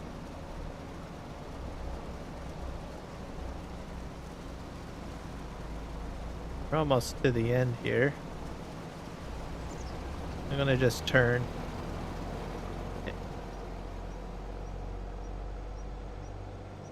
Empty this out. And I've even seen some people play Mud Runner too. I've seen Mud Runner.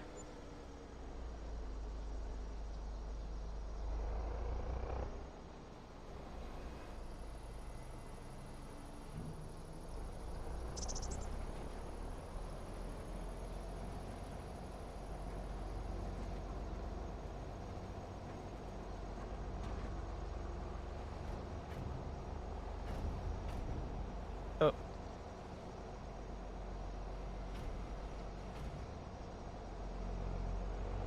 I'm gonna run back to the field.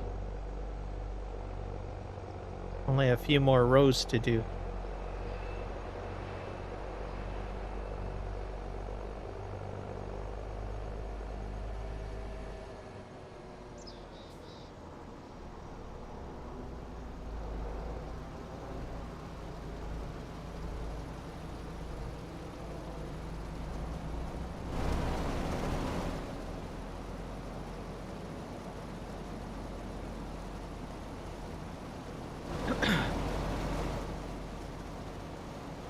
I'll have to see how much sugar cane I have. I think it can calculate how much I have. I gotta have close to almost a million, almost 100, maybe a million liters? I don't know.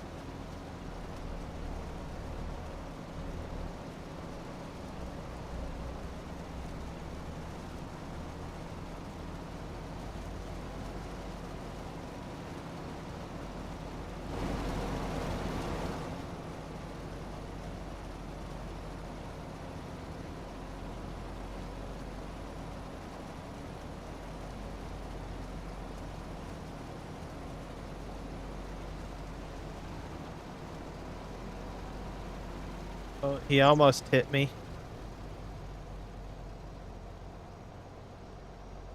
That was pretty close. Almost hit me again.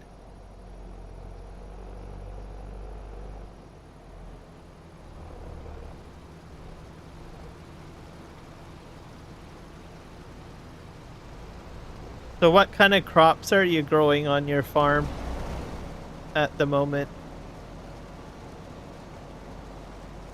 Or are you still just doing logging? Have you got any crops going? Because I know that you said you have a log Massey and you have a axe, I think you said.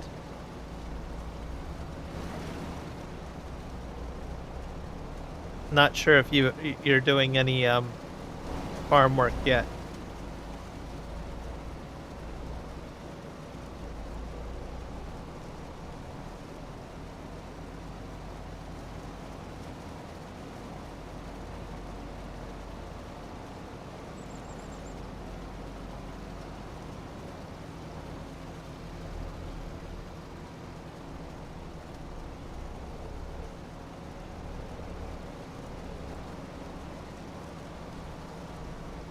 You have corn? Oh, okay. Yeah, corn's a good harvest to do. It hit me. Oh, missed me. Ha ha ha.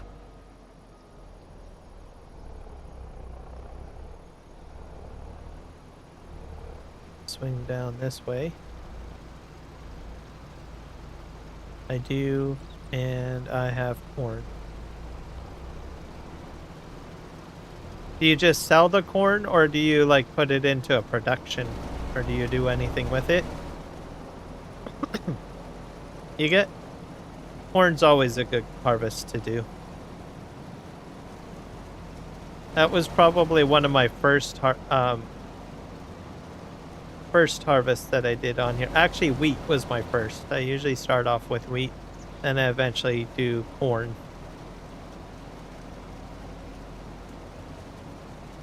You sell it? Yeah.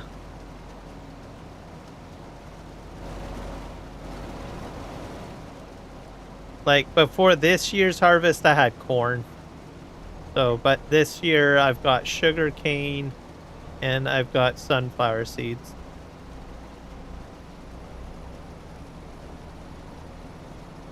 So are you going to plant corn again, or are you going to do a different one, a different harvest?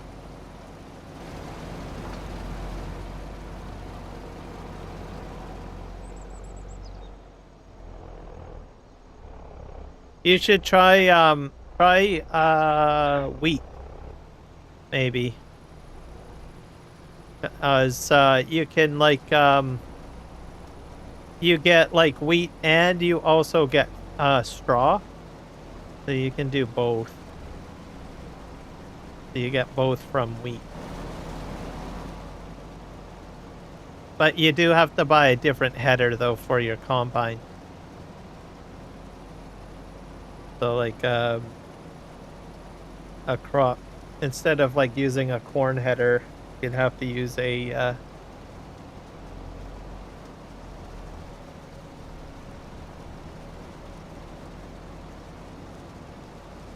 I think I'm wasting my crop. I'm gonna move over here. Oh, you use your hands. How the heck do you use your hands?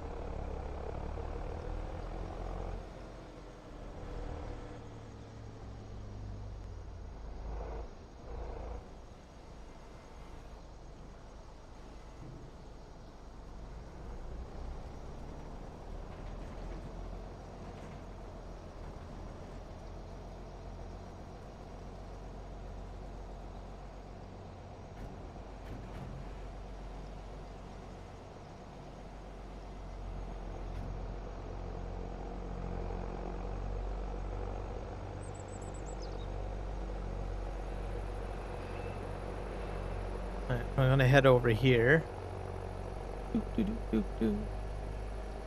There's a mod with like, I don't know how to tell you, but you move it and like with a saw make it into bales. Oh, I wonder if it's like a sickle. I have seen people, like I know that there's a mod that uses a sickle. Maybe that's what you're using.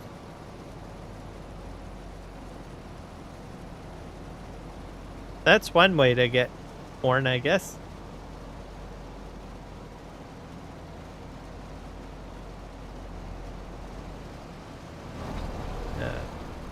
Get out of there.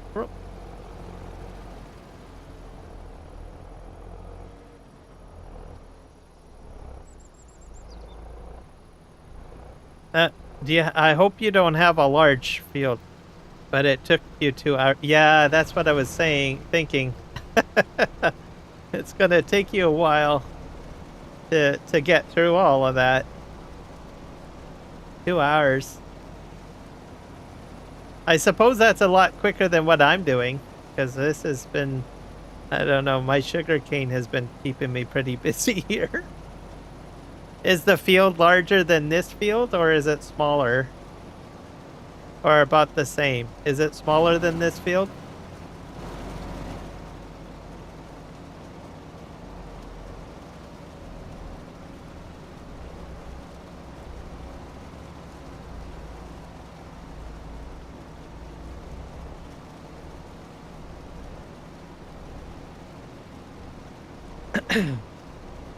Or is it about? Is about half? Oh, okay. Yeah.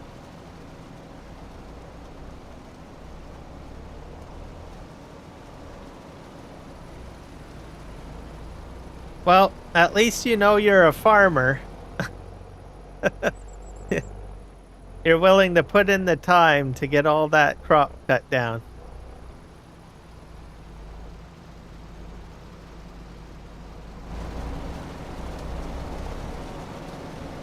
I'm gonna here. Oh, nope.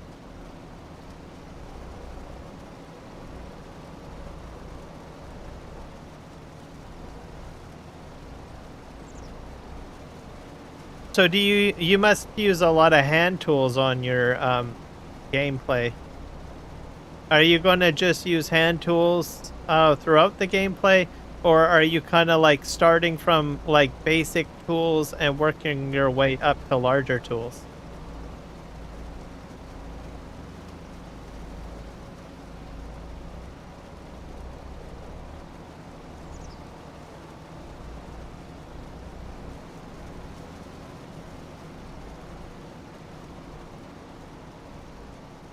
Oh, okay.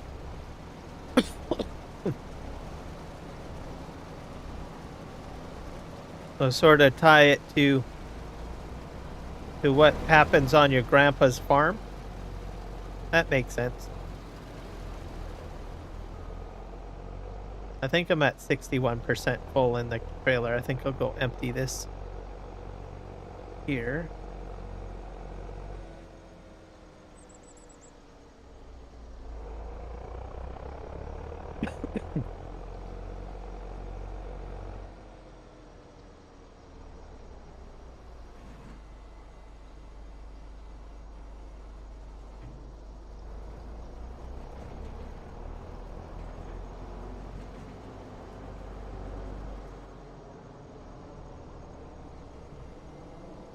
Pour that down.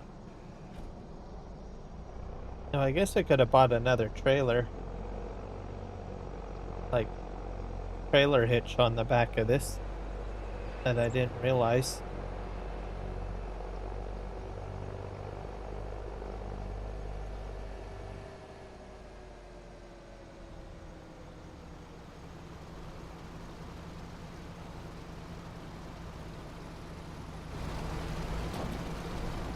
Go forward.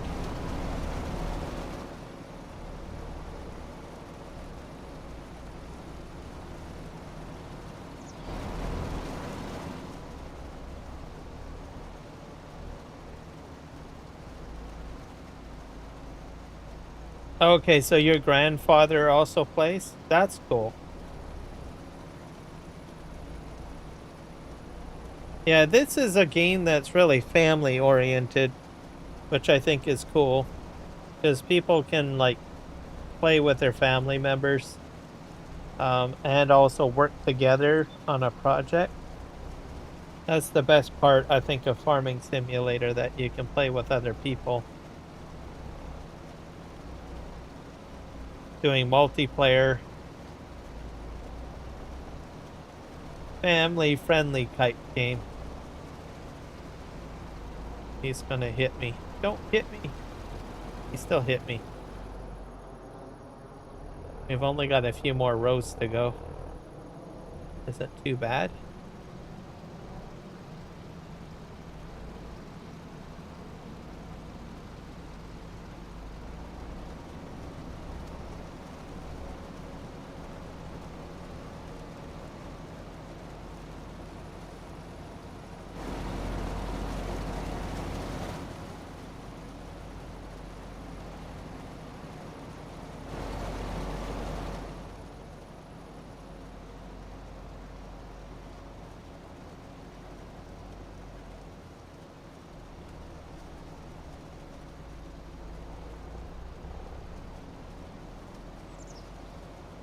Almost done. We're at about 2 p.m. in the afternoon in my game.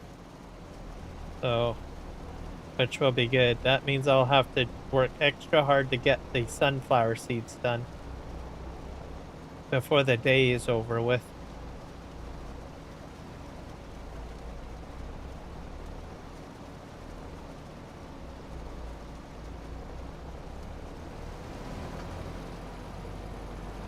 I've got 4 fields that I have to do for sunflower seeds. That's gonna keep me busy. But I think it'll go a little quicker than this sugar cane. I bought like a huge tractor. A Massey, but huge, and I'm towing wood with it. You have a large wood trailer? Yeah. Wood is very heavy, so you have to have a fairly decent tractor or truck to haul it.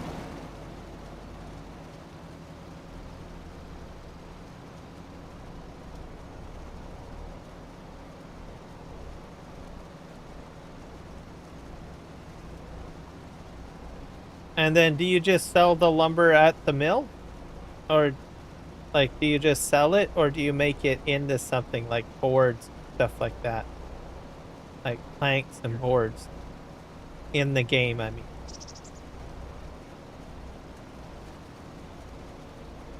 Tractor is crouching. Oh, okay.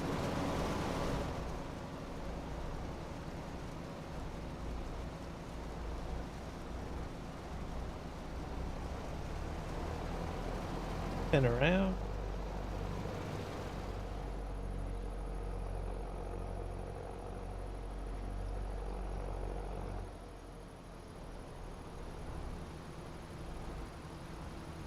I cut it like a firewood and sell it. Oh, okay.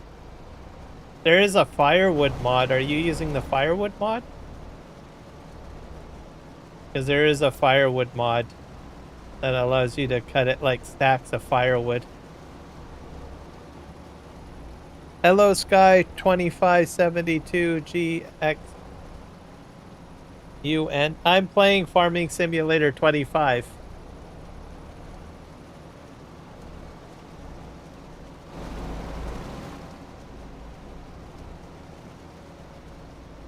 So you do use that one, that firewood lot? Yeah, I use that a bit too. I used it on Farming Simulator 22, and I think I used it on 19. On a map called No Man's Land. Oh, I'm full. I have to go empty my sugarcane. Time to go empty sugarcane, guys.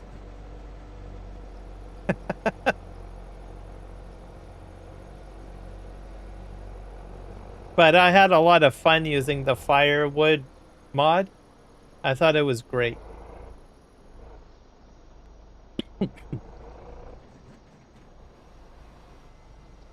Empty out. Go.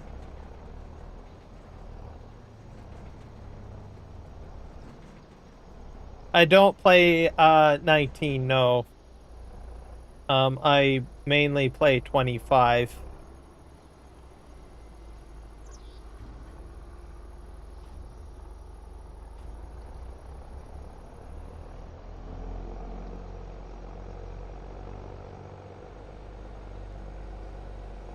But there's a lot of similar mods back then. I think the firewood mod is in 25, I think. I'd have to double check. I might go ahead and try to install it again. Can't recall, but it's a good mod.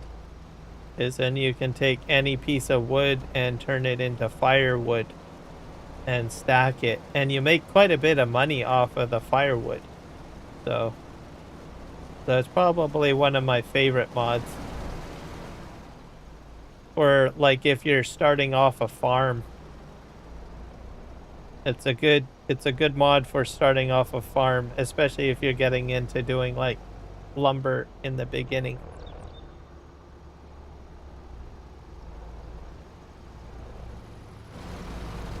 Let's go this way.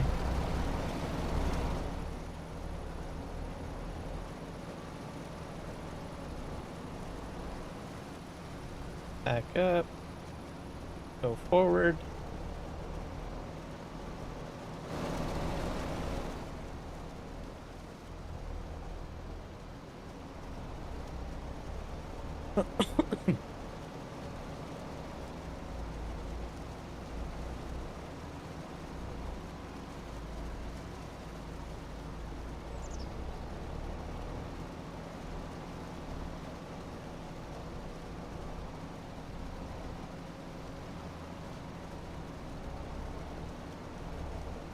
Well, it sounds like Zorik, you've got a pretty good start on your farm, so that's good.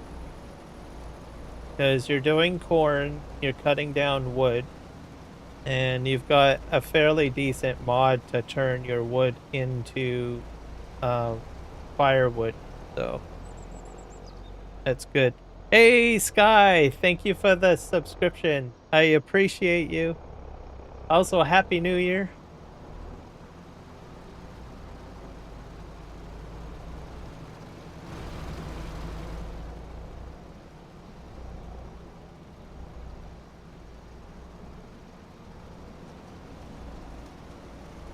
We're gonna find up here. I've only got a few more rows to do. It's gonna be awesome. Yep. Which map are you playing on? I don't think I asked you which map you're playing on.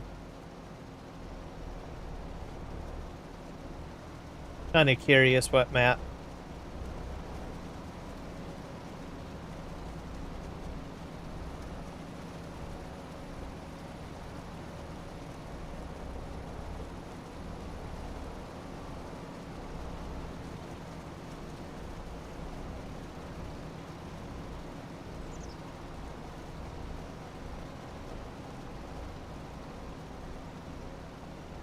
No Man's Land, by the way, is a great map to play on. So if you do get bored of the map you're playing on, unless you're playing on No Man's Land, but if you do get bored of the map you're playing on, you should try No Man's Land.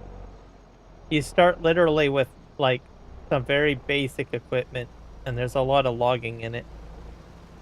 I even don't know. I like the village. I think they have a village I play on.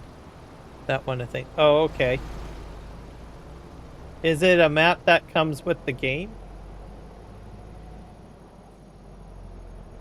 I wonder if it's Elm Creek. I played Elm Creek on 25 or Story Farming Simulator 15.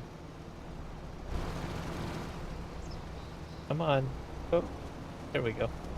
One more row to do. Sweet, we're almost done.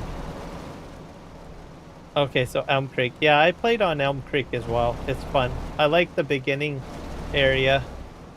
There's like trees in the like back field, I think. I cut those down when I was playing on Elm Creek.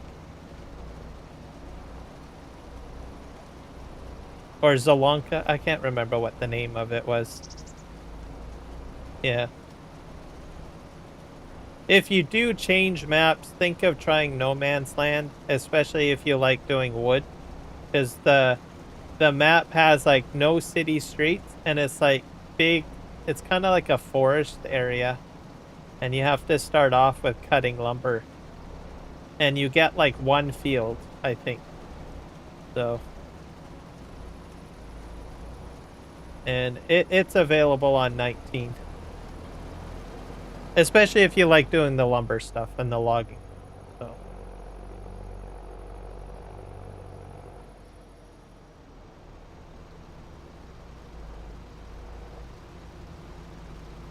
I think this is my last row, guys. Oh, right on. Yay, no more sugarcane after this row. At least on this live stream. This took forever. I want to do something else. I'm getting a little bored of doing sugarcane.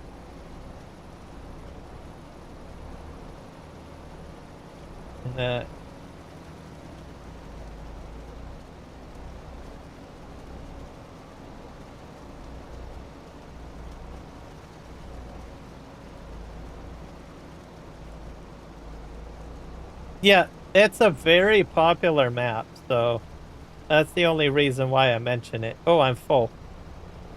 Go empty this.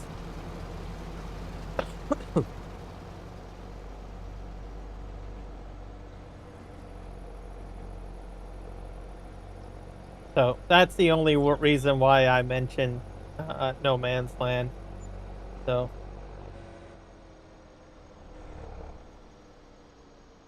and also the type of style of gameplay you like. So that's why. Like if you told me that you wanted to like do a lot of like wheat harvesting and corn harvesting and all sorts of harvesting of that nature, I probably wouldn't recommend it because you wouldn't be able to do much of that initially.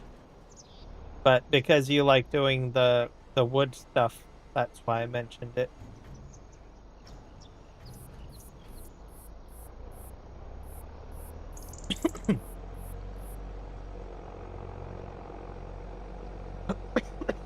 Excuse me.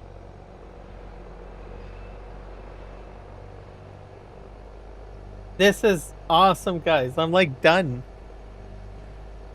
Almost done anyways. That's sugar cane. I've got just to get to the end of the row here.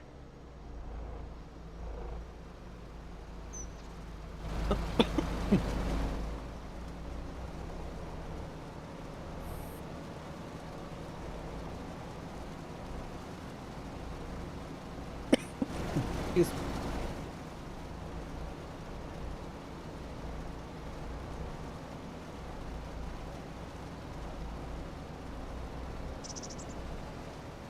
All right. I think we're empty. I don't know where he's going now.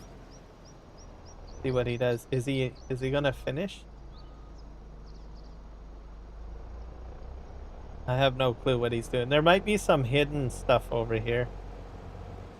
Let's see what he does.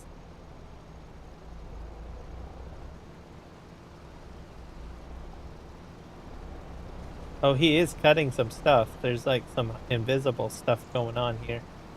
We've got some ghost sugarcane, everybody. I think he just didn't realize how much he had done.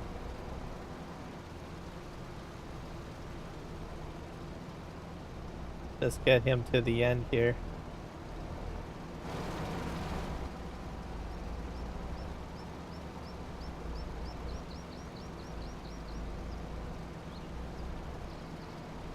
And then we'll find, I think I can figure out how much I've got.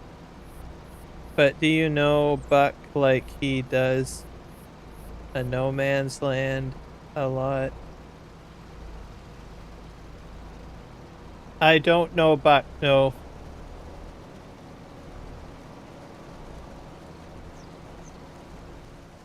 There we go. It's all done now. Yeah, I can go empty this now.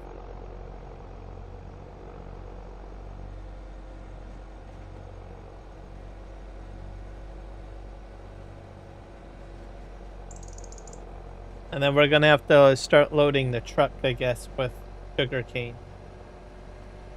That'll be next.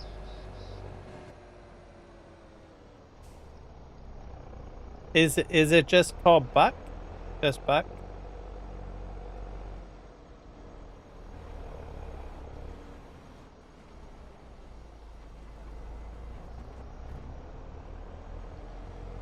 I'll go park this.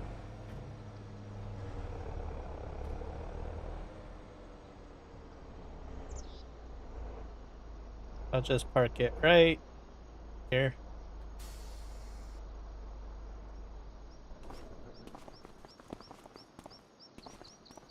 Take this guy out.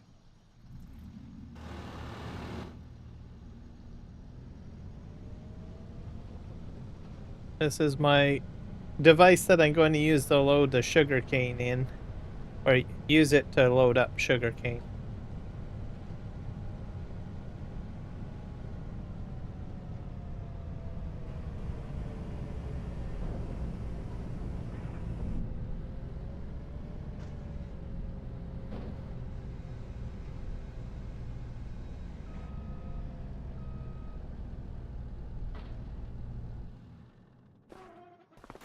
Need to get a truck over there. Yeah, it's huge.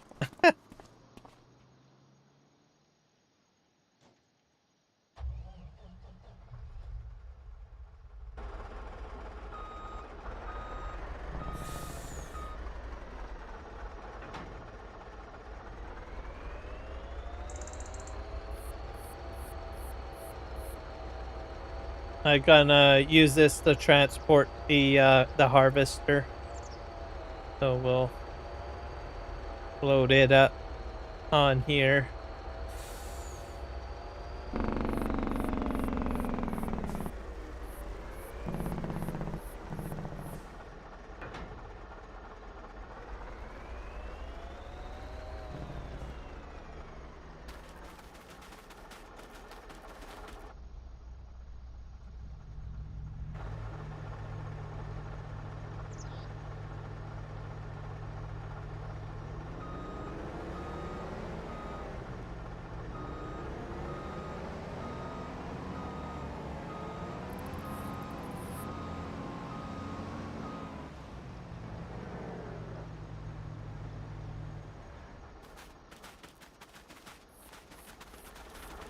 It's a little quicker to move.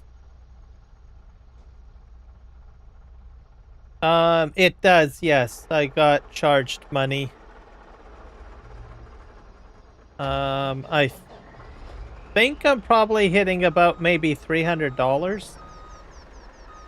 I think. I'll probably hit about that much.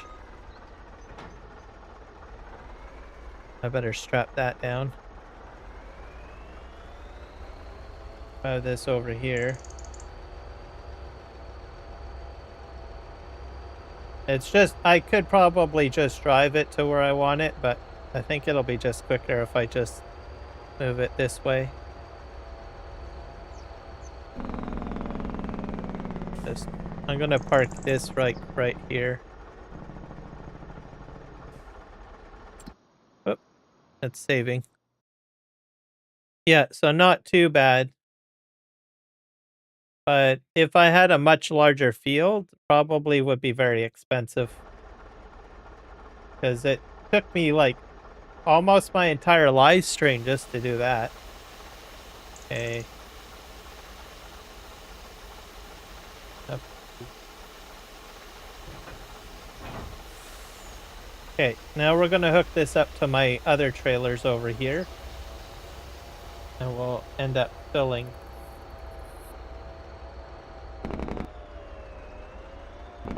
Put all of this into these trailers.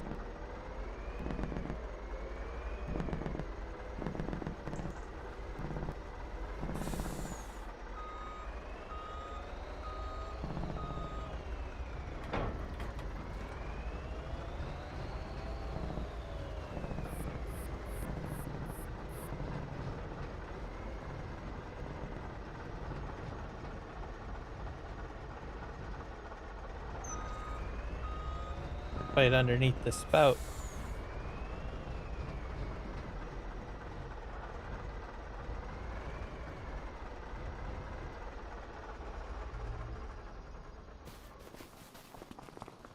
I'm not sure if this is going to pick it up, but we're going to try. Oops.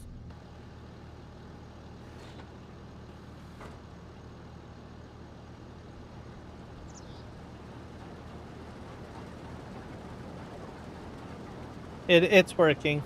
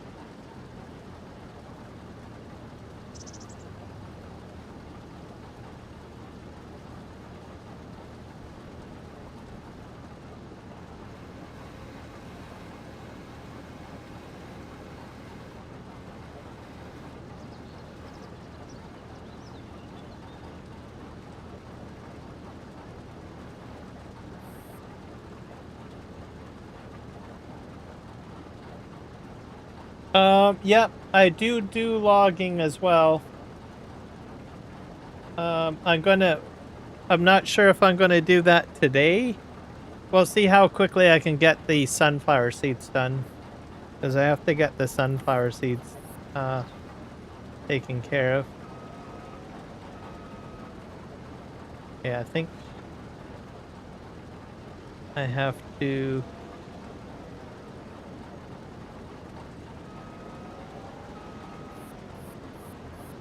Because I have to get the crops done first. That's the top priority. Man, that's a lot of sugar.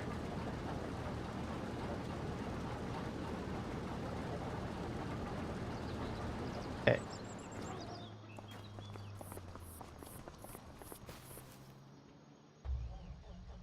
That's 100,000 liters right there.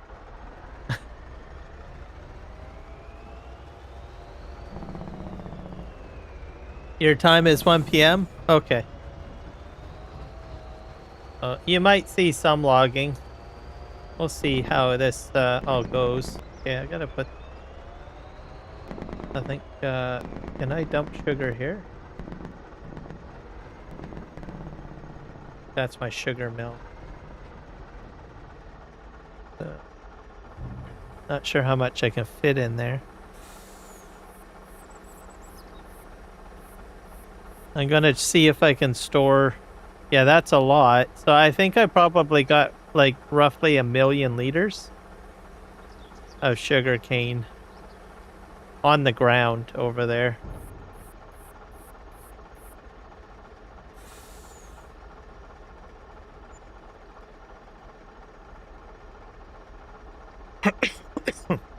This is going into the sugar factory. I'm hoping that I can put some of this into the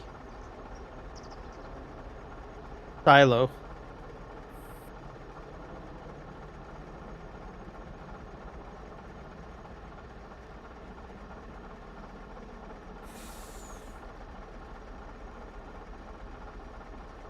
Oh, it's in the middle of the night? Yeah, it's probably middle of the night.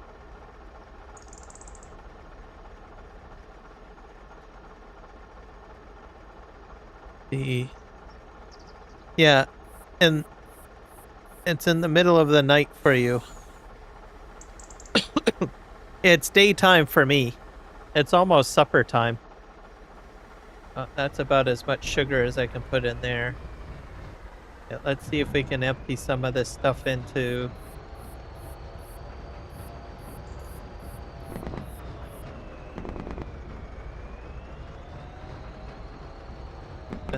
I'm gonna try to put some of this into my silo here.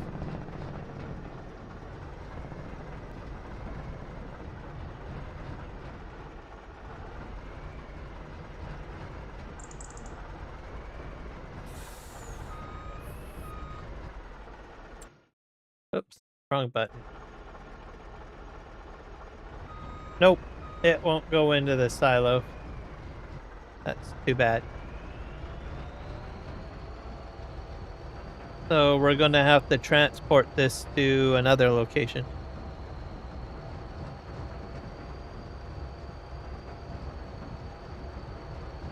Does it snow and rain on this farm? Yeah, it can snow and rain. I just haven't had any bad weather. We're probably gonna get rain soon because my weather shows rain.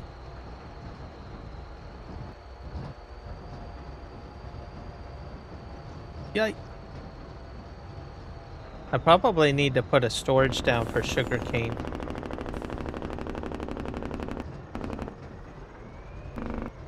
We're gonna dump a lot of it over here.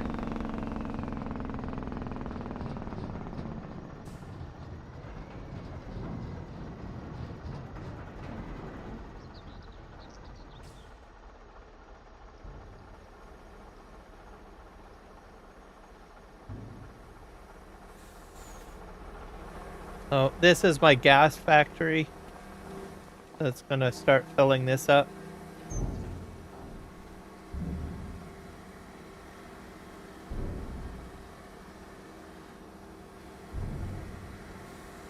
This is where I get my gasoline, by the way. So this is corn in here.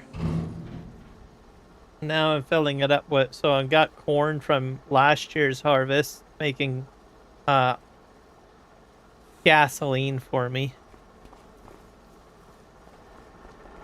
I need to go over here and get, where's the,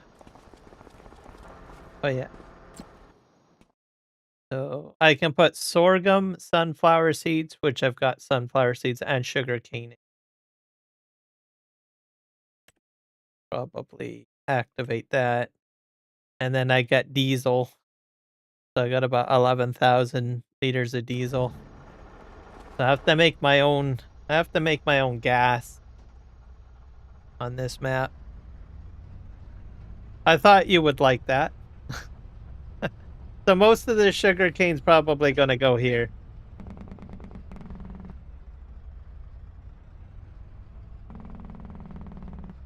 I gotta go back up the hill and fill up. And I'll probably have to put a production down, like some sort of a storage for that. I'm not sure how I'm going to do that.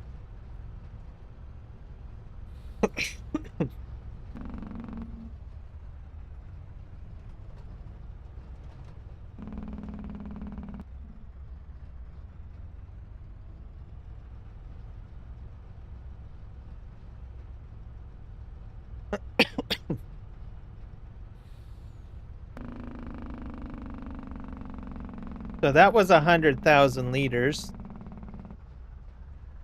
Go ahead and fill up another load. I'm just going to go around the building and we'll put the rest in.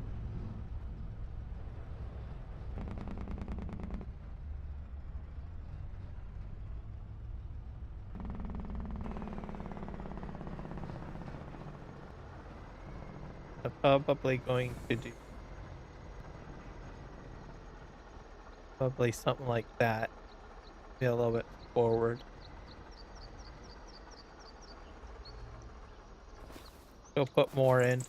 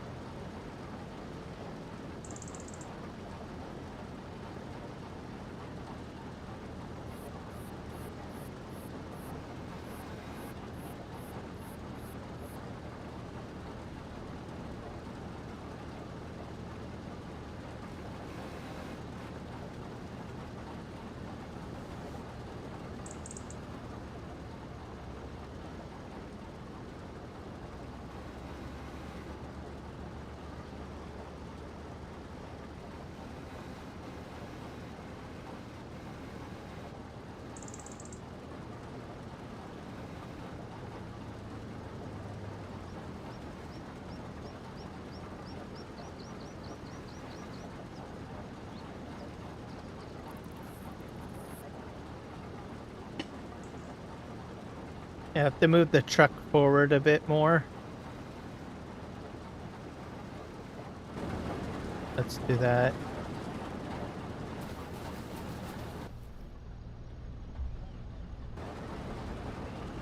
Because I got a little bit more room in the rear trailer.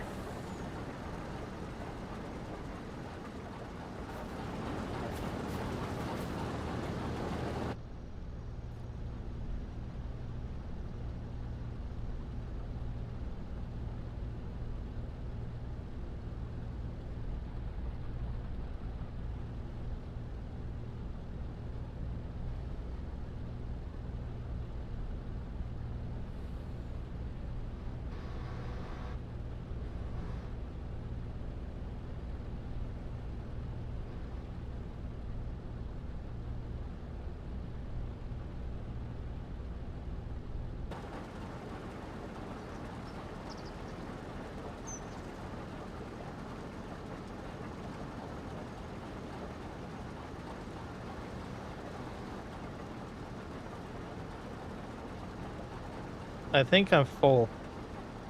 There we go.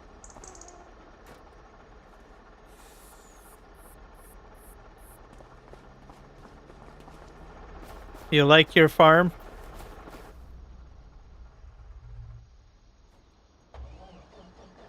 Oh, that's the important thing. You gotta like your farm.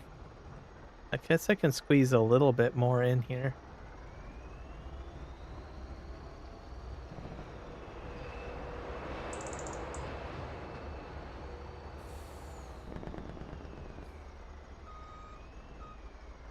This is a lot, so this will be 200. Oop.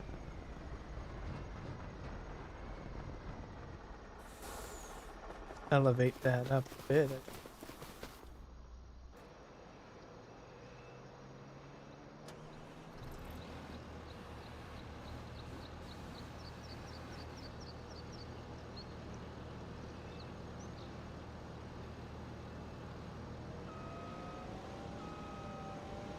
I'll go down this row, I think. Like this.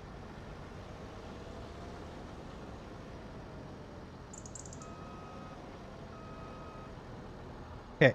We need to put a storage down for this. I think I do have some sort of storage. I don't. Farmhouses. I might not have a storage. Silo?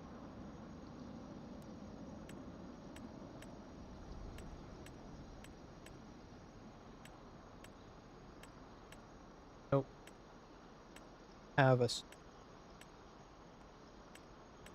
just pure out.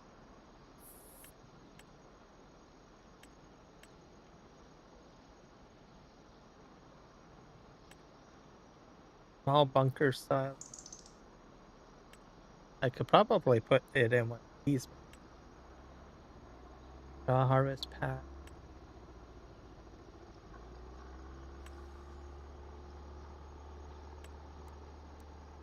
Shed. Style.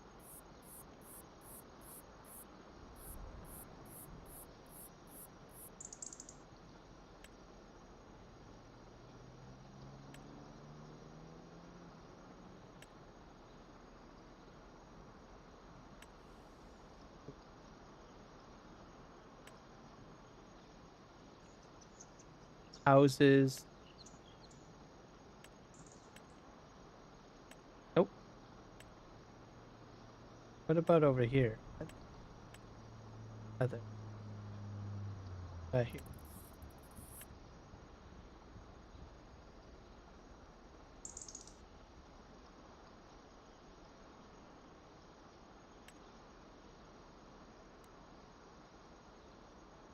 Great.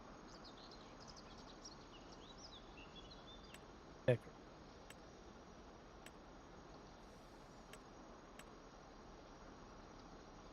Nope. I guess I'm out. Well, that's just too bad. I probably will just leave most of that sugarcane just sitting there. I might have to find an option to sort of figure out how I'm going to store that. I'll need a mod. I'm gonna have to find a mod for storing sugarcane, I guess. Zori. I'll do that another day. For now, it's just gonna sit on the ground. I'm gonna take at least 2 loads to this diesel plant. So that'll be about another 100,000 liters of sugarcane. Hello, Michael. I don't know, but I don't think it's Wednesday, sir. It's Friday for me. And for some of the people watching, it's probably already Saturday. Might be Saturday for people. Zori, is probably Saturday for you, isn't it? Because you're in Macedonia.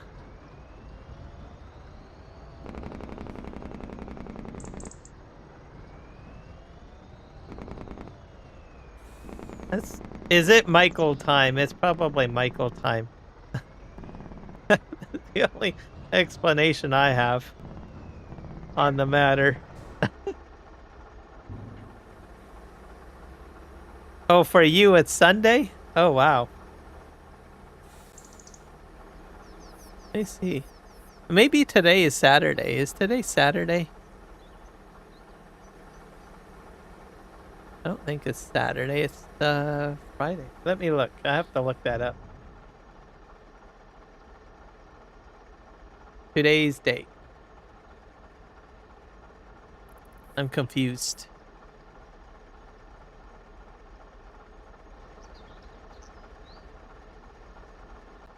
I have to ask co-pilot. Hey, what day is it?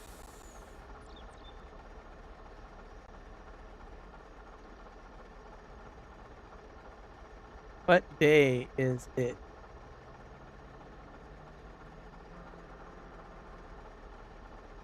It's Friday for me. It's Friday. I thought it was Friday.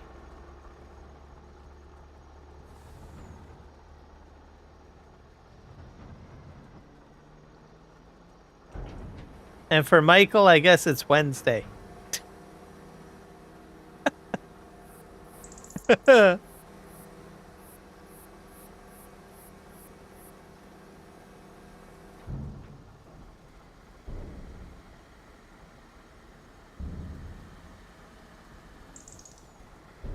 We're slowly emptying. This is all going into this thing. It's almost full. Maybe I should just try to fill it. What do you think? Should I just try to fill it? I'll probably still have a little bit left over, which will be fine.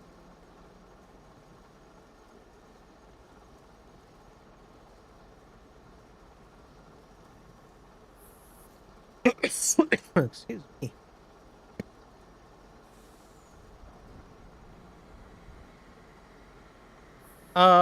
Where I live specifically in Canada, no. Right where I live in my city, there is no snow. But Canada is a very large country, and there are other parts of Canada that, yes, does have snow. Actually, probably about I would probably be safe to say 90% of the country is filled with snow right now. But my part of the country is very special. It doesn't seem to have snow. So, go figure.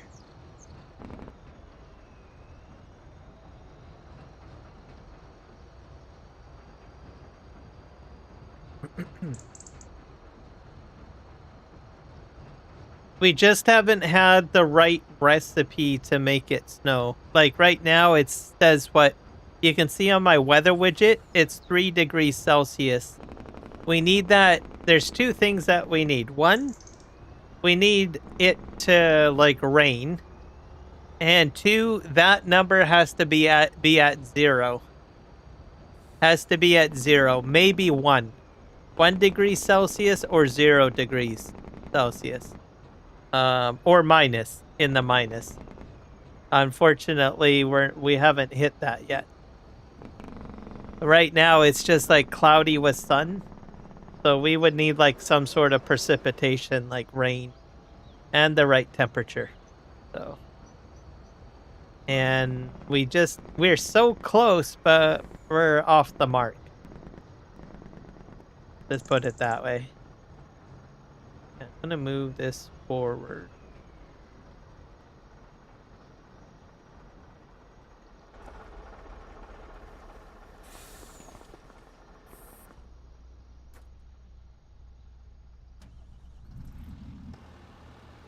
Fill this up.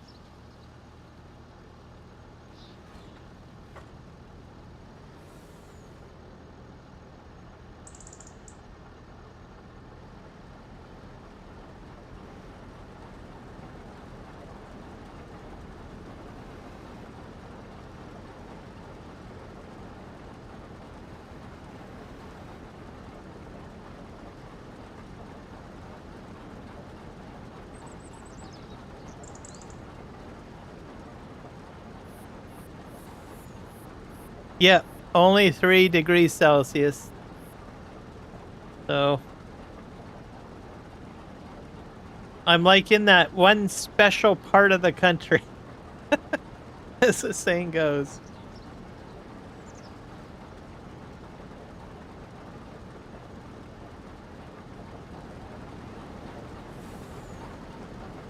We're not even getting frost on our vehicles, which is kind of weird.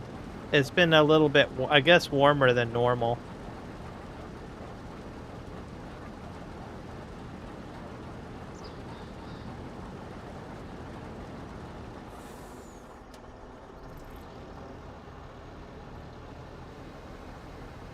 This delivery.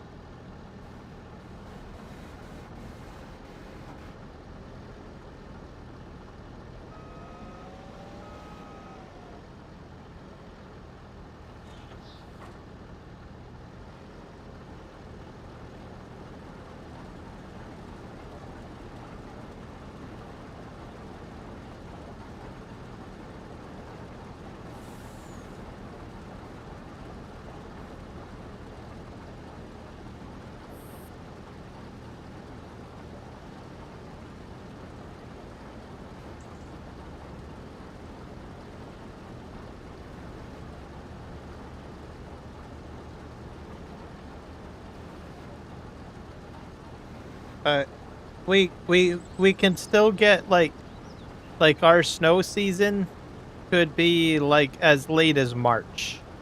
So we still have a lot of time. We're in the January.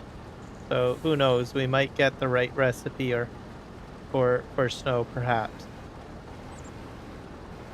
where I am. Maybe. Almost full.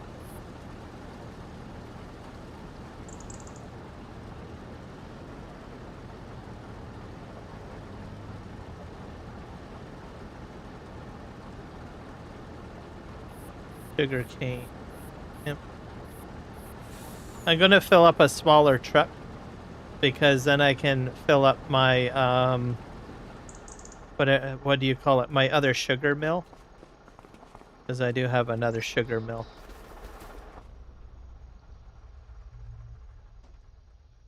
We're gonna just take this will be the last load we're gonna take down to that diesel plant, by the way.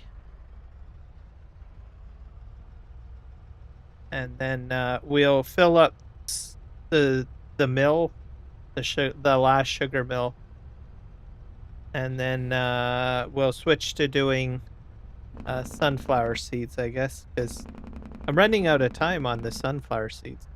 Maybe I'll do that next after I get this load undone, because I'm starting to run out of time. It's like 1,700 hours, so. And I don't want it to flip over to the next day because it might kill my crops, and I don't want my crops to die. Oh. Whoops. That's a crash. I just was fortunate enough to auto-correct myself. Crazy. Alright, let's go in here. Let's empty this out.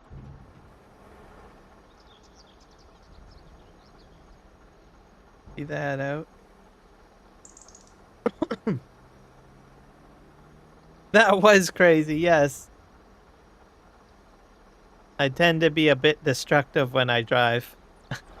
Okay, let's watch this thing fill up. Oh, it's almost full. I think it's full. Can I fit the rest of it in there? Oh no. It's full. I don't think I can fit the front trailer in.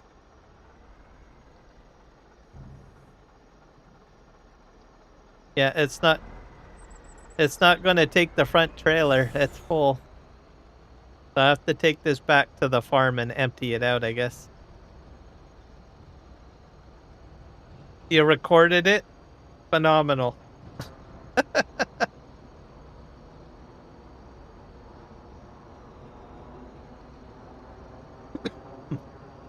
All right, we're going to go up here.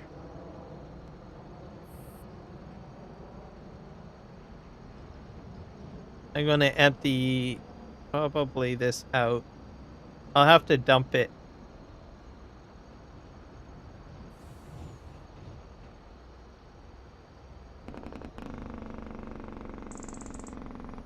Well, I guess I could probably leave it in the truck. I don't know.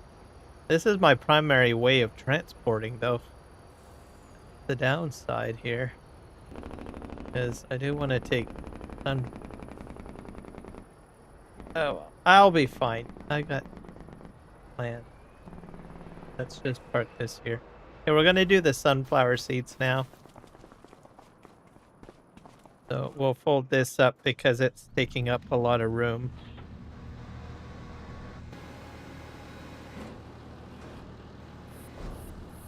Make it a little bit more compact. There. But I can leave it here.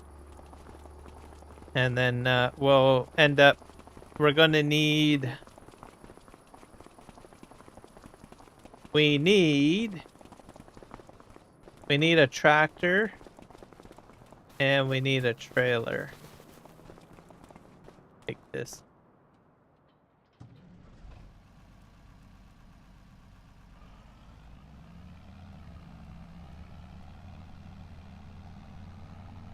We're going to use this trailer here. And my sunflower seeds definitely will go into the storage at least. Did I pick up the trailer? Yes, I did. Oh, do I have anything in it? No, I don't. We're fine. And we're going to just park this over here.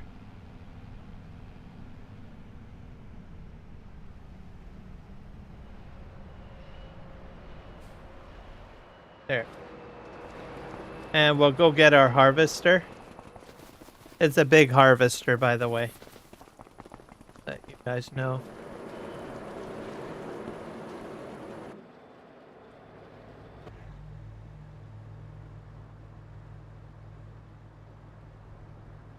And there we go. We got my logo on the side of it.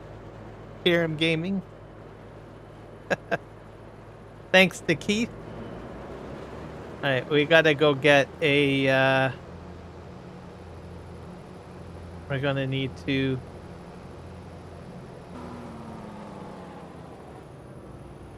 We have to put one of these on the front.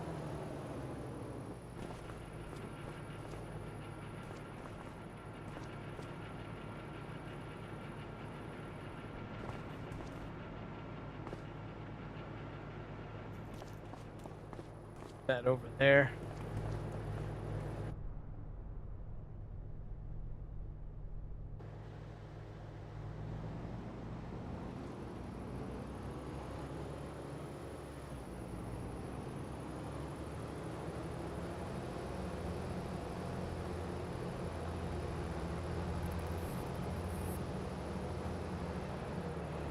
Oop. Hit that truck.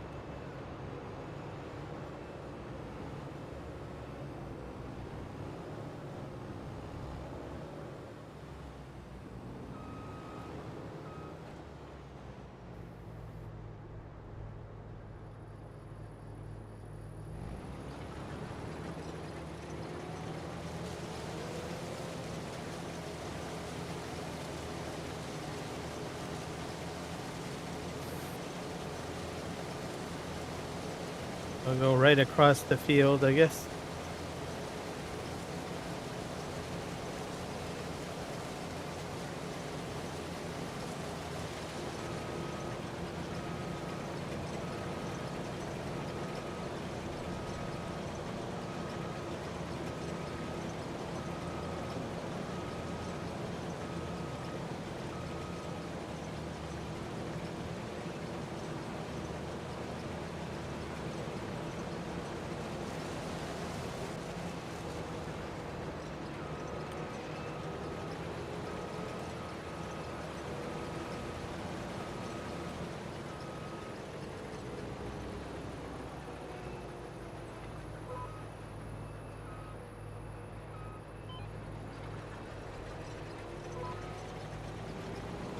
All right. Nope, I do this one on my own. I only did the sugarcane one because it's a bit more challenging.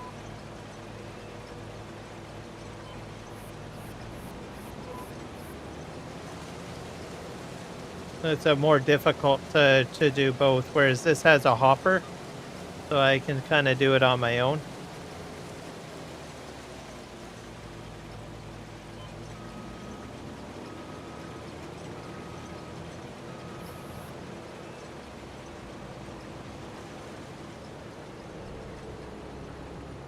Oh, I forgot to lower my machine again.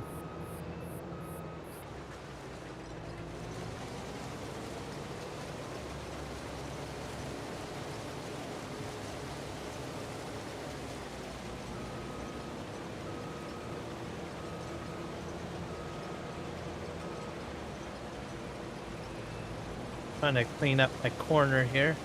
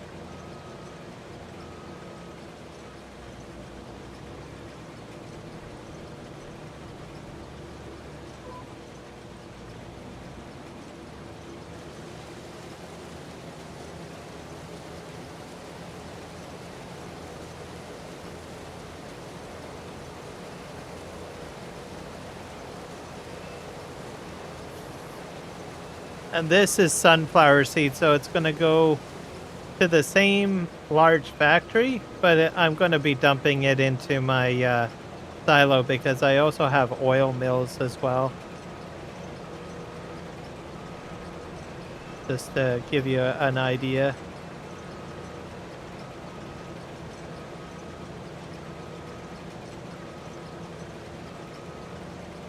Yeah, I turn it into hay bales. So that's what I do. That because it turns it, well, not hay, but straw bales.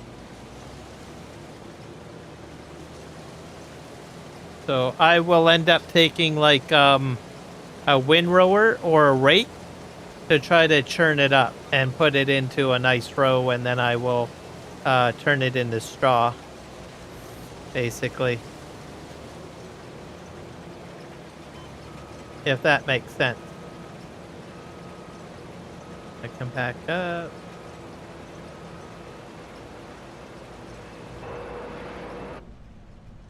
All right, now we can go in cab.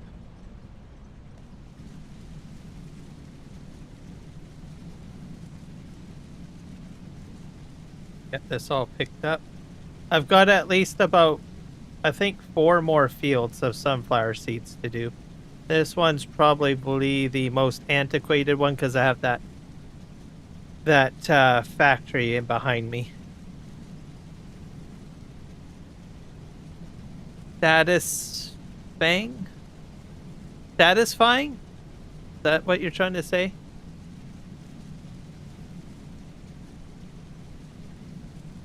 Satisfying?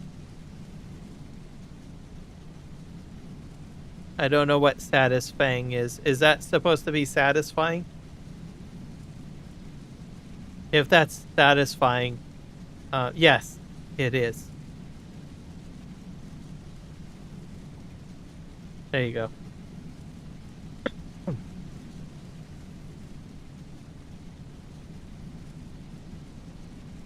I can do AI on this though, if I wanted to. But this, I do this on my own simply because, well, I have a large storage tank on here, on this harvester. Whereas the sugarcane harvester has no storage. So that's why I had to do AI with that.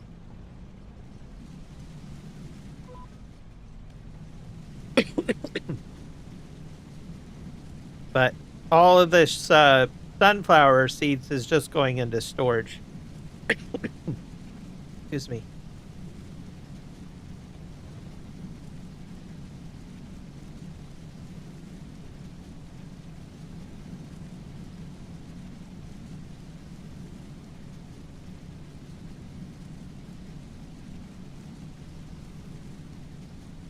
And then I'll put it into, I'm going to put this stuff into a silo. And then I will transport it later. So no dumping onto the ground, because this stuff can be stored in silo. And then it'll go into oil production at some point.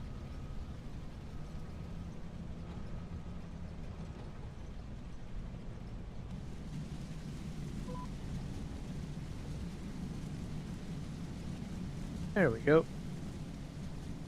So some of it will go to the gas plant, and some of it will go to the miniature oil factory that I have. The miniature oil factory will make oil, and then it will transfer it over to my potato chip factory. Oh, thank you. So that's sort of the plan with that.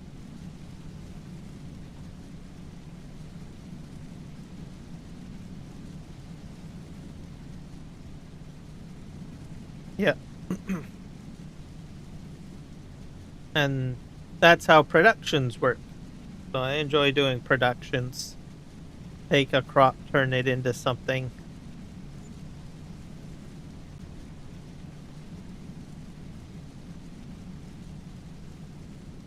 So I got about 4 in-game hours left before it turns over to the next day. Maybe I should probably turn the game speed down. I've got it at 5 times. I don't think I have enough time to get everything done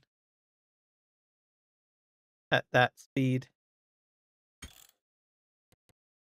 Setting. So I have it at 5 times. I'm going to put it down to like real time. That'll ensure that I get everything done.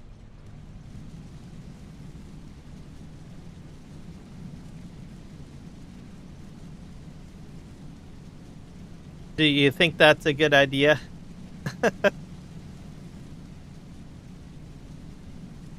Because I don't want my sunflower seeds to like go bad. At what time are you gonna play again? I'm not sure.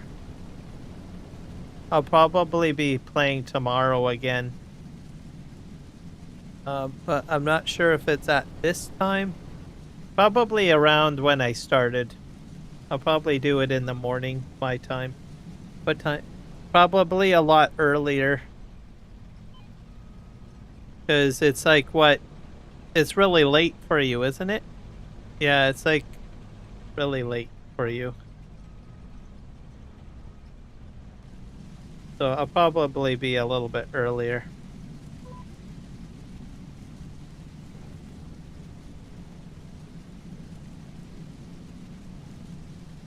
Like, what time is it now? It's, yeah, I'll probably do a earlier morning stream, probably.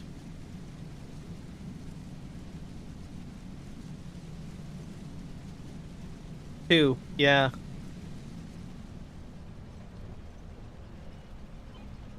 Is it like, it's nighttime though, right? Nighttime?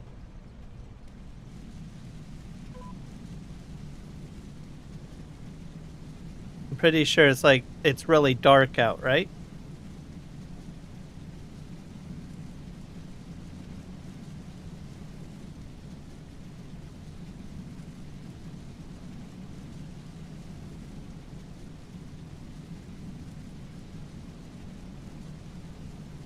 So, yeah, you'll probably see me maybe not as late. If you keep an eye on my channel. So, because I will be doing a much earlier morning stream.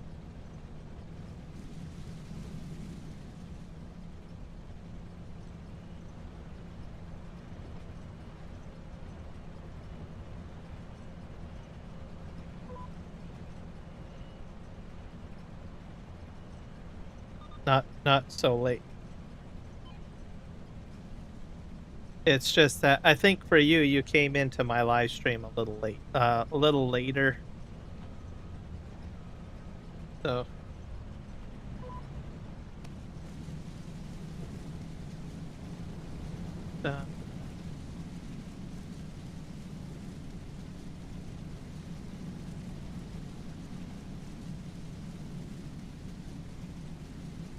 And then I do have logging to do. Once the sunflower seeds are done, I'll be doing logging. I've got lots of logging to do. And I've got construction to do. I got lots of things to do. You'll probably see most of that tomorrow.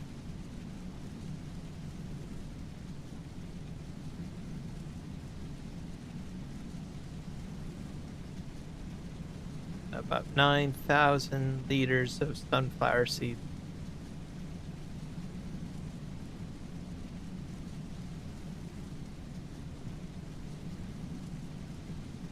Yep.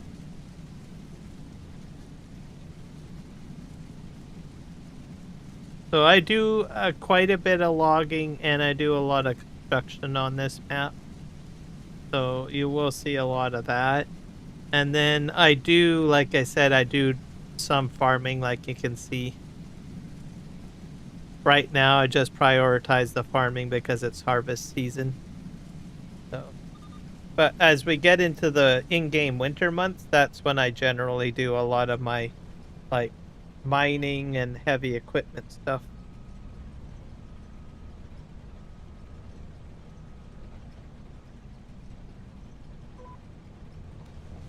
Yep.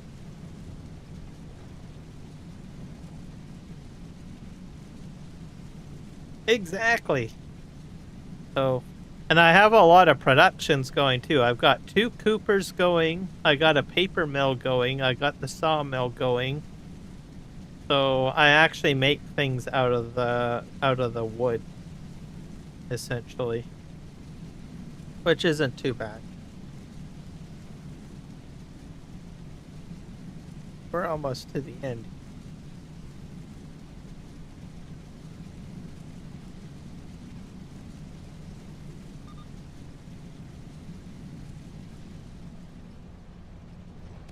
A little bit.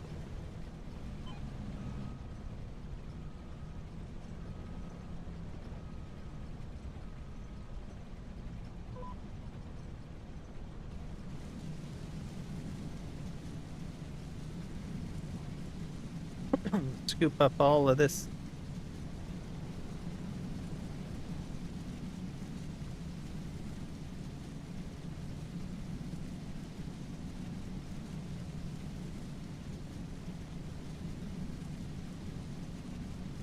All right. Thank you very much. Have a good night. Good rest. And yeah, we'll see you maybe tomorrow. I'm most likely I will be doing logging tomorrow. You can check that out.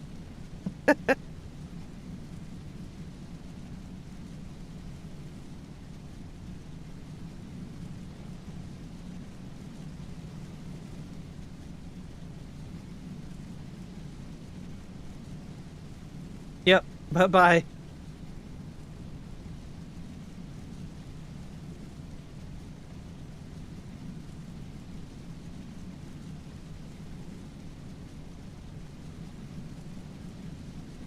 Wonder if I could get a bigger header put on this.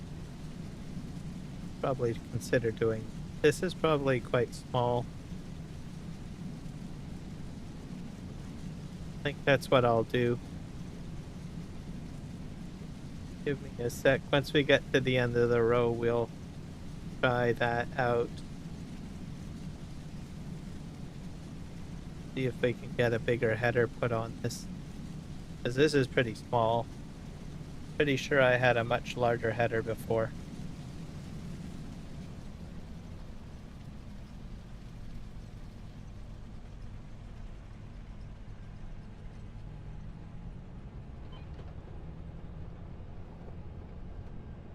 I park this over here.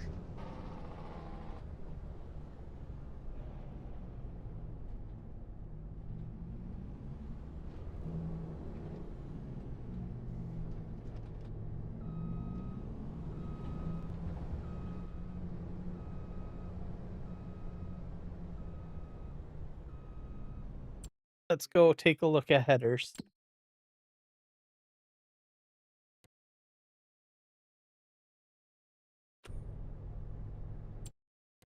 Vehicle.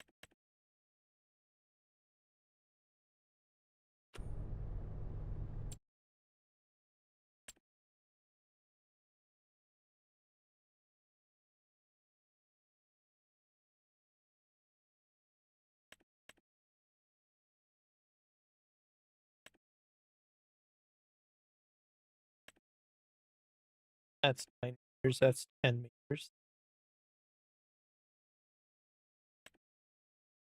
That's 13. Probably do the 13 one. Yeah, the Gierenhof one.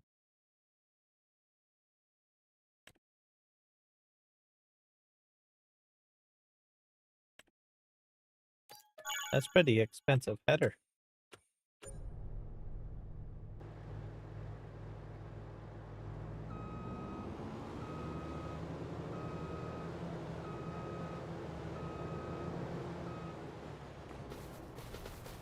Thought it would have popped out here.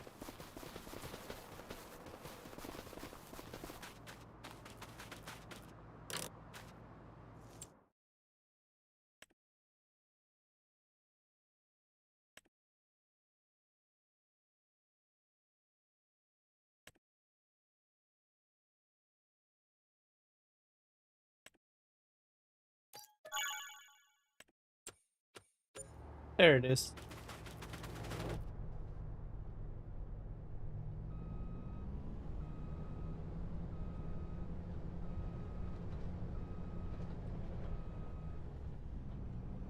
A little larger.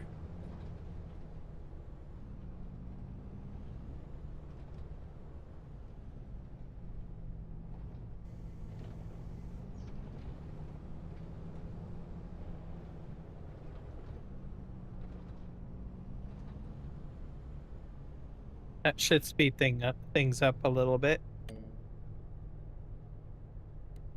So reset this down. 1.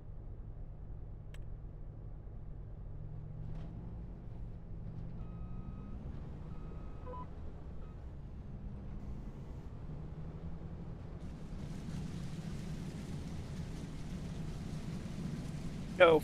Perfect.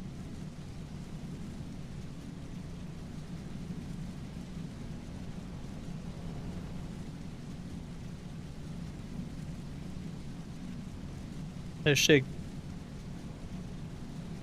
get the crop down pretty quick.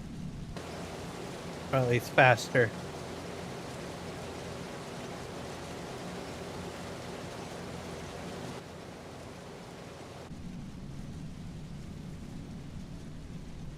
There we go. Oh.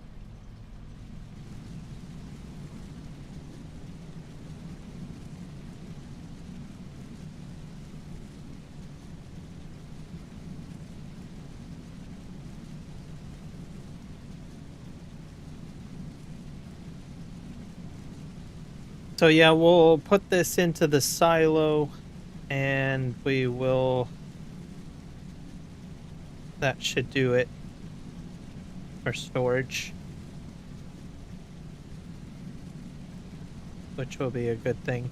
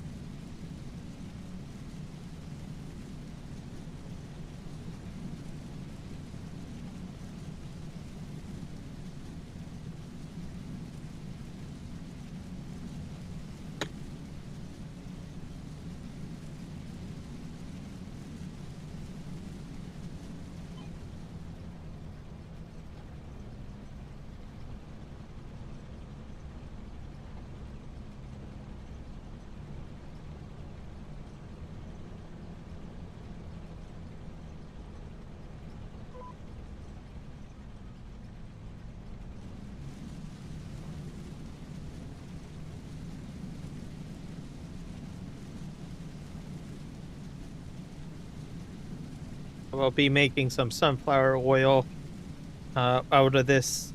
Some of it will get transported to the diesel plant, and the sunflower oil will help with potato chips. It's also for other productions too, but I don't have any other production set up at the moment, so that can take sunflower seed oil. I imagine I will need another field of potatoes put down, so have to think about that. I might use this field again. I don't. We'll see.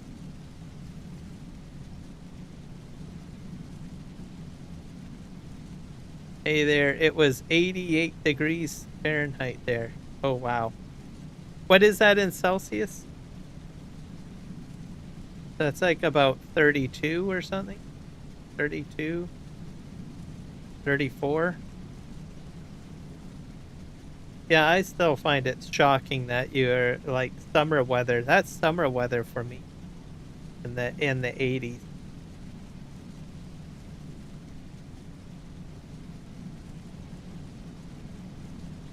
If anyone wants a summer vacation, go to Texas.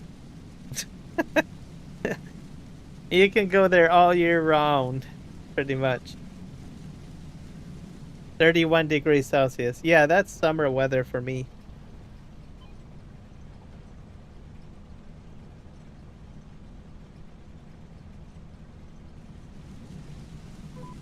I just say go to Texas, especially if you like warm weather and you don't like cold weather.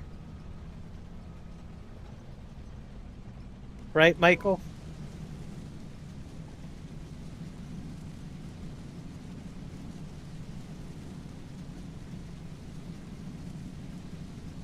But I think for me that would be a little too warm.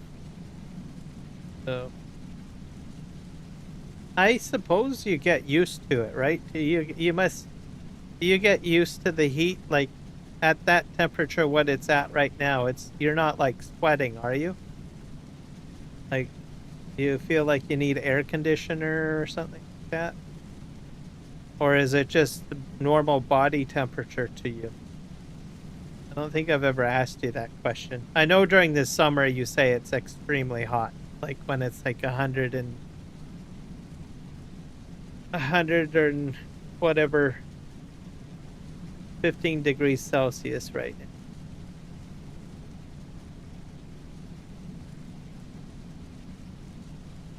Yeah, for me it's 3 degrees Celsius at the moment. 8 degrees Celsius tonight. Okay, so it's gonna drop. Yeah, that's the thing, your temperature drops pretty quick.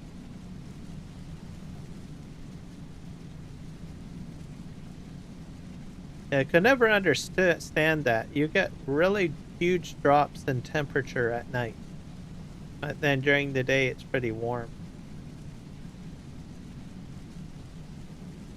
For me, it's not that. Usually we're pretty close. I mean, we do get somewhat of a drop, but not as much as of a drop change as what you experience. The churn. Oop.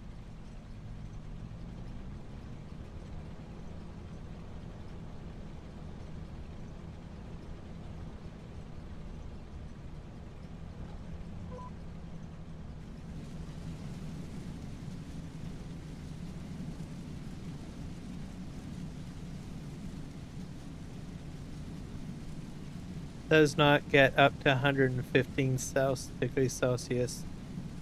Can't get up high. Okay.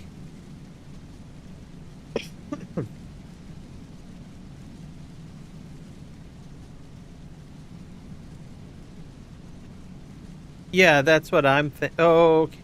Yeah, that's what I'm thinking. 115 degrees Fahrenheit. Yeah, like when you tell me that it's really hot. That's during your summer.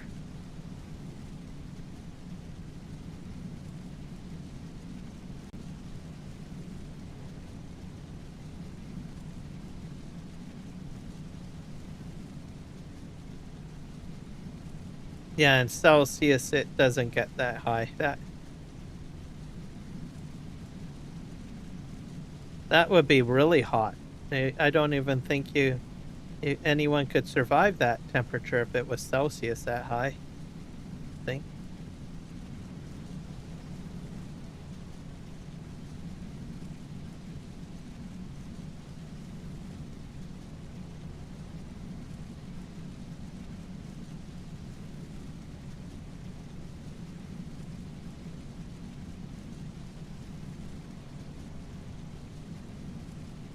We're up to the here. My winters are 30 degrees Celsius and -5 degrees Celsius.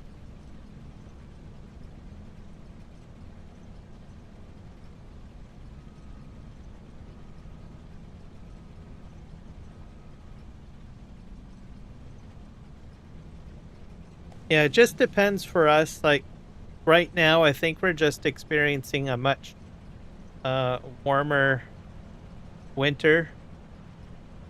It's like some sort of El Nino effect or whatever you want to call it.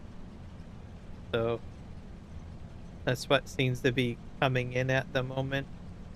We're getting a lot of hot, warm weather from Hawaii. And the Arctic cold air is just not strong enough to push that out of the way. So that's kind of why we're a little bit warmer. This is a lot warmer this year. But we could still get like cold weather. I mean, we could get significant amount of cold weather because our winter lasts till like I think I've told you, like up to like late March and the first week of April. So we still have plenty of months left in it, at least in our winter season, to bring on some significant cold weather. But we'll see. Hard to say what will happen. We're gonna make it to the end.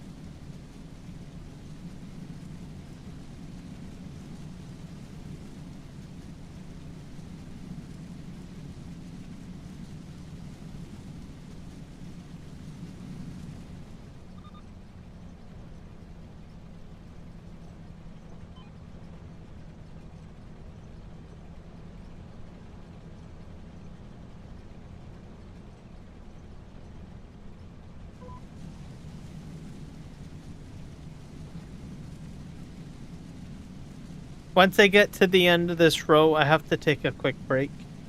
So just to let you guys know, I'll be back shortly. We get to the end of this row here.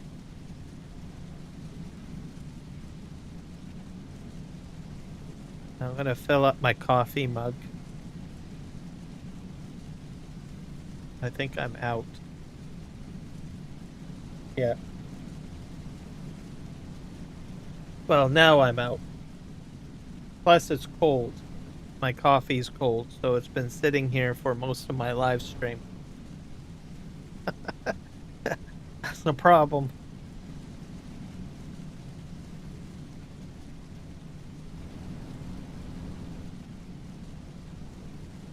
Yeah, I'm gonna throw it, get some of my coffee and put it in the mug, and then I'm gonna throw it in the microwave. Because I do have some coffee hot, but it just needs to be heated up for about a minute.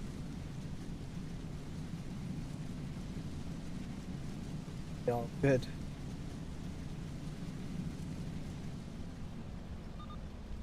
All right.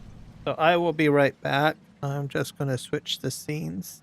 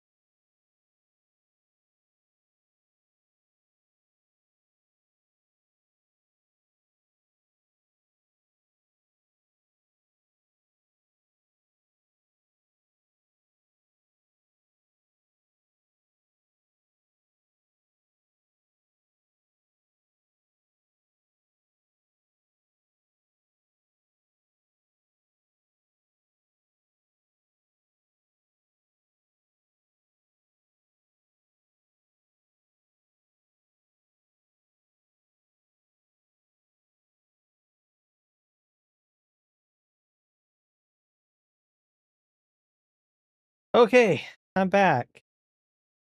Alive, and I have coffee. That's warm. Hot. Whatever you want to call it.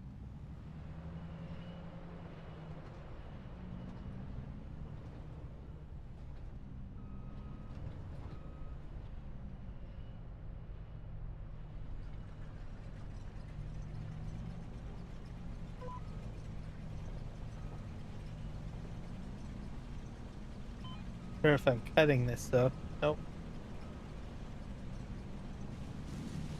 There we go. Alright, we're back.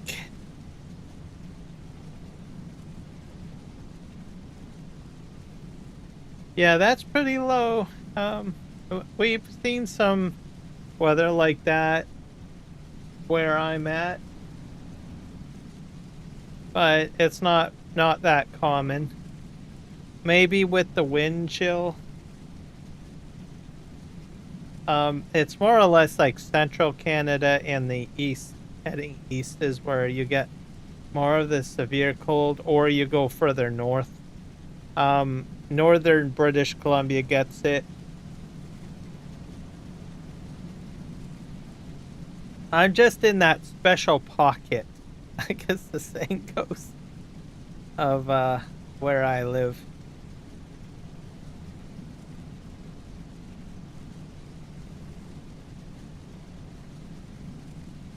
For the most part, yeah.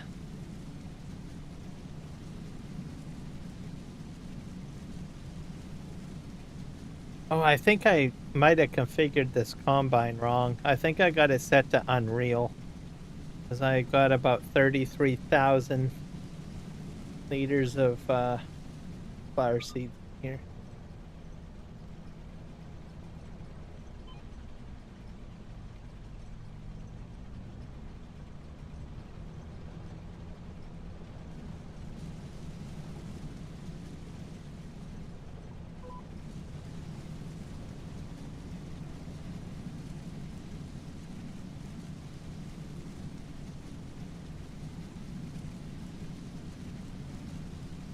To do one more row, I think.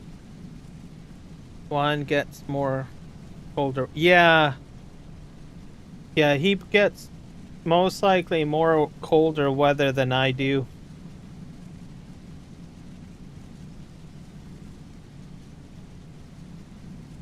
The reason because is that one, he's actually in the mountains and he's at a higher elevation.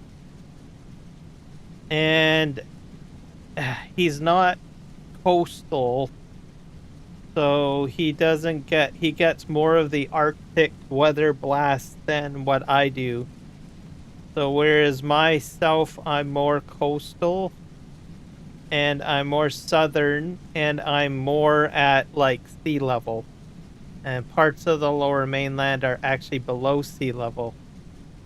So we're kind of like in that climate zone, whereas he is higher up and he can get hit a little higher with kind of colder weather. So we got one more row to do. Back up. I think I'm gonna need to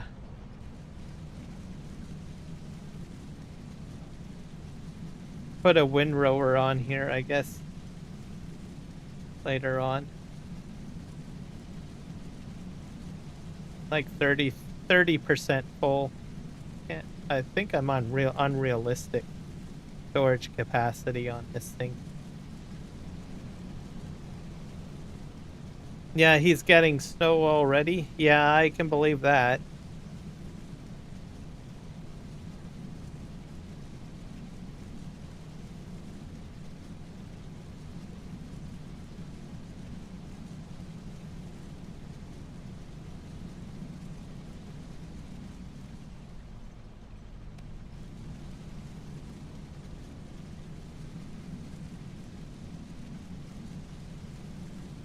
I'm not sure. I'm not sure if I would like more snow or not, to tell you the truth.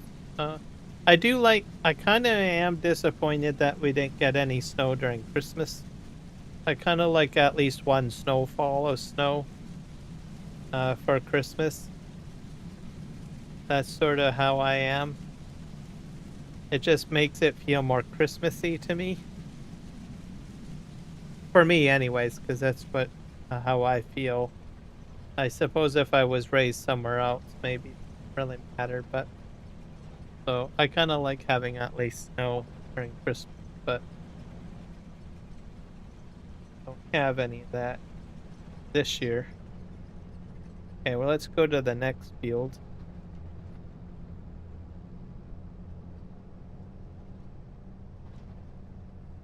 But to be truthful, we've got like about like an hour or 30 minutes away from where I live. I could get the snow if I really want to, I suppose. So just have to go on the highway and travel somewhere.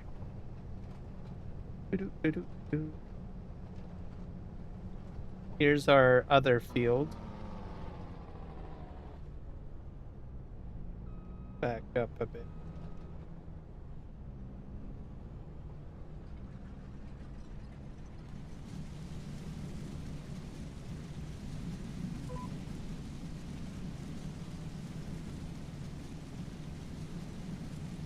Now we're really filling up.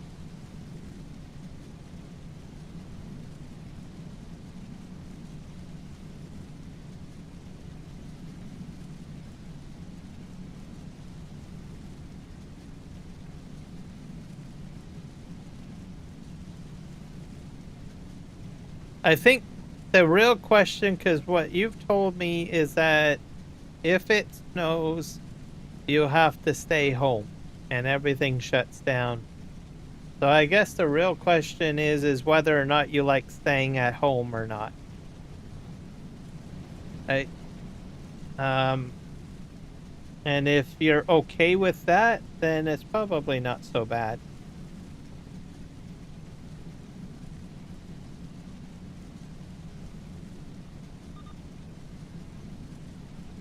Yeah, that's probably maybe the craziest thing.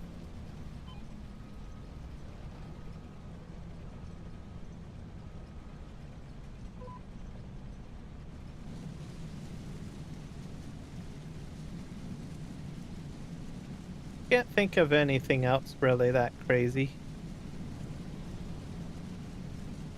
Nothing that comes to mind. For me, anyways.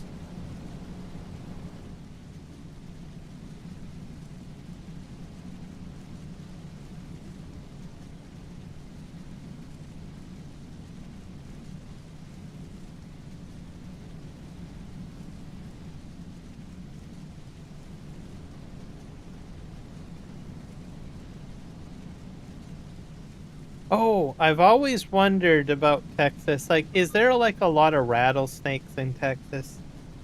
Because I started watching my favorite show is Landman on Paramount, and uh, which is based in Texas, I believe. Not sure if you watch that show or not. It's a pretty funny show. I like it. Probably one of my top show of watching. We watch it like as soon as a new episode comes out, I'm up. It comes out on like what is it, Paramount Plus? I always watch that show. I love it. It's like the best show ever. Everybody should watch it. And it's about Texas oil, and it follows a Texas family, and it's just hilarious. I like it. But there's usually a rattlesnake in the show. I think the David Sheridan, I think, is the director, and he always likes to put like rattlesnakes in his shows.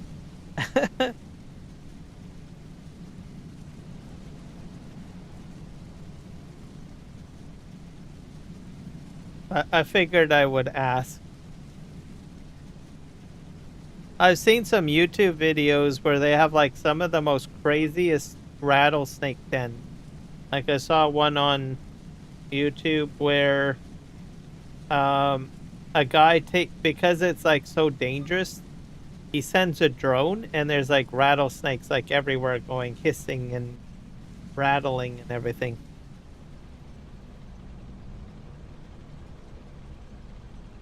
So I do have to go say hi. Give me a sec here. Shut down my machine.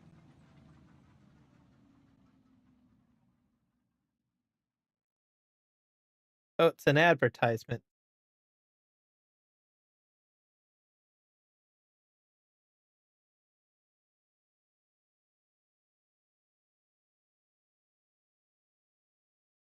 Oh, oh no. Why is it doing that?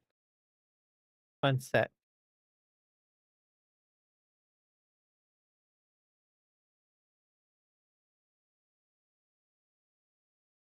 What the heck is he doing? There we go.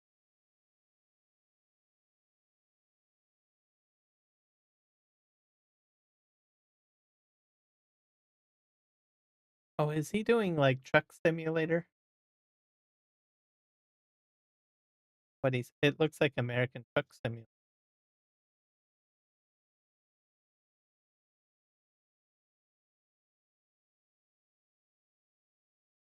I think I'll probably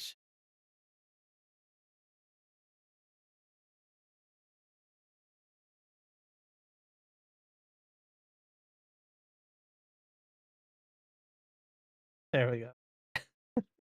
There we go.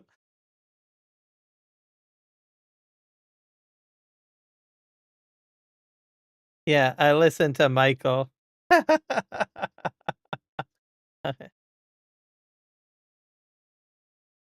Yeah.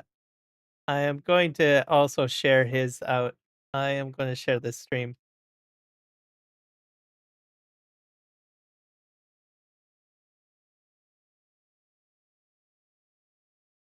There we go. I'll probably just mute his live stream and let it run in the background. There we go. That'll work. All right. Yeah. Oh, I can try out. You guys should check out the 3Js. Uh, that's my command. That it? Yeah, there we go. So go check that out. The 3Js live stream. So they right now he's doing trucking simulator, ATS by the looks of it. So check it out. I'll probably be forwarding you guys over to there. That's the actual video that he's live streaming at the moment. But I'm gonna try to get my sunflower seeds done and then probably forward folks over there.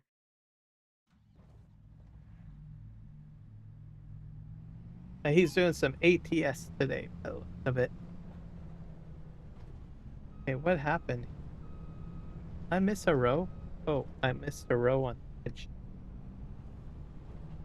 Fix.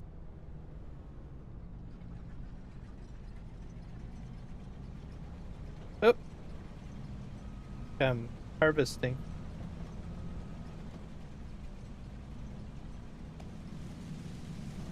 I did figure out how to fix my situation with my commands a little bit.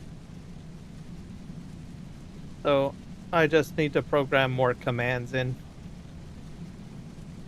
But the 3Js one is working, which is a good thing. Happy about that. I'll have to add some more channels in at some point. I put the primary ones that usually show up, so I got like Kiwi in there. I've got Eric the Crazy Viking. Got those in there. I really need to I have to create a command that gives a list of the commands though, because I don't have that set up quite yet.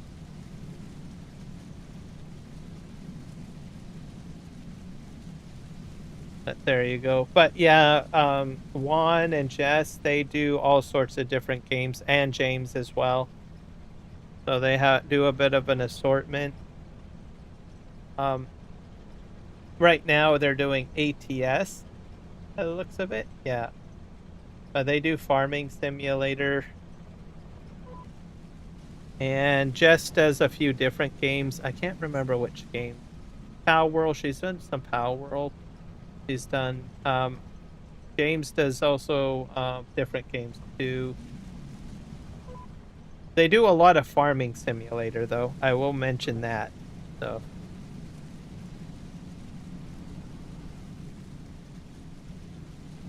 And if you're new to my channel, I do different games too. I do World of Warcraft. I do a lot of farming simulator, predominantly a lot of farming simulator. I do a Dune Awakening. What else? Where Winds Meet. That one's the newest title that I've started doing, which I enjoy, and I find is fun.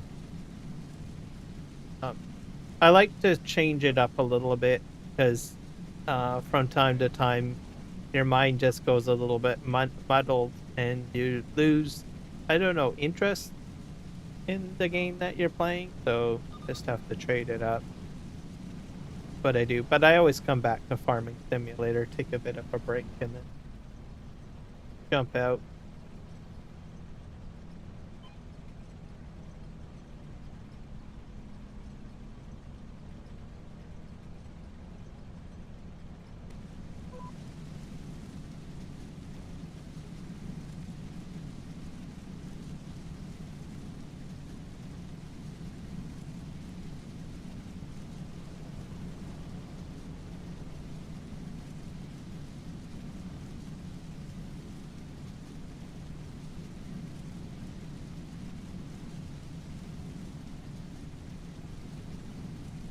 I've got at least 2 more fields to do, and then we'll sort out my production, and we'll probably call it a live stream.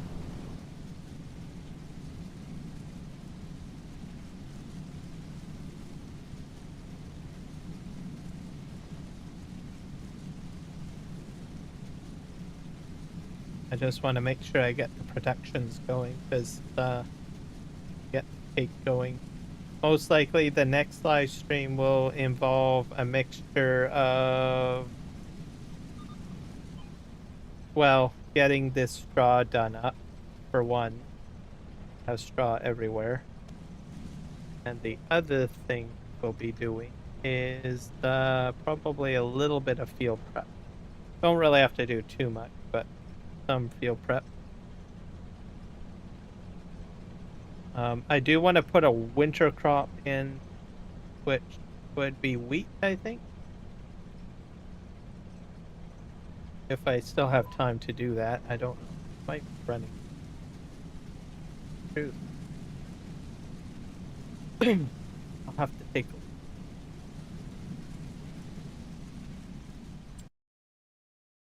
I might be late.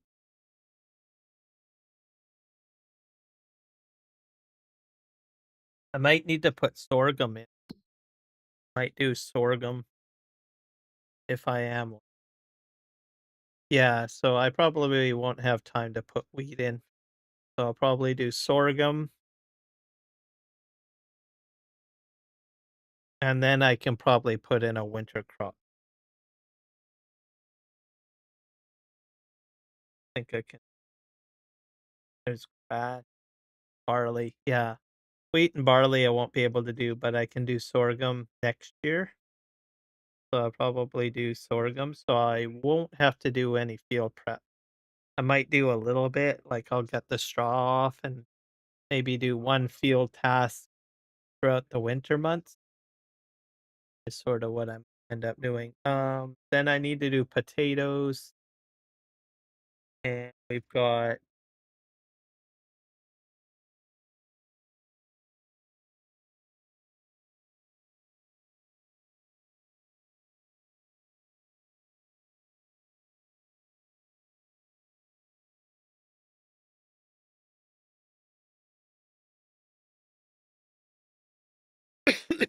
eventually I'll get canola back into the rotation.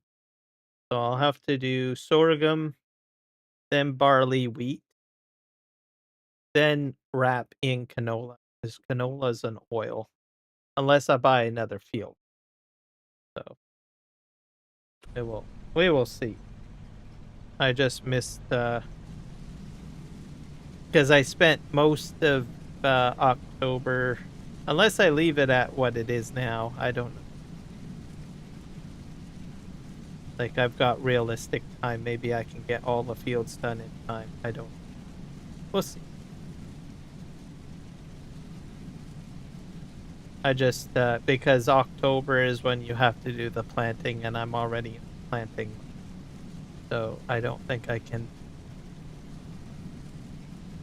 make it. What I'm trying to say. I'm out of commission at the moment, which is sad.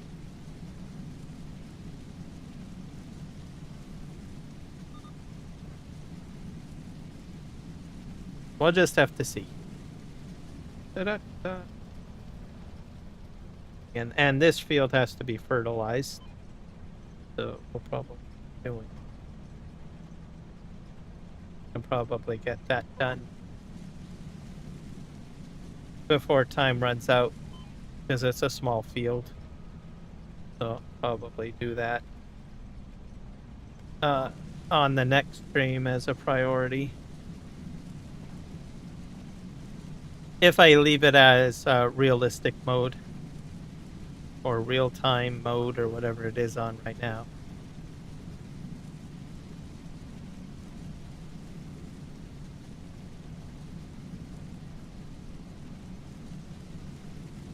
So I'm figuring it all out. I've got a plan in motion, essentially.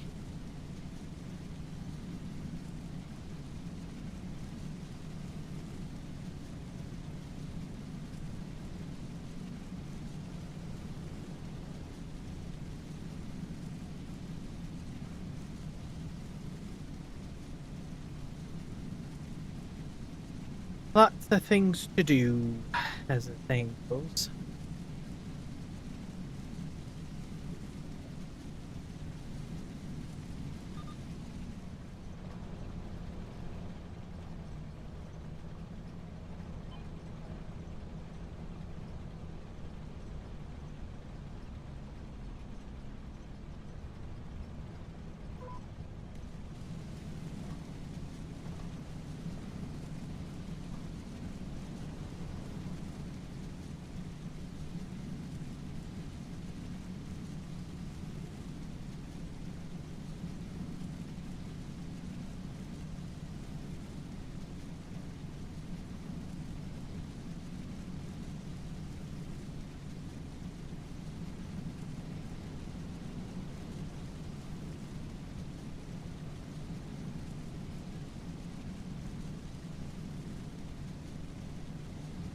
About 50, yeah, so I think I got this set to like unrealistic on the harvester, or how I did that.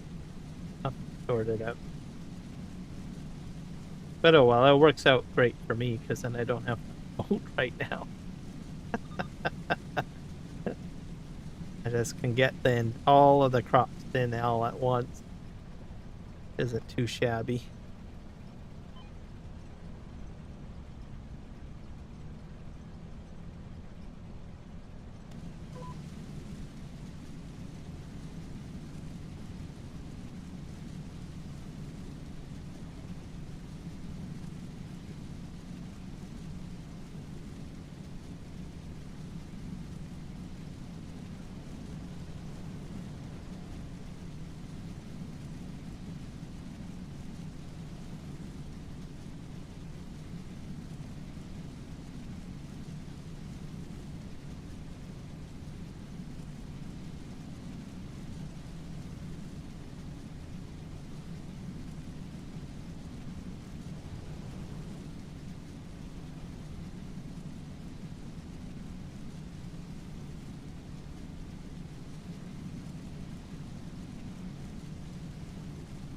I'm gonna have to test out the straw harvest DLC on the map again.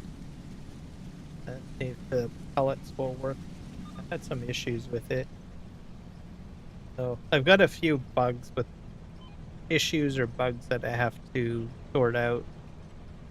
Like my mining nodes are missing I have to fix that,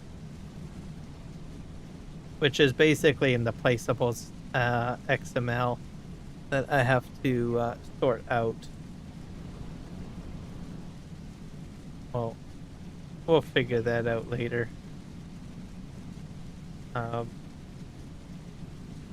Somewhere, somehow, something went wrong with a mod. I think it's a mod conflict somewhere that sort of caused some problems.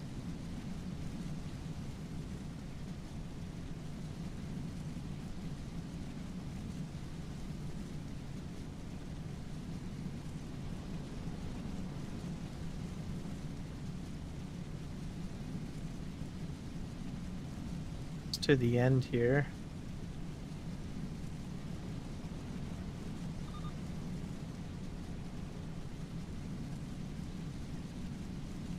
It'll work.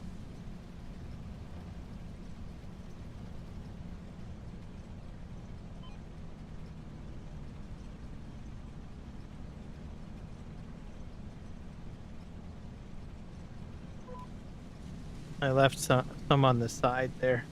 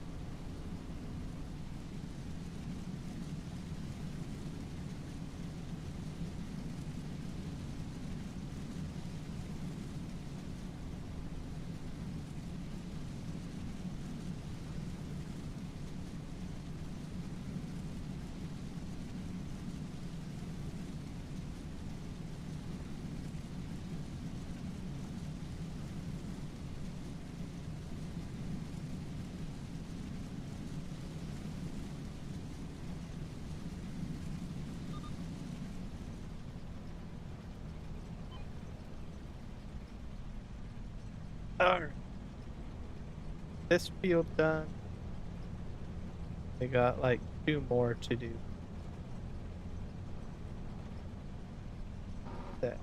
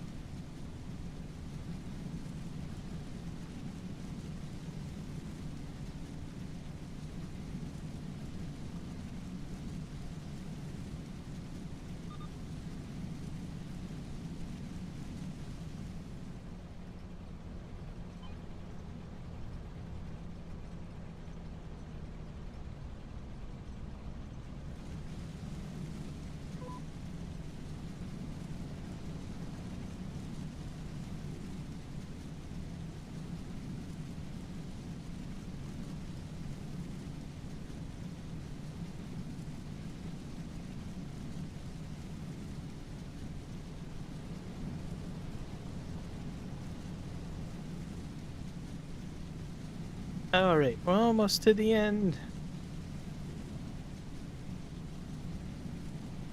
And I've also got greenhouses down what we can clean up next. I've got all sorts.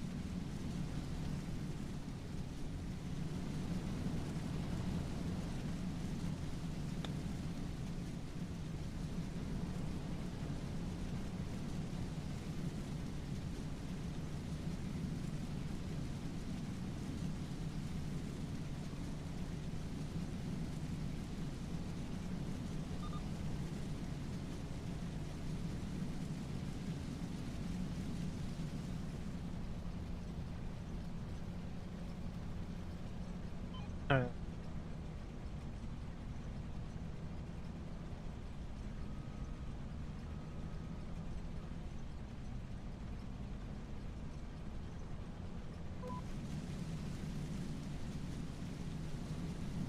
I think I have to back up a bit here.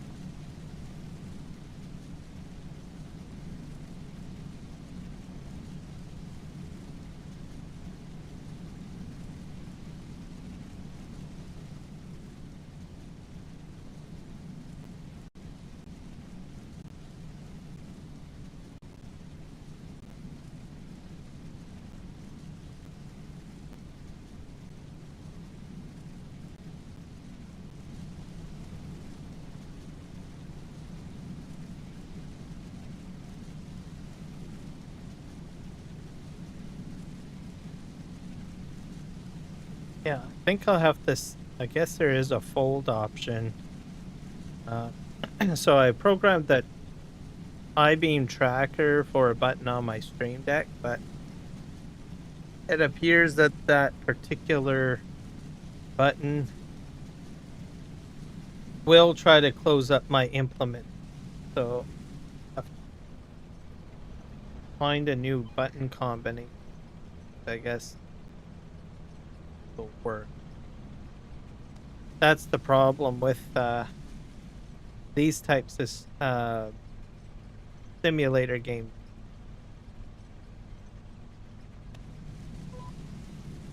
You, especially farming simulator, because there is a huge list of different keybinds, right? For realism. So trying to find the right button to program something for. So for the I-beam tracker, it is, I believe, Alt X or Control X. So I'm gonna have to try. I can change it in the I-beam tracker. I'll have to find a button key that will work. Maybe I have to. I'm wondering if I can program it with 3 buttons, like Control Alt X, because I don't think there is a keybind for that in Farming Simulator. If there is, it's probably quite complicated. Or maybe I'll use a different key altogether. Z. And then program the Stream Deck with that particular key setup. And it should be fine.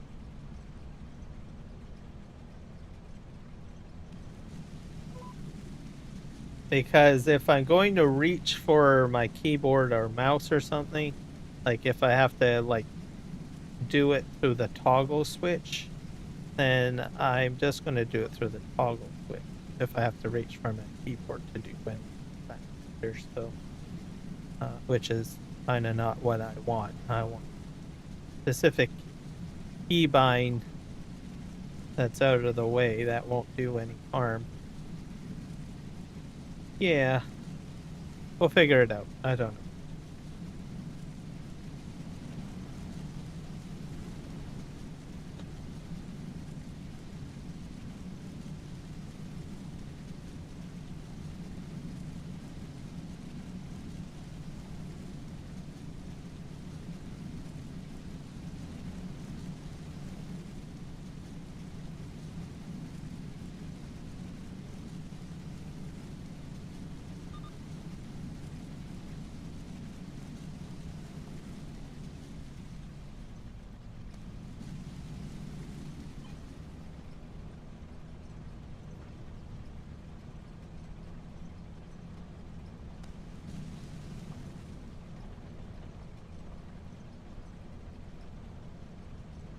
Gonna cut off ends here.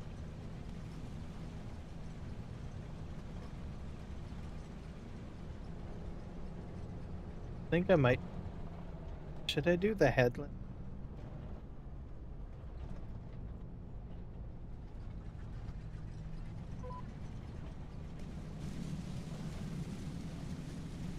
doesn't really matter because I'll be windrowing it all anyway. So I think I have a larger. This.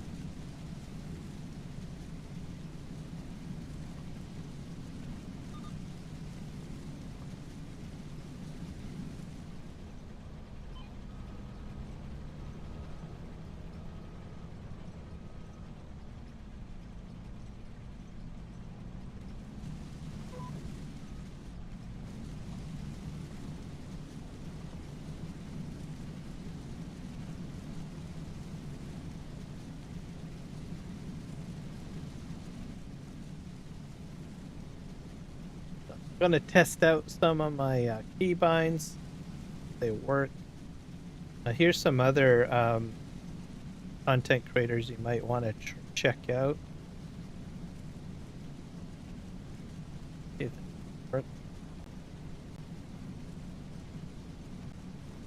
So that's Kiwi. He does a lot of farming simulator content. A lot of multiplayer, by the way. That's friendly for console players.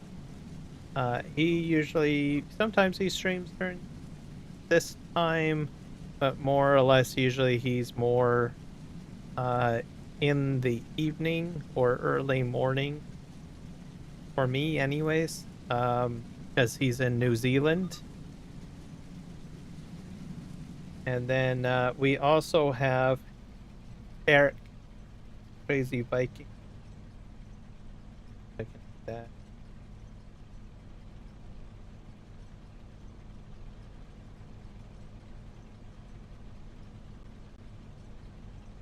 That comes up. You guys can check out his channel. He does a lot of logging and construction, and he does multiplayer streams as well. More probably PC based. And his son also has a channel.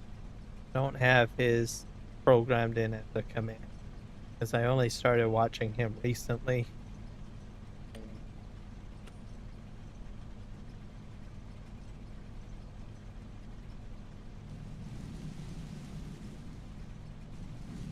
Those are working. Oh, and he I think he live streams more in the early morning my time. For the most part. Oh, there you go. You content creators.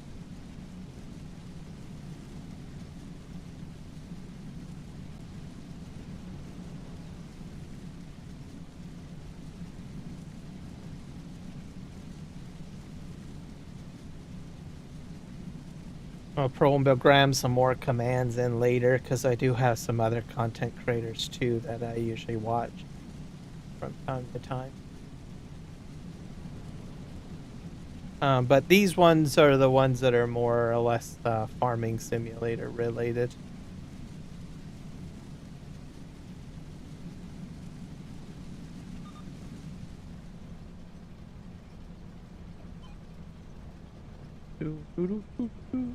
Dinner.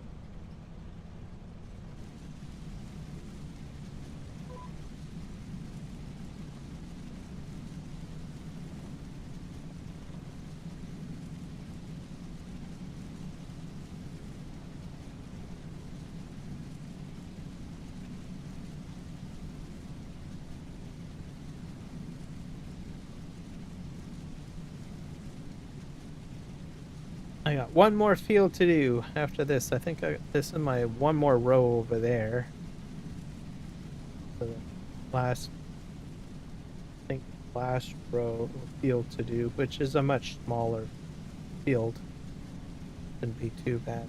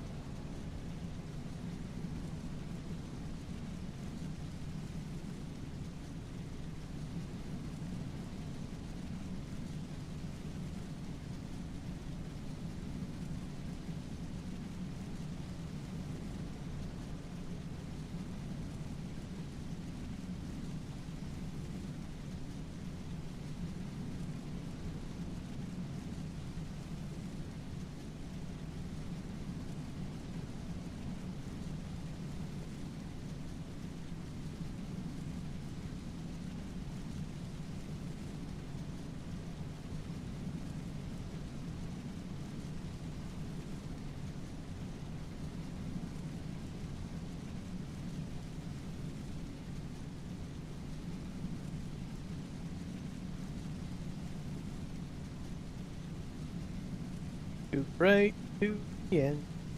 Right to the end.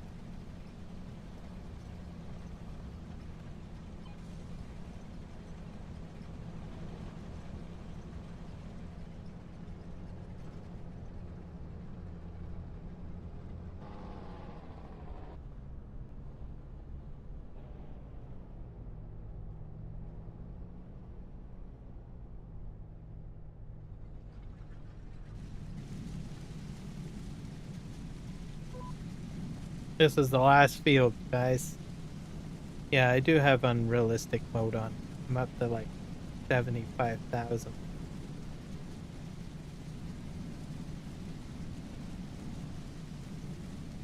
I think it holds roughly usually about 30.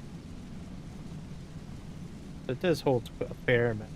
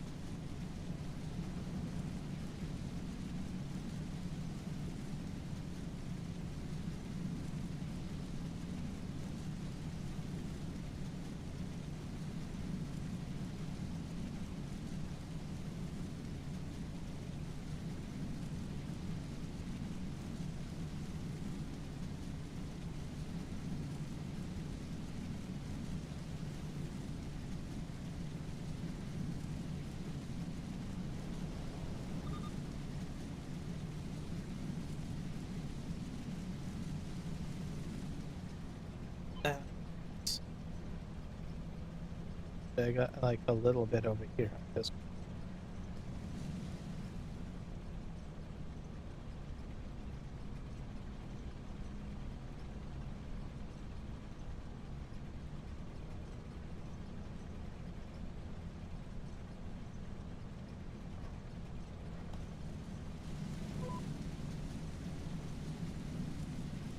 I think I need to back cut, getting the exact edge.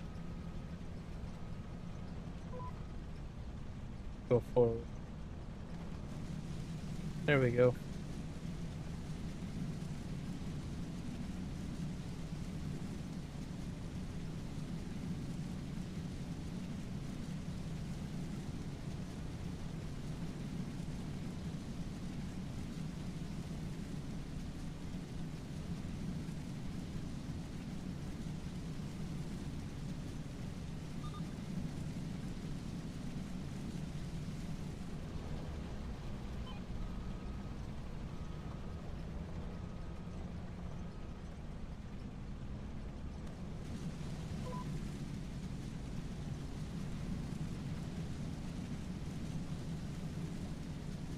I'm gonna do the headland at the end as well. Should be good. Well, eventually we'll be doing cotton or sheep or something. I'm gonna need a spinnery to get cloth going, because I do have the wagon production, and I need rope, and I don't have fabric, so Yeah, we'll be going there. Right now, I'm concentrating on getting the dairy done, which we sort of just started going in. Then we'll get cake. I'm sort of all over the place. There's a cotton field in front of me. I'll probably do a large field for cotton. So I might buy a brand new field to get to that point.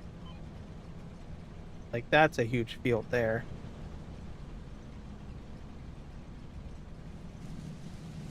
Simply because I have the storage for it. Exciting.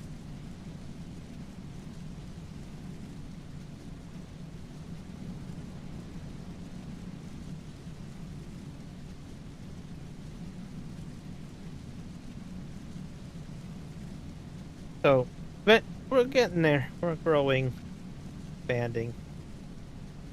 I spent quite a bit of money though. I'm down to 15 million. I need to get back up to like 19 or 20 million. So we'll get there.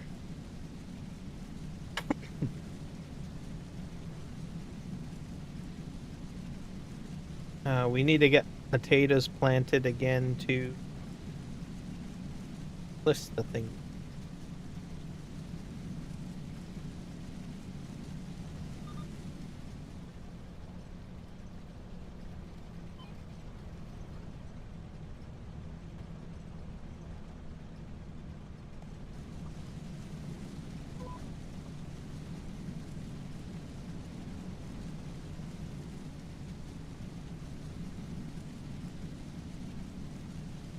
But at the moment, I'm kind of optimizing my production. So, like, as an example, I have flour going, right? But I have like a couple of, I'm trying to expand the number of crops that are going into the flour to produce flour, right? So I started off with wheat, and then I got barley, I got sorghum, right? So that kind of going. My fields will have a lot of sorghum, I think, next time. Maybe I'll do half potato and half sorghum or something like that. I have more than one field of potatoes because I've got more oil going. So yeah, I got the things to think about.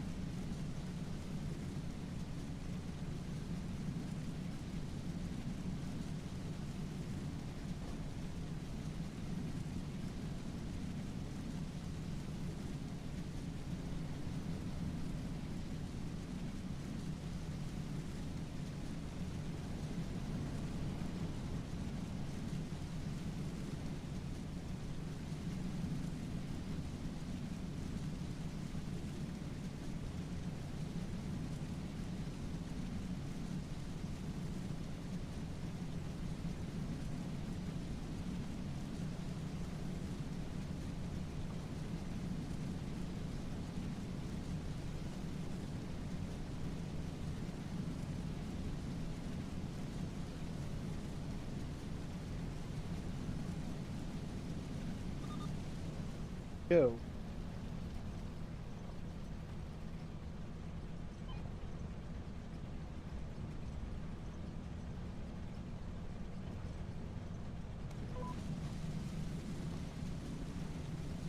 Back up a bit here.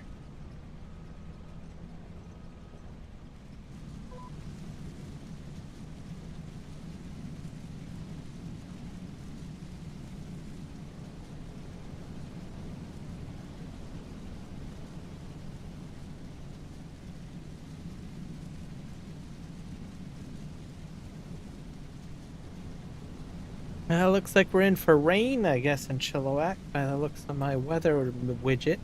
So I guess we'll get, I wonder if we might get snow. No, this depends on if it stays at 3. If it dips down to 0, then we do get rain. maybe it might turn to snow. It's hard to say.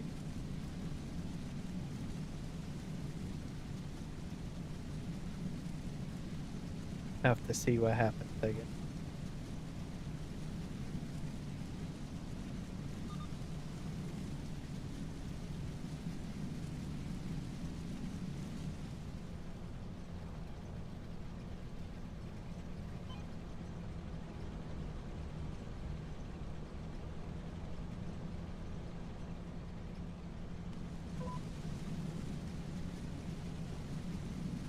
Back up a bit.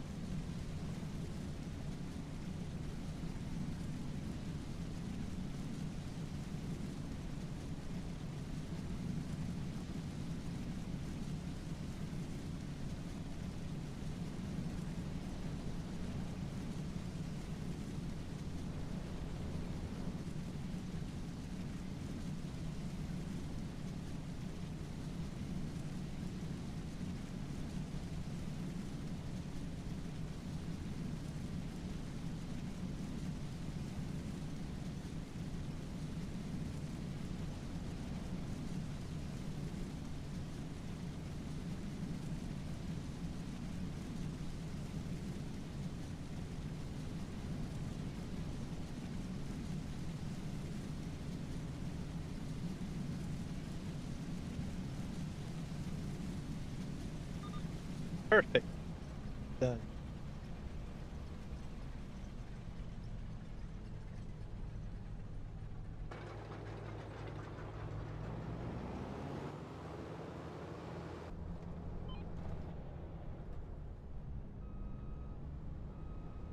This head does not fold up, fortunately. I'll leave it down. Right.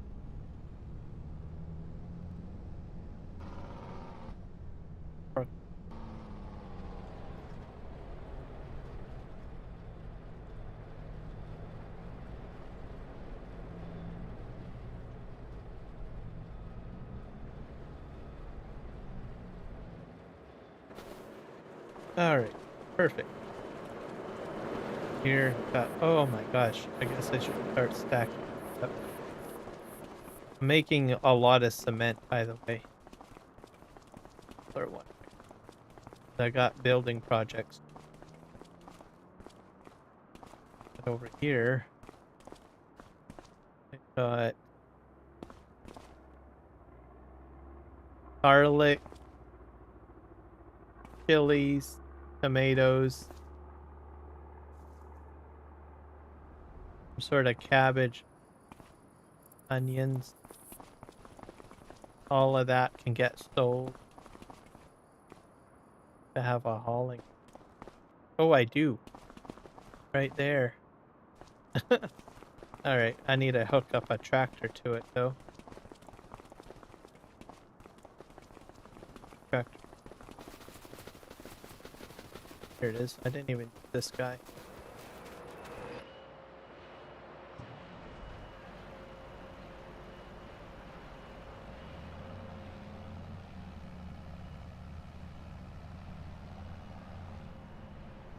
Well, disconnect what's on the back.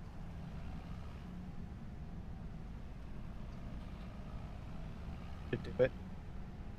I'll have to get that scooted out of here, I guess.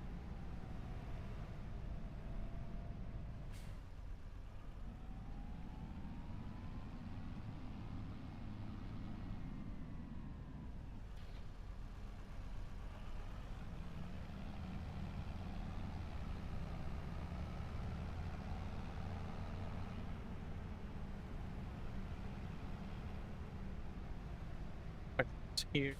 I'll get this loaded up.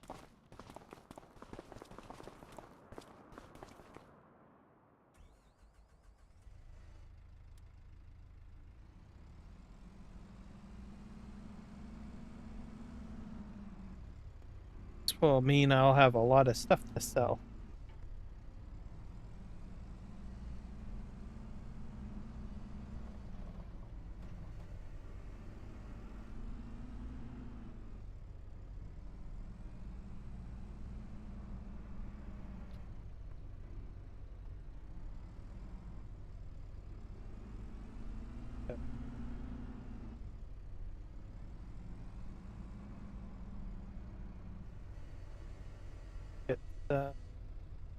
triggering.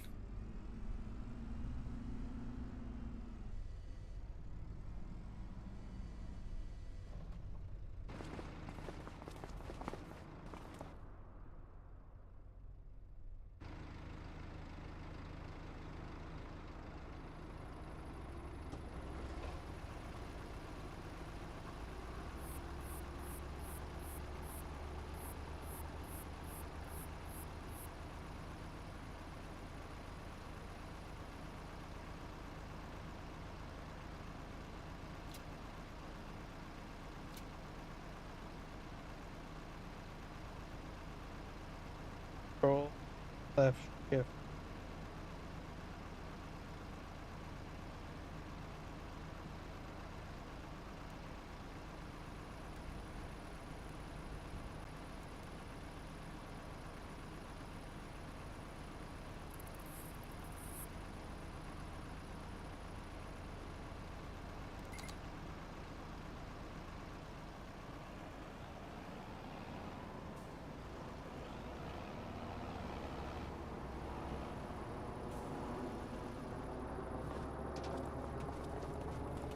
Not sure if I can get that loaded up. Too big. Yeah, I think it might be too large. I'll try something small. Too bad. These other crates probably go on.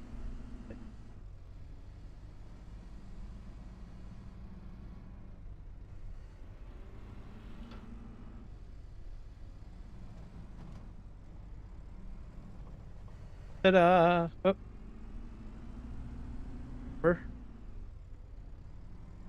Inaki mushrooms. This isn't auto loading either. No. Yeah.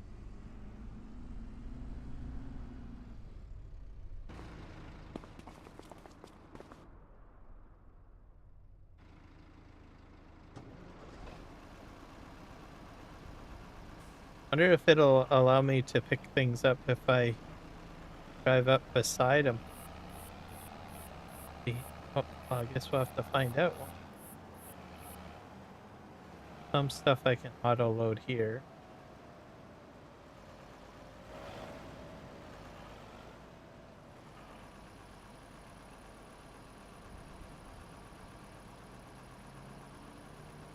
Control left shift. Oh.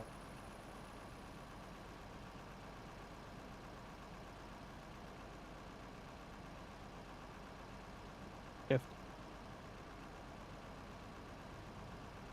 There we go.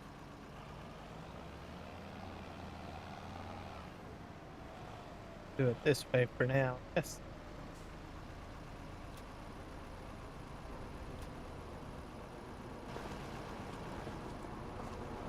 Load that on.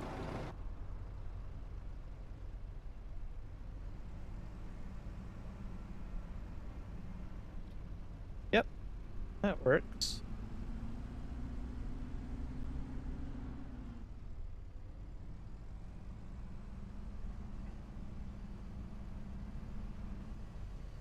Sure if I can put this one on. Oh. So. Nope.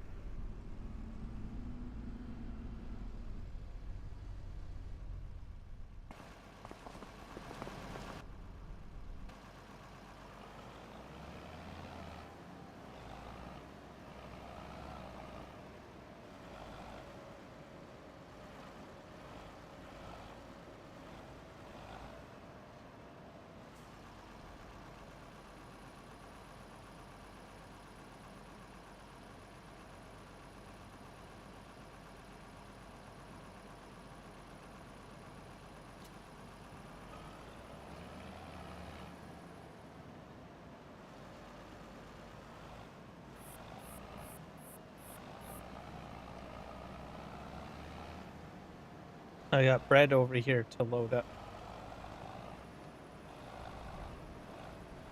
And then chipped. Nope.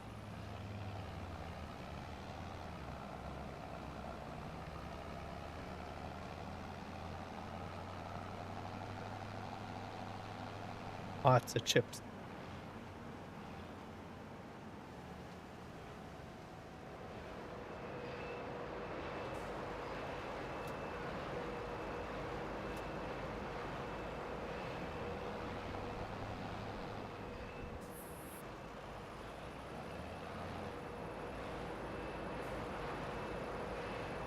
I think that's about as much as I can fit on here.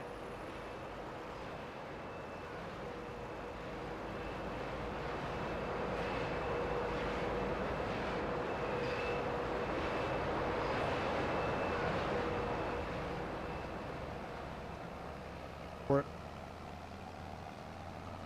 drive over here, I think.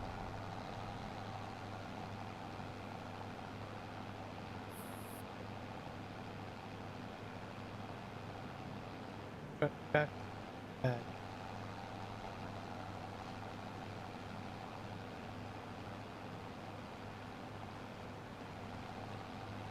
Alright, this right here, I guess.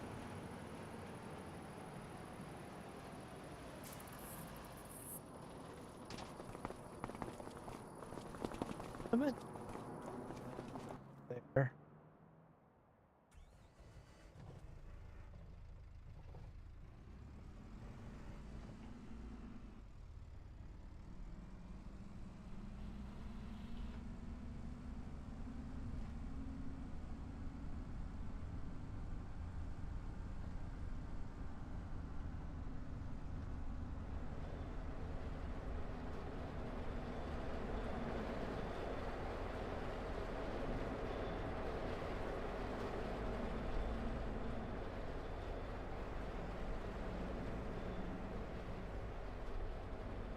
I think that's auto loading.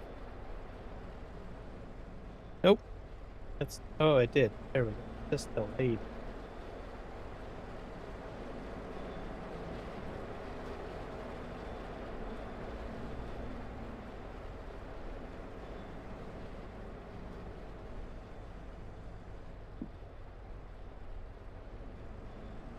Just but the cement is gonna go to my construction project, which I have going on. I have the temple going. I have a bridge going.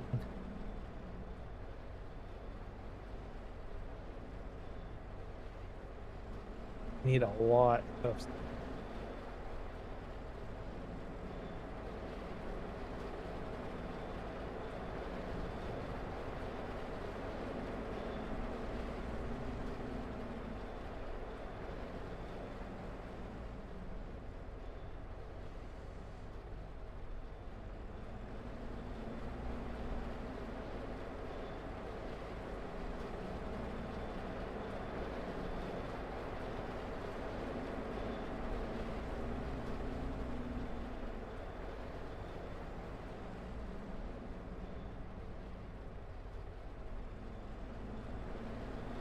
There we go. That should do that. Alright, next. Let's just sort out the productions because we got sugar finally going. Yeah. Oh yeah. I wonder if I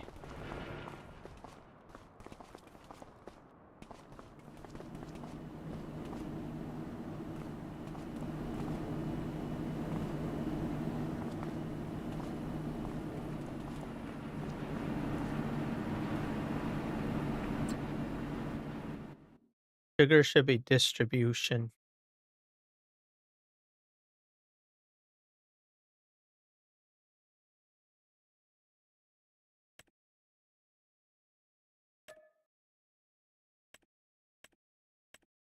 Dist-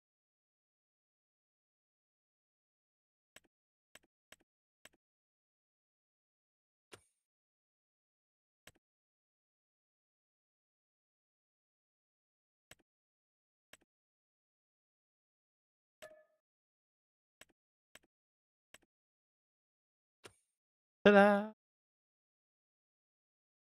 Sugar should be activated. And I think I'm short.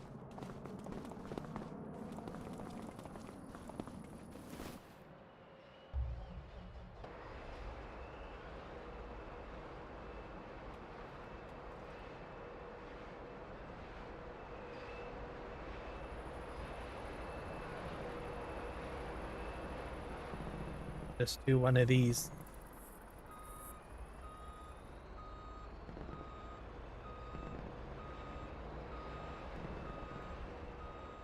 I was gonna use another truck, but I think I can probably manage with just this.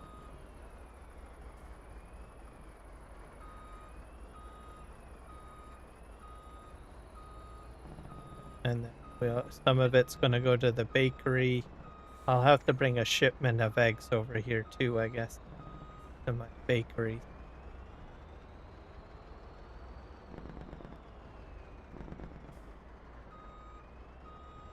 Everything going. It should.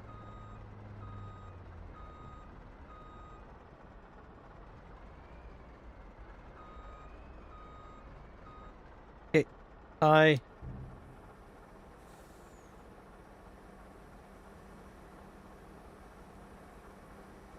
not sure if the whole load's gonna go there or not.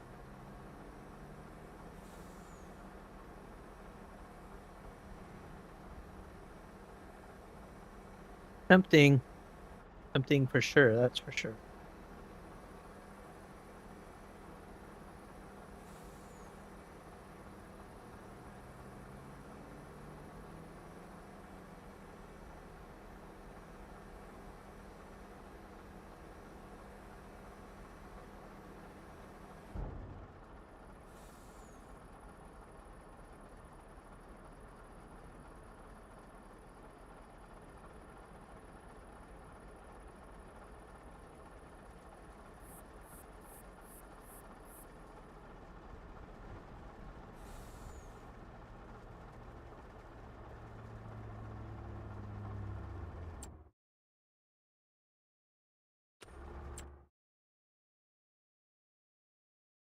Sugar. That distributing. This is distributing, but it's not active either.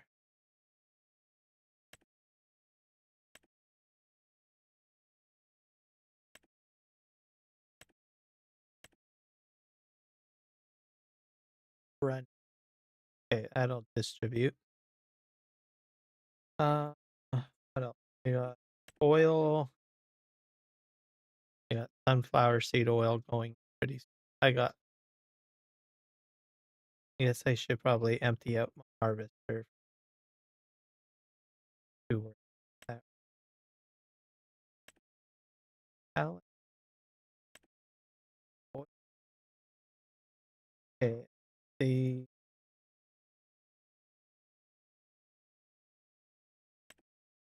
build,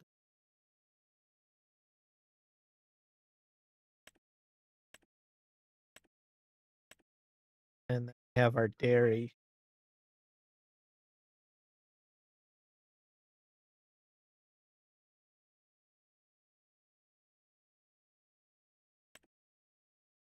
Bakery, what does it need? It needs butter,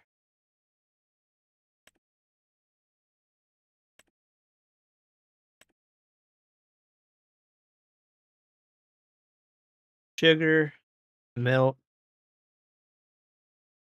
eggs, and butter. So I probably set the butter and the milk to distribution.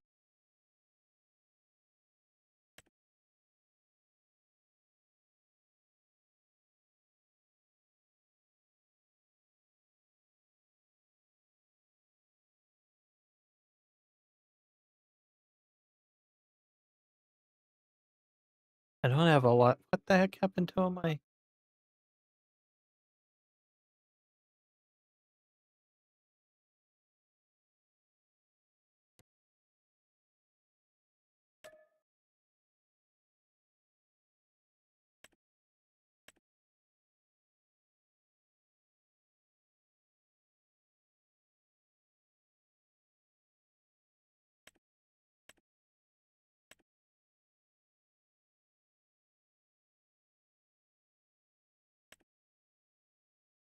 will spawn.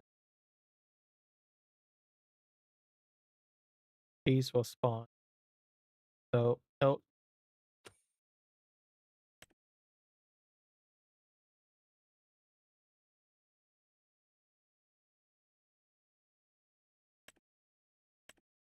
I can't believe I went through that much milk. What the heck? I filled it up. I'm confused.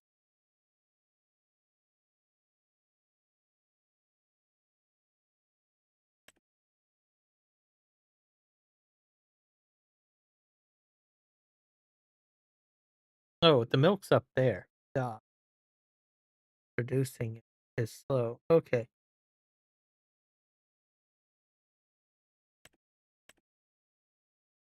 So this should be set to distribution.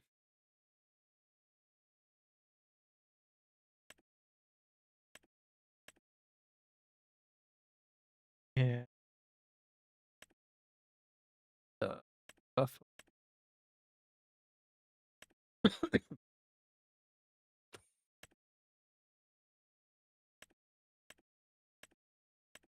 Yeah, that'll do.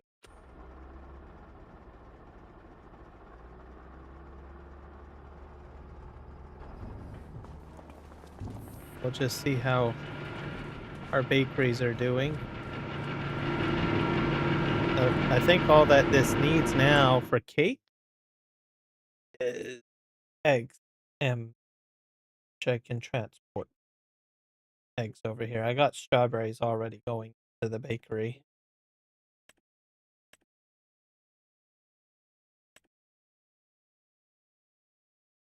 And then milk's going in.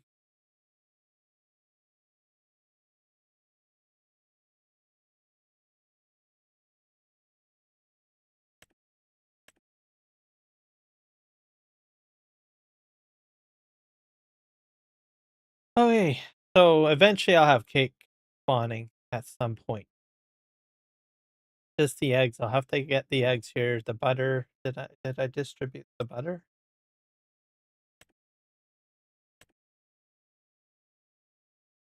Going. All right. So we're fine on the butter. All right. So eventually it'll go through all of that stuff. Productions. I just have to get eggs over here.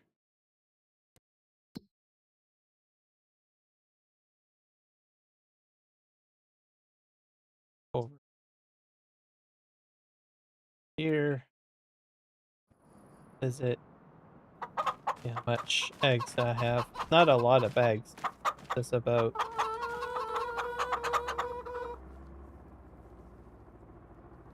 1,000 pieces of eggs. So we're getting there. They'll mature and we'll get more. How's this thing doing? I'm low on hay. I'll have to bring where hay is at 0. Oh, that's bad.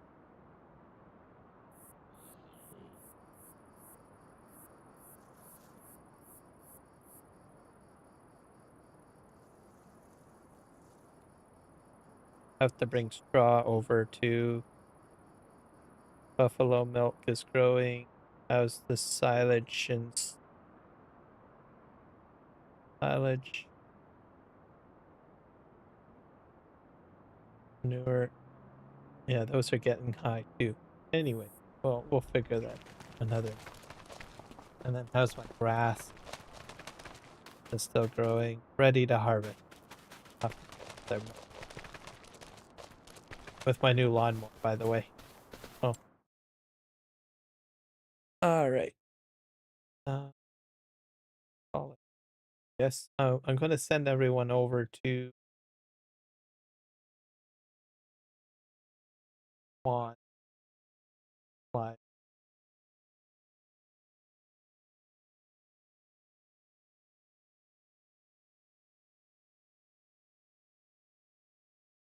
ATS.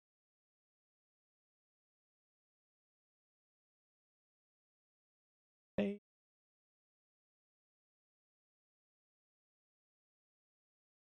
So he's a fellow Canadian too, in case you didn't.